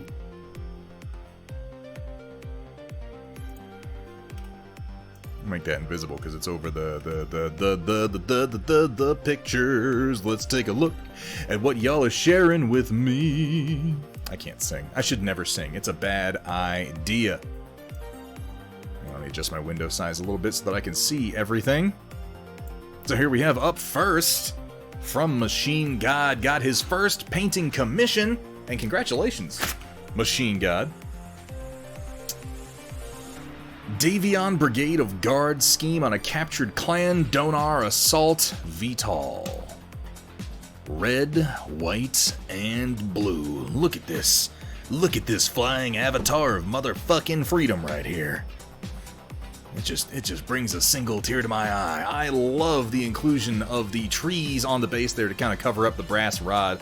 Honestly, I prefer this style of flying base to the, like, invisible, you know, the clear acrylic rods. I think that the black painted brass rod is just better. First of all, it's structurally vastly superior. But, you know, we're already, I don't know, my attention gets drawn by the clear plastic more than it does by the black painted. Oh, God, excuse me. Lordy Lord. WJ watching old G.I. Joe episode Worlds Without End, which was very early and very unusually serious considering most of the episodes of that era, like Red Rocket's Glare? Yeah, I should think so. And missing many of the later Cobra vehicles and characters, so I was wondering, since it's an alternate world where Cobra won, would any of the later Cobra vehicles and or characters have ever appeared in that timeline, including Serpentor? wasn't Serpentor, like, retconned to be the origin of Cobra? I think he always would have existed, if only the writers had thought of that at the time. I don't really remember. It's been so long since I watched the movie. Like, I just remember that Serpentor was there. I barely remember anything about the explanation for his existence. Really, really nice work here, Machine God. Nice, bright, vibrant red. I love the green on the cockpit to kind of set it apart. I love the highlighting you've done on these sharp edges here on the blue. Man, that thing has a lot of rotors on it. A lot of rotors. I appreciate this picture here on the bottom without the rotors covering it up. Serpentor was 87, Worlds was circa 85. So yeah, they came up with Serpentor later, but then they like retconned him into having existed in the past. Didn't they? Or am I just completely misremembering Serpentor? Yeah, Metalcore Collectibles just sprung the fucking magnetic Woody to end all Woodies over here. Nicely done, Machine God, and congratulations on getting your first commission. That is always exciting as hell. Here's to many, many more, my friend.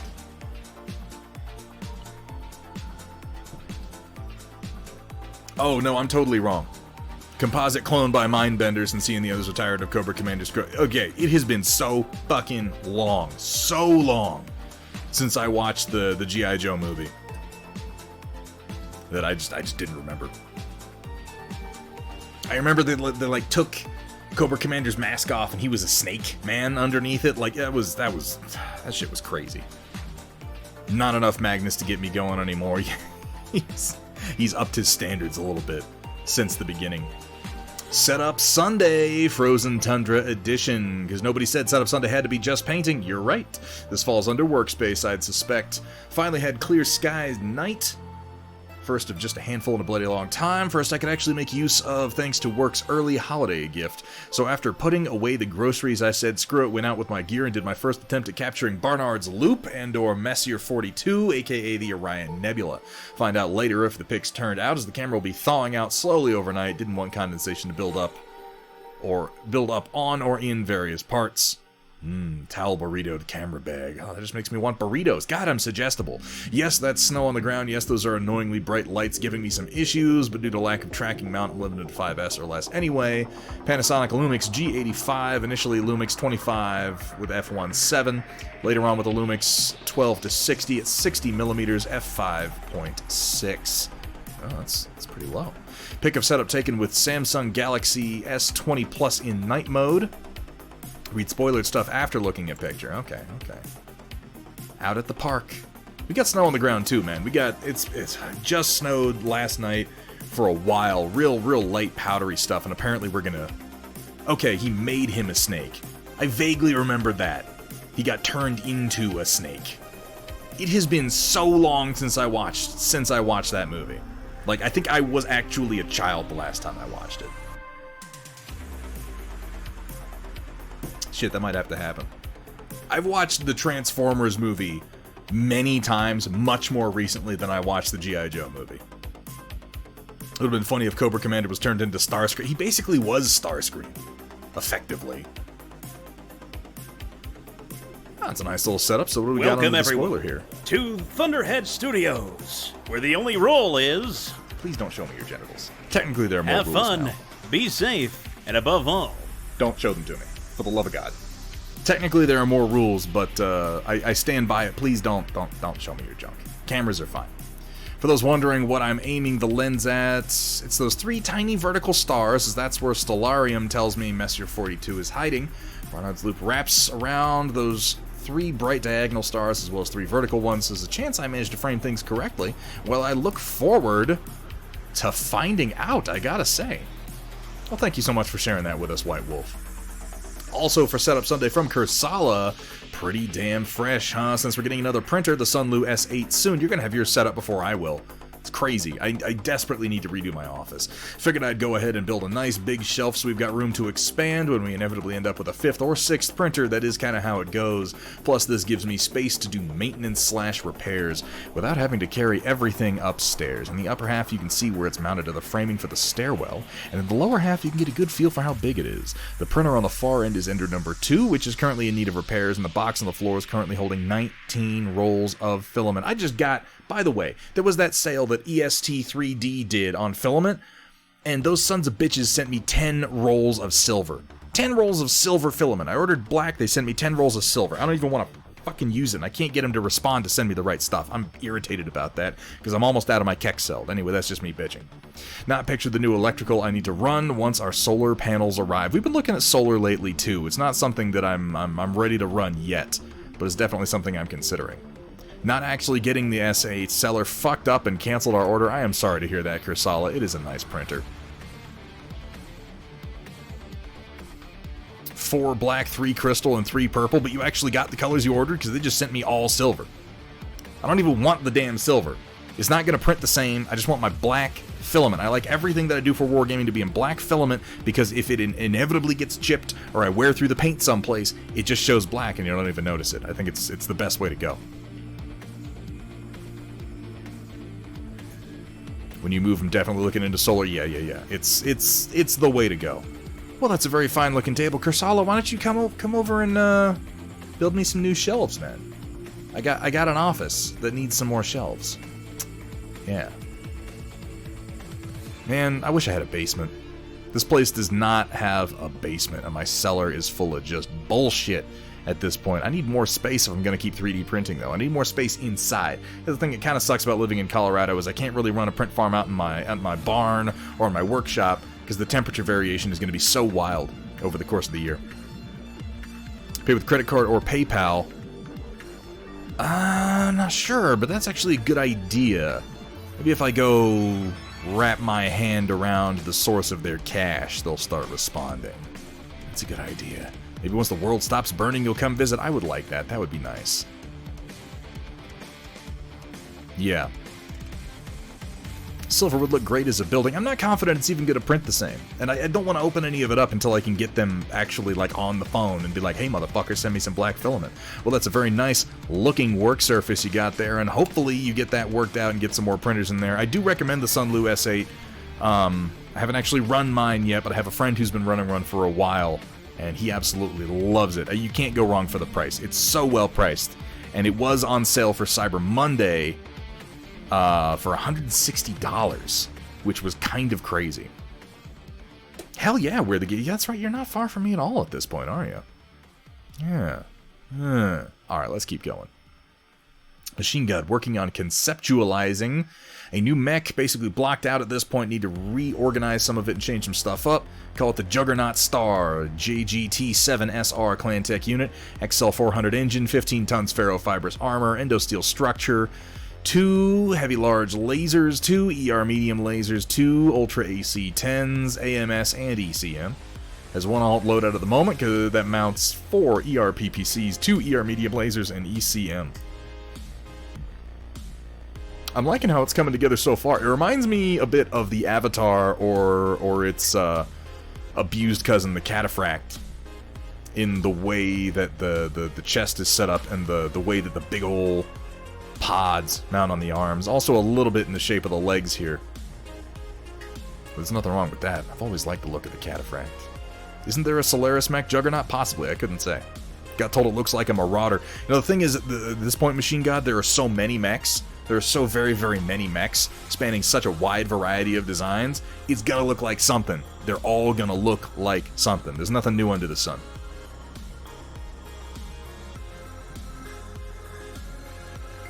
Once it's cooked, the silver is more of a gunmetal gray. Well, if they won't give me anything, I mean, I'm gonna use the silver if they won't send me the black.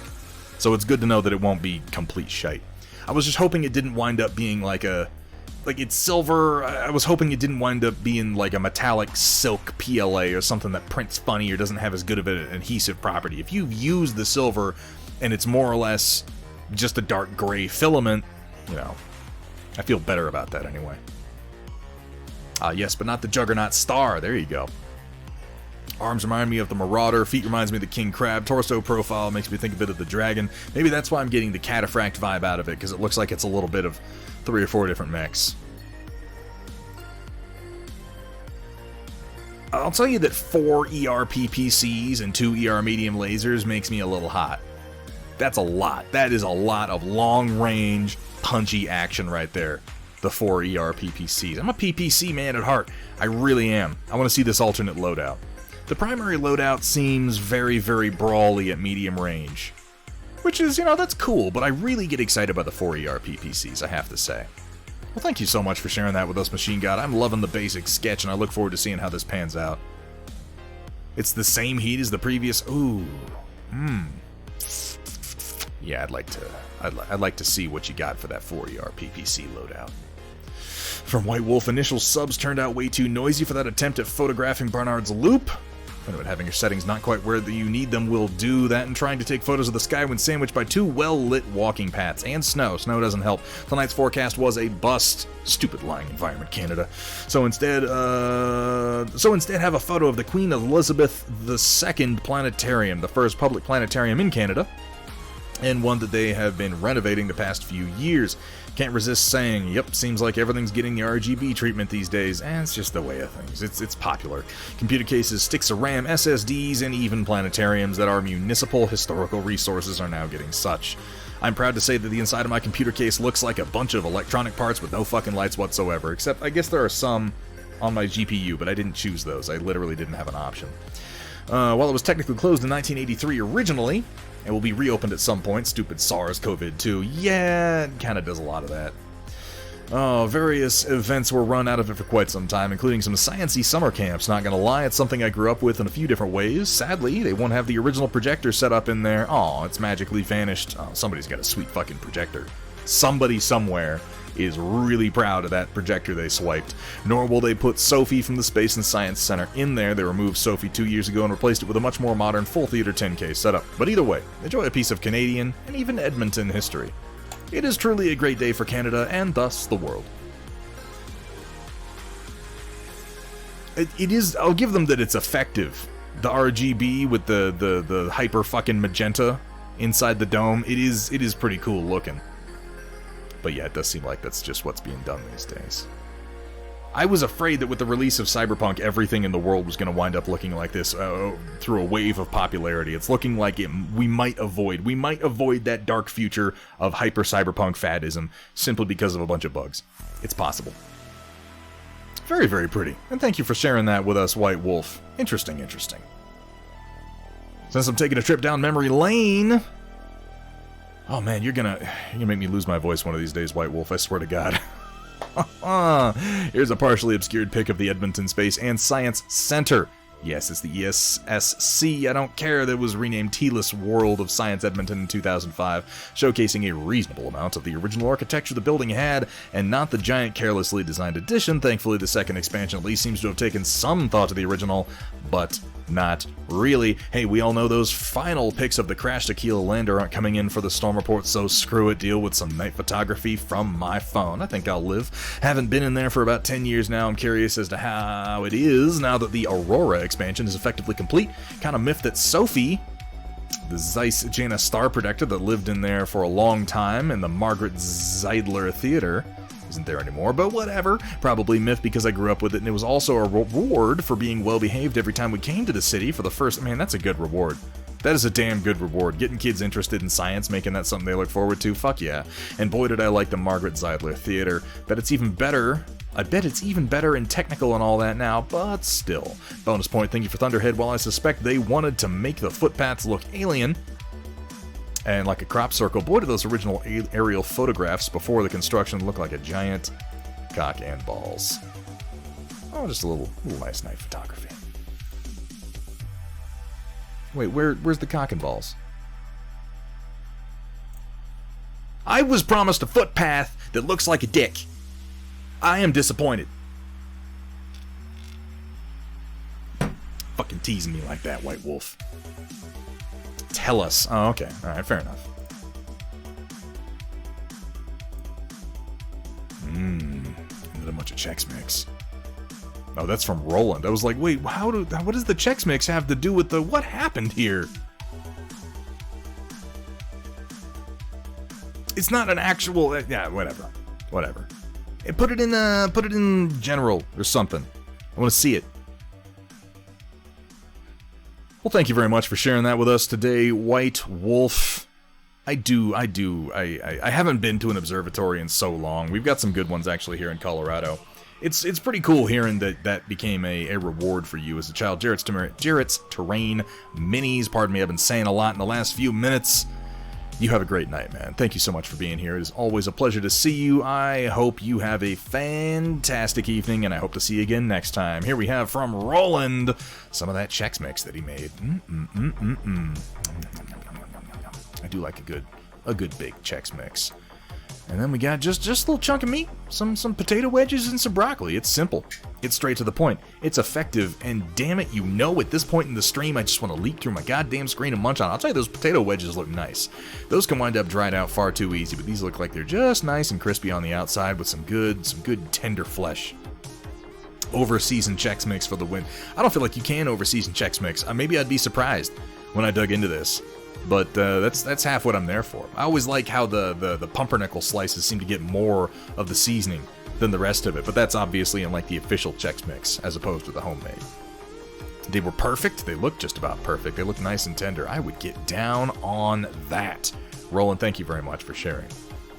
Here we have from Sumitha a couple of Operation Lancaster previews, in this case a couple of custom machines from the Dreadnought Battle Corps, starting off with a Hussar known as Cuirassier. I never know how to pronounce that word. I'm not even going to linger on it. Based on a redesign of the Hussar by Giorgio Espinos, which became a miniature that then got to be depicted by Matt Plog. Faster, tougher, and toting a bigger gun than the original Hussar, the Cuirassier is something to definitely be taken seriously. Yeah, I dig this. This has the same-ish profile as the... what's it called? Is it the Hussar that has that sort of leaning forward with the two arms kind of coming out of its nose? Please do, Batboy. Please do. It looks so front heavy. It looks like it can't stop running. I like its toes. Its toes have kind of like an industrial scoop look to them. Look at all the fleur-de-lis it's got on it too. We're not going there, Kirsala. We've played this game. I've decided that it's an anglicized word and I can pronounce it however I want. Oh, okay. My brain's all scattered right now for Garurung, but you're right, I did just read that, didn't I? Big old gun balanced on his back. It's just a seat and a gun and some big-ass legs to throw it across the ground. That's a cool-looking design. And then there's this rather special marauder known as Bounty Hounder. No, that's not a typo. This is the end result of a man pushed to the edge in a vendetta against the infamous bounty hunter after the bounty hunter killed his wife in cold blood and left him dead at her side. Years later, circumstance would leave his marauder gutted and drive him to join the Dreadnought Battle Corps in the same event, where his marauder would be rebuilt into what is seen here. Under the mocking livery, intentionally digging at the bounty hunter is a devastating war machine and very angry man at the controls, just hoping for a chance at a second encounter. Bounty Hounder.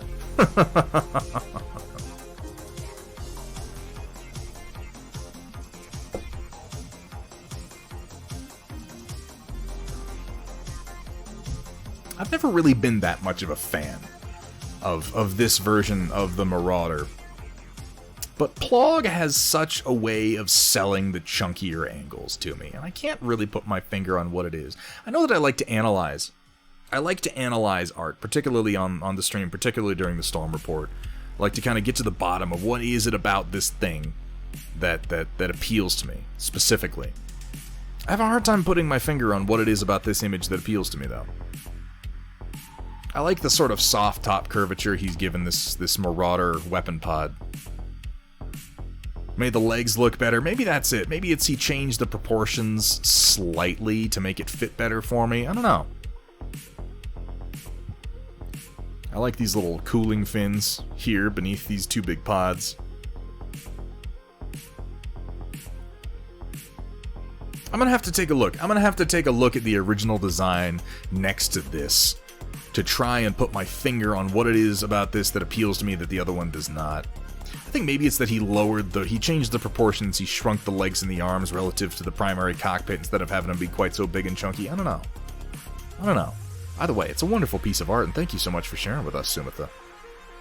Coming down, coming down, coming down. Let's see what we got next. Here we have from Shock, just getting some scenery painted up. No idea how to do decent windows. We got a couple of these little... These were some of the early inspiration for the prefab structures that I just did for the Drop Base Delta.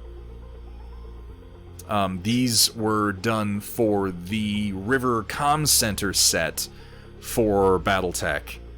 And the full 5 hex version has like a little training yard in the middle, which I recently updated to be a lot more stable. It has always been a little questionable as far as print and ship strength, but there were 2 of these and then like a little training yard in the middle. I think it's coming together. It's coming together pretty decently. You can get away with a little bit more dry brushing than you're using. As far as how to do good windows, it's tricky. It depends on what you want to do. I would recommend looking up lensing tutorials, though. You can find a lot of those on YouTube, and a simple lensing job can go a long way on some small windows just to sell the fact that they are in fact glass.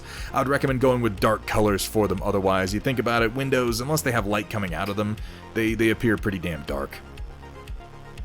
Like, see, the yellow would seem to indicate light is coming out of them. You might be better off with like a real dark blue. Depends on what you want to do.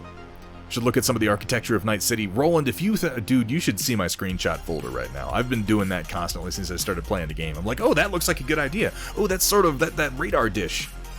That thing looks awesome. Let's take a screenshot of that. I have a whole folder of stuff I need to check out for reference on that and decide what I'm gonna rip off and what I'm not.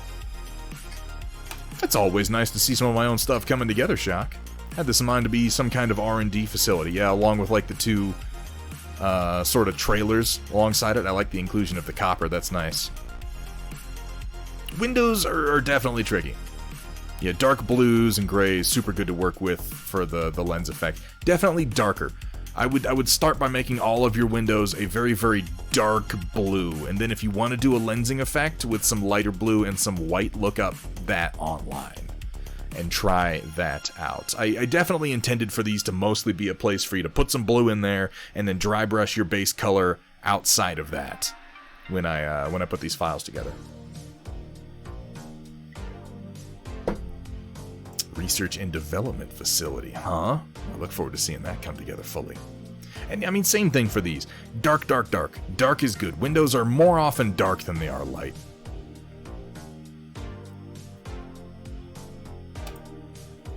Yeah, those are my 2 thoughts, Shock, is real dark blue and look up lensing. I think those 2 things are going to help you a lot as far as selling the glass effect. You don't have to do a whole bunch of layers. Even just something as simple as a real dark blue and then a little corner of light blue and then a couple of white dots where the glare is coming through is going to really sell the glass effect more than just a flat color.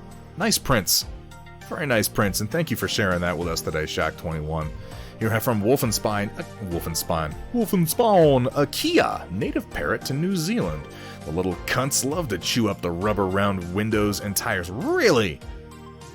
They got nasty little beaks on them. They like rubber, huh? I wonder why that is. Oh, he's a pretty boy, isn't he? Like his dark little face, and he's got like, he's all ruffled up. Looks like he's a little pissed off. That beak is wicked, though, isn't it? Y'all got some crazy wildlife down there, though. And then we got just, what am I looking at, Wolfenspawn? These are from New Zealand, yeah? Look at that blue. Oof. Y'all, New Zealand truly has some impressive and crazy terrain. I feel like that's what they spent half of Lord of the Rings showcasing. Outside Hokitika, I'm not going to pronounce it right. Hokitika, I'm sure that it's said some other way. I'm absolutely certain.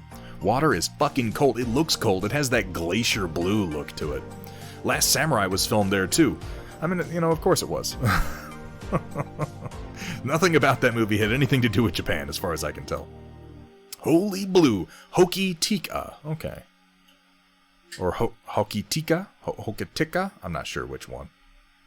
Either way, I'm sure I got it wrong. Lovely. Lovely shot, though. I do need to come down and visit at some point. I would love to see New Zealand in the flesh. I've never watched the director's commentary on Last Samurai, which is surprising because I actually do like that movie quite a lot. It's not like an amazing movie, I just enjoy it. Third sounded when I shortened the tika, Hokitika. Okay. Well, thank you so much for sharing those with us today. Here we have from Manro Fasal, a work in progress on his salamanders to go on his lava bases. This is more the green that I'm used to for salamanders. This sort of vivid green. It's nice to see some. These are more like these are. It took me a second to put my finger on what was throwing me about this, and then I realized these aren't Primaris. It's been so long since I've seen. We've seen a few people working on non-Primaris, but I'm just so used to seeing Primaris Marines that I'm seeing Space Marines at all.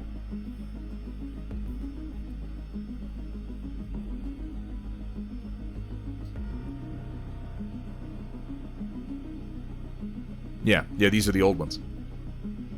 I was gonna say I actually recognize most of these pieces. The change is happening. We're gradually becoming more and more acclimated to seeing Primaris everywhere, and that is exactly what Games Workshop wants to happen. Now, you know, WJ, I will say one thing for the Japanese people and the desire of the Emperor in actuality to get rid of the samurai in that particular, the actual rebellion of the samurai that did take place in Japan, and the resentment that the people felt for them. It is absolutely true that the samurai economically fucked Japan.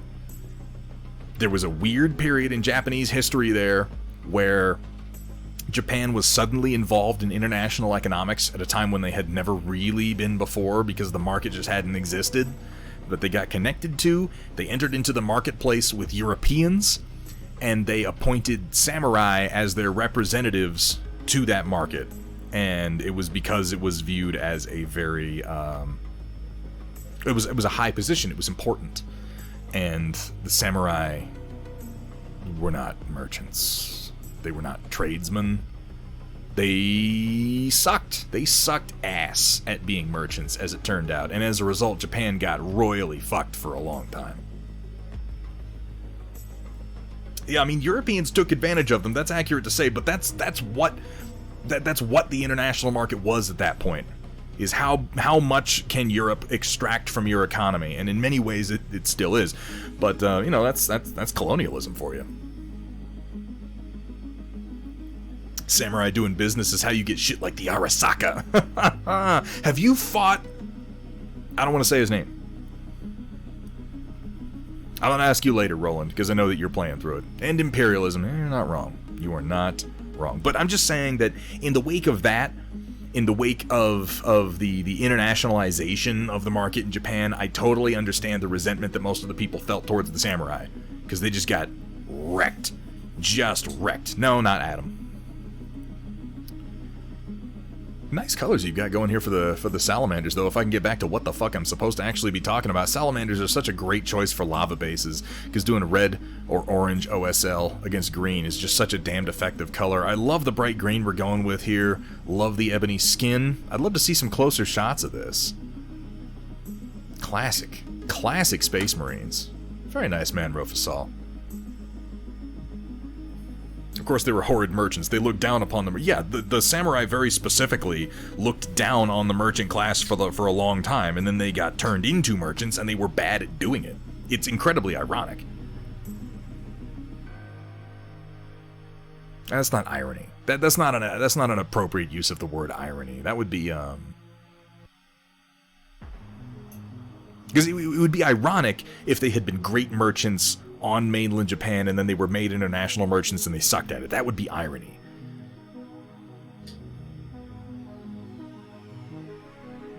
I guess it would just it's more accurately just a foregone conclusion. You take men who have nothing but disdain for merchants and you make them merchants, and they're awful at being it. Or maybe you're right, Vergaderong. We have men who view merchants as less than them, and then when they're made merchants, they're bad at doing it because it's actually difficult. Yeah, that would be ironic, I suppose. It depends on which angle you look at it from, but there are multiple angles from which it would in fact be irony. I'm trying to stop misusing the word ironic. I feel like it gets used for many things that are just a coincidence. Certainly karmic. Yeah, you're not wrong on that one, Kursala. And then, you know, they tried to stage a little rebellion, and they got, you know, mowed the fuck down by peasants with sharp sticks and guns, which that is in fact ironic, since they were supposed to be the Grand Warrior class. And it turns out they weren't really even that good at that. I think that the most accurate depiction of the samurai historically is as a terror force. They were spooky, they were scary, and people were, I mean, they were decent warriors for the most part, but when it really came down to it, they couldn't fight a war. Not by themselves.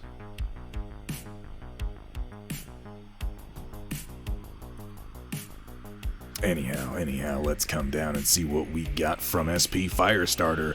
A MechWarrior Online Supernova 1.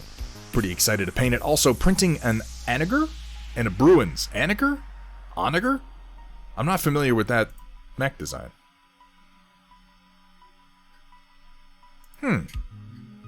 Supernova 1. Did the detail on the front get a little washed out in the print? Because I'm not seeing, like, is this meant to be the cockpit up here? It just looks like the detail on the front is really, really smoothed out, unless, well, I mean, I'm not really familiar with the design, so I could be mistaken in that. Because it looks like the detail got reasonably well defined back here. Maybe it's just being a little bit out of focus. Maybe your depth of field is a little funny. It's a pretty flat design. Okay.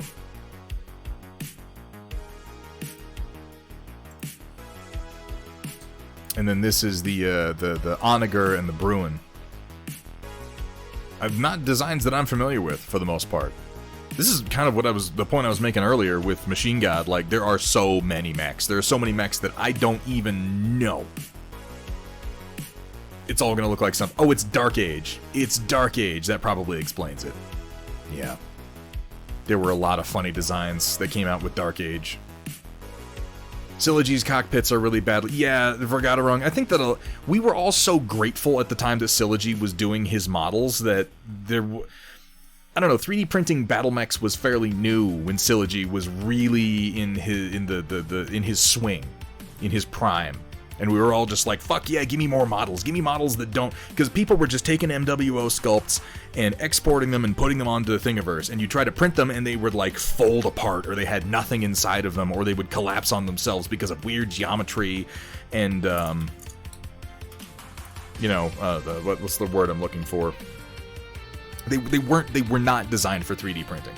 So I didn't like the way he did his lasers either. But you know what Syllogy did? He made those files printable. If they weren't perfect, they would go through your printer and they wouldn't collapse in on themselves like a dying fucking star the second you tried to pull them off the plate. And that was something.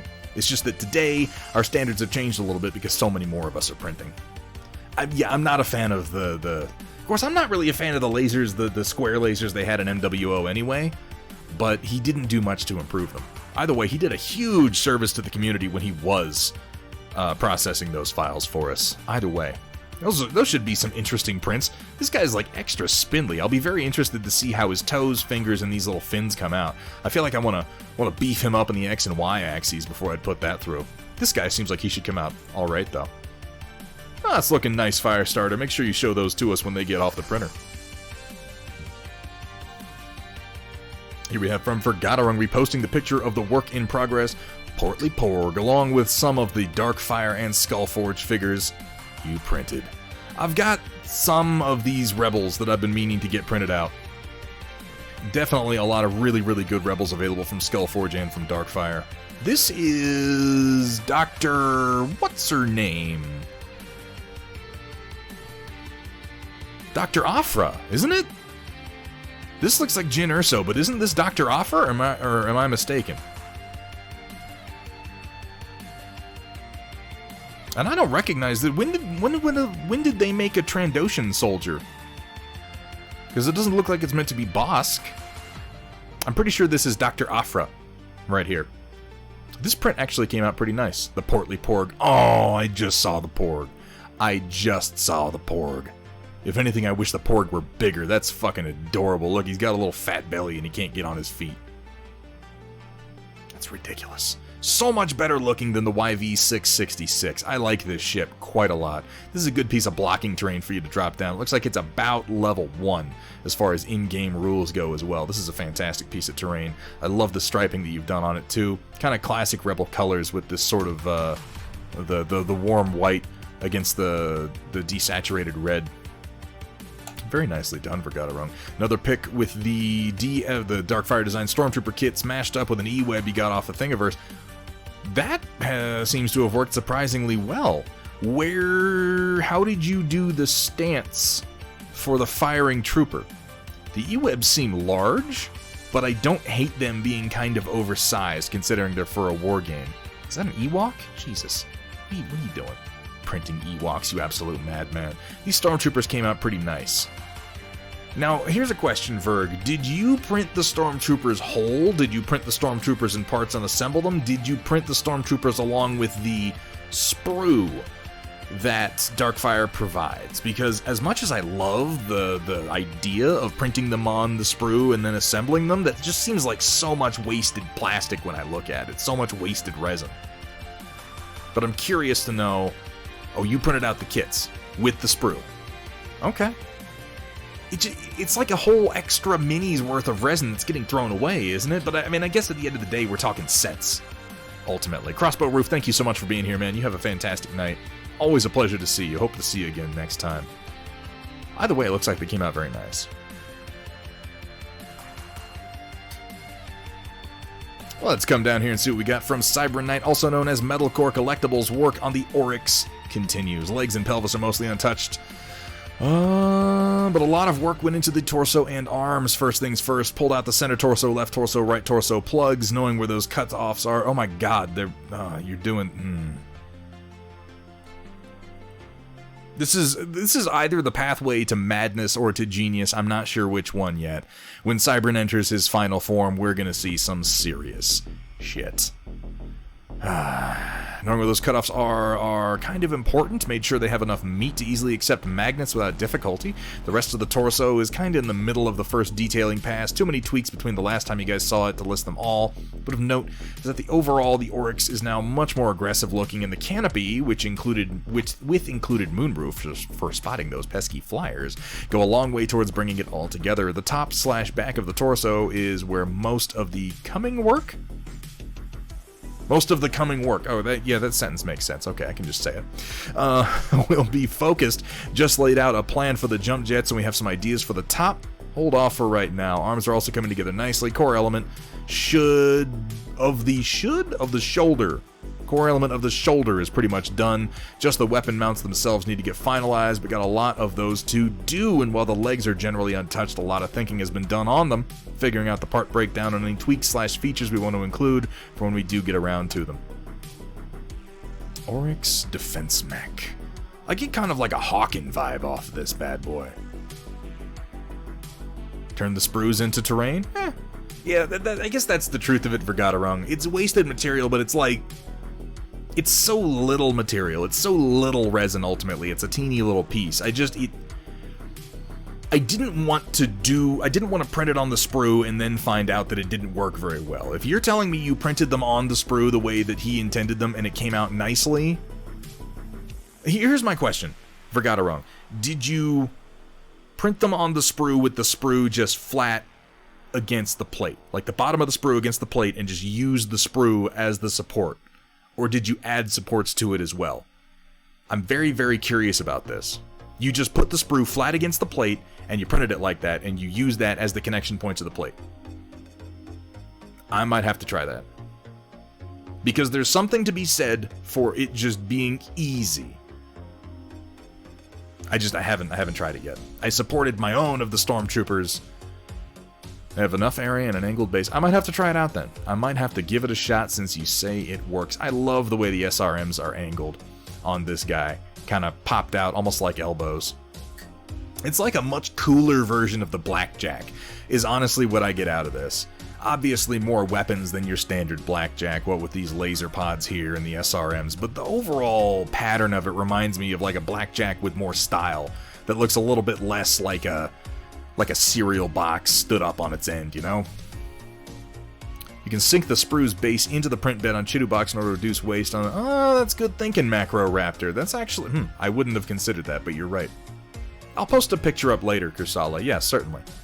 Darkfire Designs has been experimenting with a number of new ways to... And he's one of the most innovative designers out there working on 28 to 35 millimeter figures, and I think that he's on the right path with those. I just haven't tried them myself, with anti-air capability no less. Omni Blackjack. I mean, yeah, to a degree, WJ. I look forward to seeing those detail passes come together on the legs, Cybran. Really fantastic. I see what you mean with how you've kind of decided to do the jump jets. I always want to put at least one jump jet on each leg, just because I feel like that makes sense to me. But I like this arrangement on the bottom of the torso. Very, very nice, and thank you so much for sharing, Cybran. Here we have from Greg the Salt Miner, also known as We're the Gamers on Twitch chat, in case you're wondering. Holy hell, this is fairly interesting. What are these models? I'm liking the patterning that we have going on in the armor plates, the sort of barding on these crazy, like, seahorse ocean dragon mounts. Merman? Merman. Merman! Yeah, I like how you've done that. I like building up the terrain to touch the model rather than having just a flight stand by itself. Like, if you're gonna have a flight stand, I like it to be painted black rather than clear plastic, because I find that less distracting. But if you can go ahead and integrate the flight stand into the base, even better.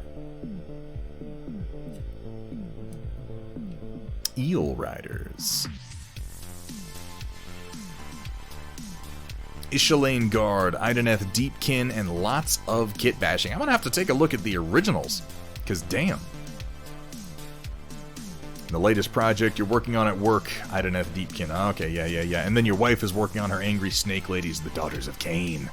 The Daughters of Cain. I like the red bow. Actually, I like pretty much all the color choices made on here. Really nice variation across the scales, the blue through the green. I think that's offset very nicely by the red on the bows and then the kind of orange-red hair that we have going on top. I like the transition we have here on what appear to be masks up into this sort of snaky Medusa-esque headdress. Very, very impressive stuff. I particularly like the variation we have across the scales. These look fantastic. And then, yeah, the red of the bow really offsets that. Masks will be gold, doing metallics after varnish. Okay. And her third model's painted? Sheesh! I mean, she got someone like you there to bounce ideas off of and to give her tips. I guess that's not terribly surprising. These are really, really good looking. I'm loving the variation that I'm seeing on the scales across particularly right here, where you can really see the way the blues and the greens kind of fade into each other. Very, very well done. Thank you for sharing both of those with us today, man. Practicing painting classes for work on her. That's good thinking. Keep it all in the family, baby. Here we have from Kursala. Oh, shit. My printer is snowing. Look at those flakes coming. Oh, these are more like standard snowflakes. I don't know. I feel like you set the standard way, way too high with the fuck flakes, Kursala. I'm never going to be satisfied with anything after that. But, you know, I guess if you're going for the traditional Christmas thing, you know, if that's what you're into, I suppose. HBS Battletech doesn't have torso twist, arm swing, or physical books or tabletop miniatures. It's true. I'll have you know my mother can twist her torso. That's simply incorrect, WJ. I have a hard time getting excited about the snowflakes when we could have more fuckflakes, Kursala, but I will say that they're very clean, nice-looking prints. Not everyone wants fuckflakes. I disagree. They just won't admit it. Either way, nice-looking prints, Kursala. Thank you for sharing.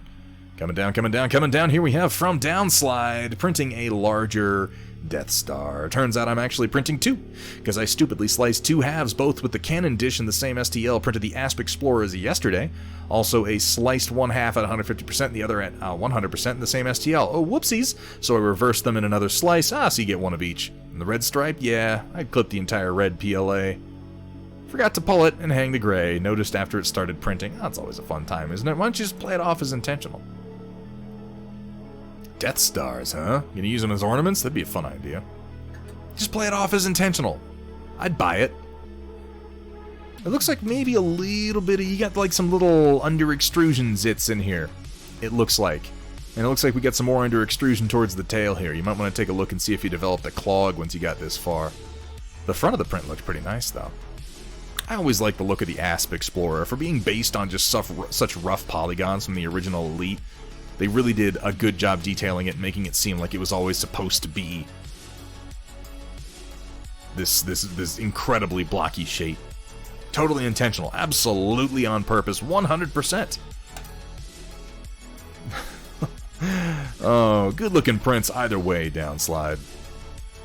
Here we have from Nanotanks a little but not much more progress on the clan mechs, with a proper picture this time. The other pictures weren't bad at all.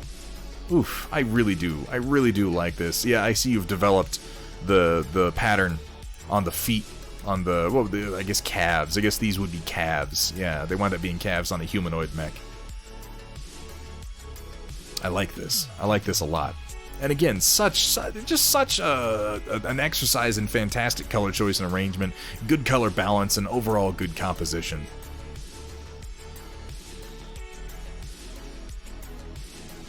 I think that the dual black stripes for the side torsos and the thighs are sold much more with the... This is Summoner, right? Thor? Something? Yeah. This is like one of the few clan mechs that I generally do recognize. But you can see it more than you can on the cat. Teeny tiny cockpit glass on this guy. Summoner. Okay, yeah. I would assume home-baked clan, but again, I love the sort of warm, bright, non-metallic metals that you've gone with on the weapons. Again, just, it's like a masterclass in how you don't really need to overcomplicate it to sell the effect. It's simply done, it's effective. I love the arrangement of the yellows. Very, very nicely done, Nanotanks. Plus the painting workspace nice and organized at the moment with... Thank you. Thank you for including the banana for scale. I was going to be confused otherwise.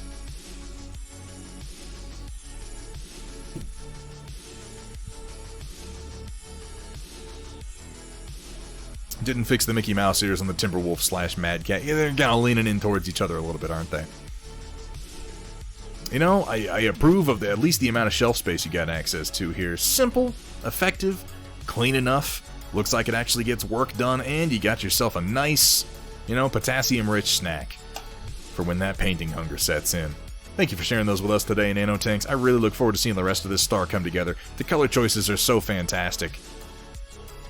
Really, like, this is, It's just, it's inspirational in its simplicity. And as much as I love a good complicated paint job, sometimes I like something that's just to the point. And that's what this is. Here we have from Thunderdome Drew. Oh, damn, he's working on... What's the name of this crew? I can't remember the name of this crew. It's like something like that. I'm probably mispronouncing it.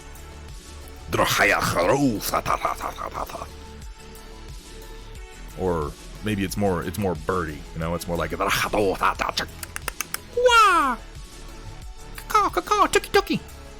I can't remember what his name is. Yeah, I should drink some water. I'm getting kind of stupid.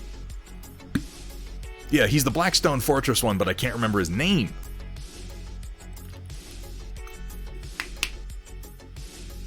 His name is Samalama Ding Dong. That's crazy. I love the colors that you've chosen to go with here. This sort of rusty, ruddy flesh tone for the Kroot. Kroot are an interesting species because you can get away with doing almost anything on them. Dahyak Grek. Yeah, I knew it was something like that. I just couldn't remember what the hell it was. Thank you for Gotta-Run.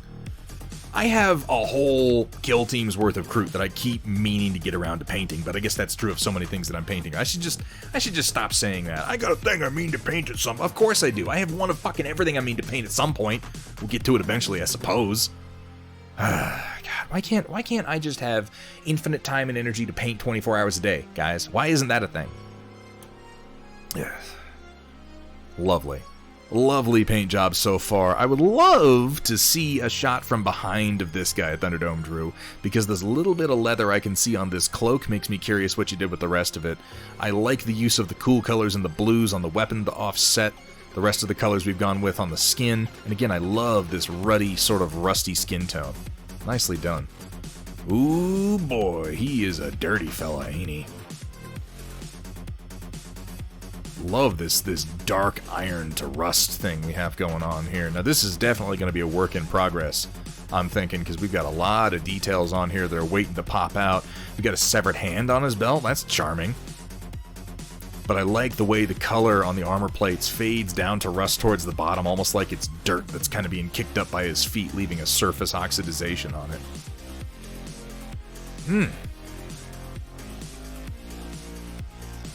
Only the skin is even close, the rest is super roughed in. Yeah, that's kind of the impression I got at it, because the skin tones are actually coming together nicely. And then the rest of it looks like it needs some more work. But the overall color palette is delicious, and I say delicious very literally because it reminds me of like a chocolate bar, if I'm being honest. I don't think he's going to be so delicious when you finish him, because I feel like the severed hands and the skulls and the blood are really going to kind of put my appetite off. Thunderdome Drew, fantastic work as usual. You have, honestly, Thunderdome Drew is such a, this is a painter you really need to watch. Because as much as I bullshit about really, really good color choices and composition, this is a guy who puts it to work. Every single time he hits the painting desk. And the back is the showcase for you later. Oh, yeah. Yeah, we're gonna talk about that. I'm keeping an eye out. Thunderdome Drew. I'm gonna have to get myself some rubber stoppers. That is going to bring us to the end of the Storm Report for tonight, and thus to the end of the stream. I think that's usually how we do it, isn't it? Yeah. Oh, it's in the showcase now? I'm gonna go take a look. I'm hungry. My brain isn't working right. Who is doing what? Looks like Hyperphase Studios is going. Zambies is going 46 and 2 Zombie Brush Studios. Let's have one more quick look at the primary Twitch site because it likes to lie to me. Some bitch. Oh yeah, Machine God is going. Teal is going. I think we're going to go ahead and raid on over to Machine God. He is working on a Battletech Wolverine.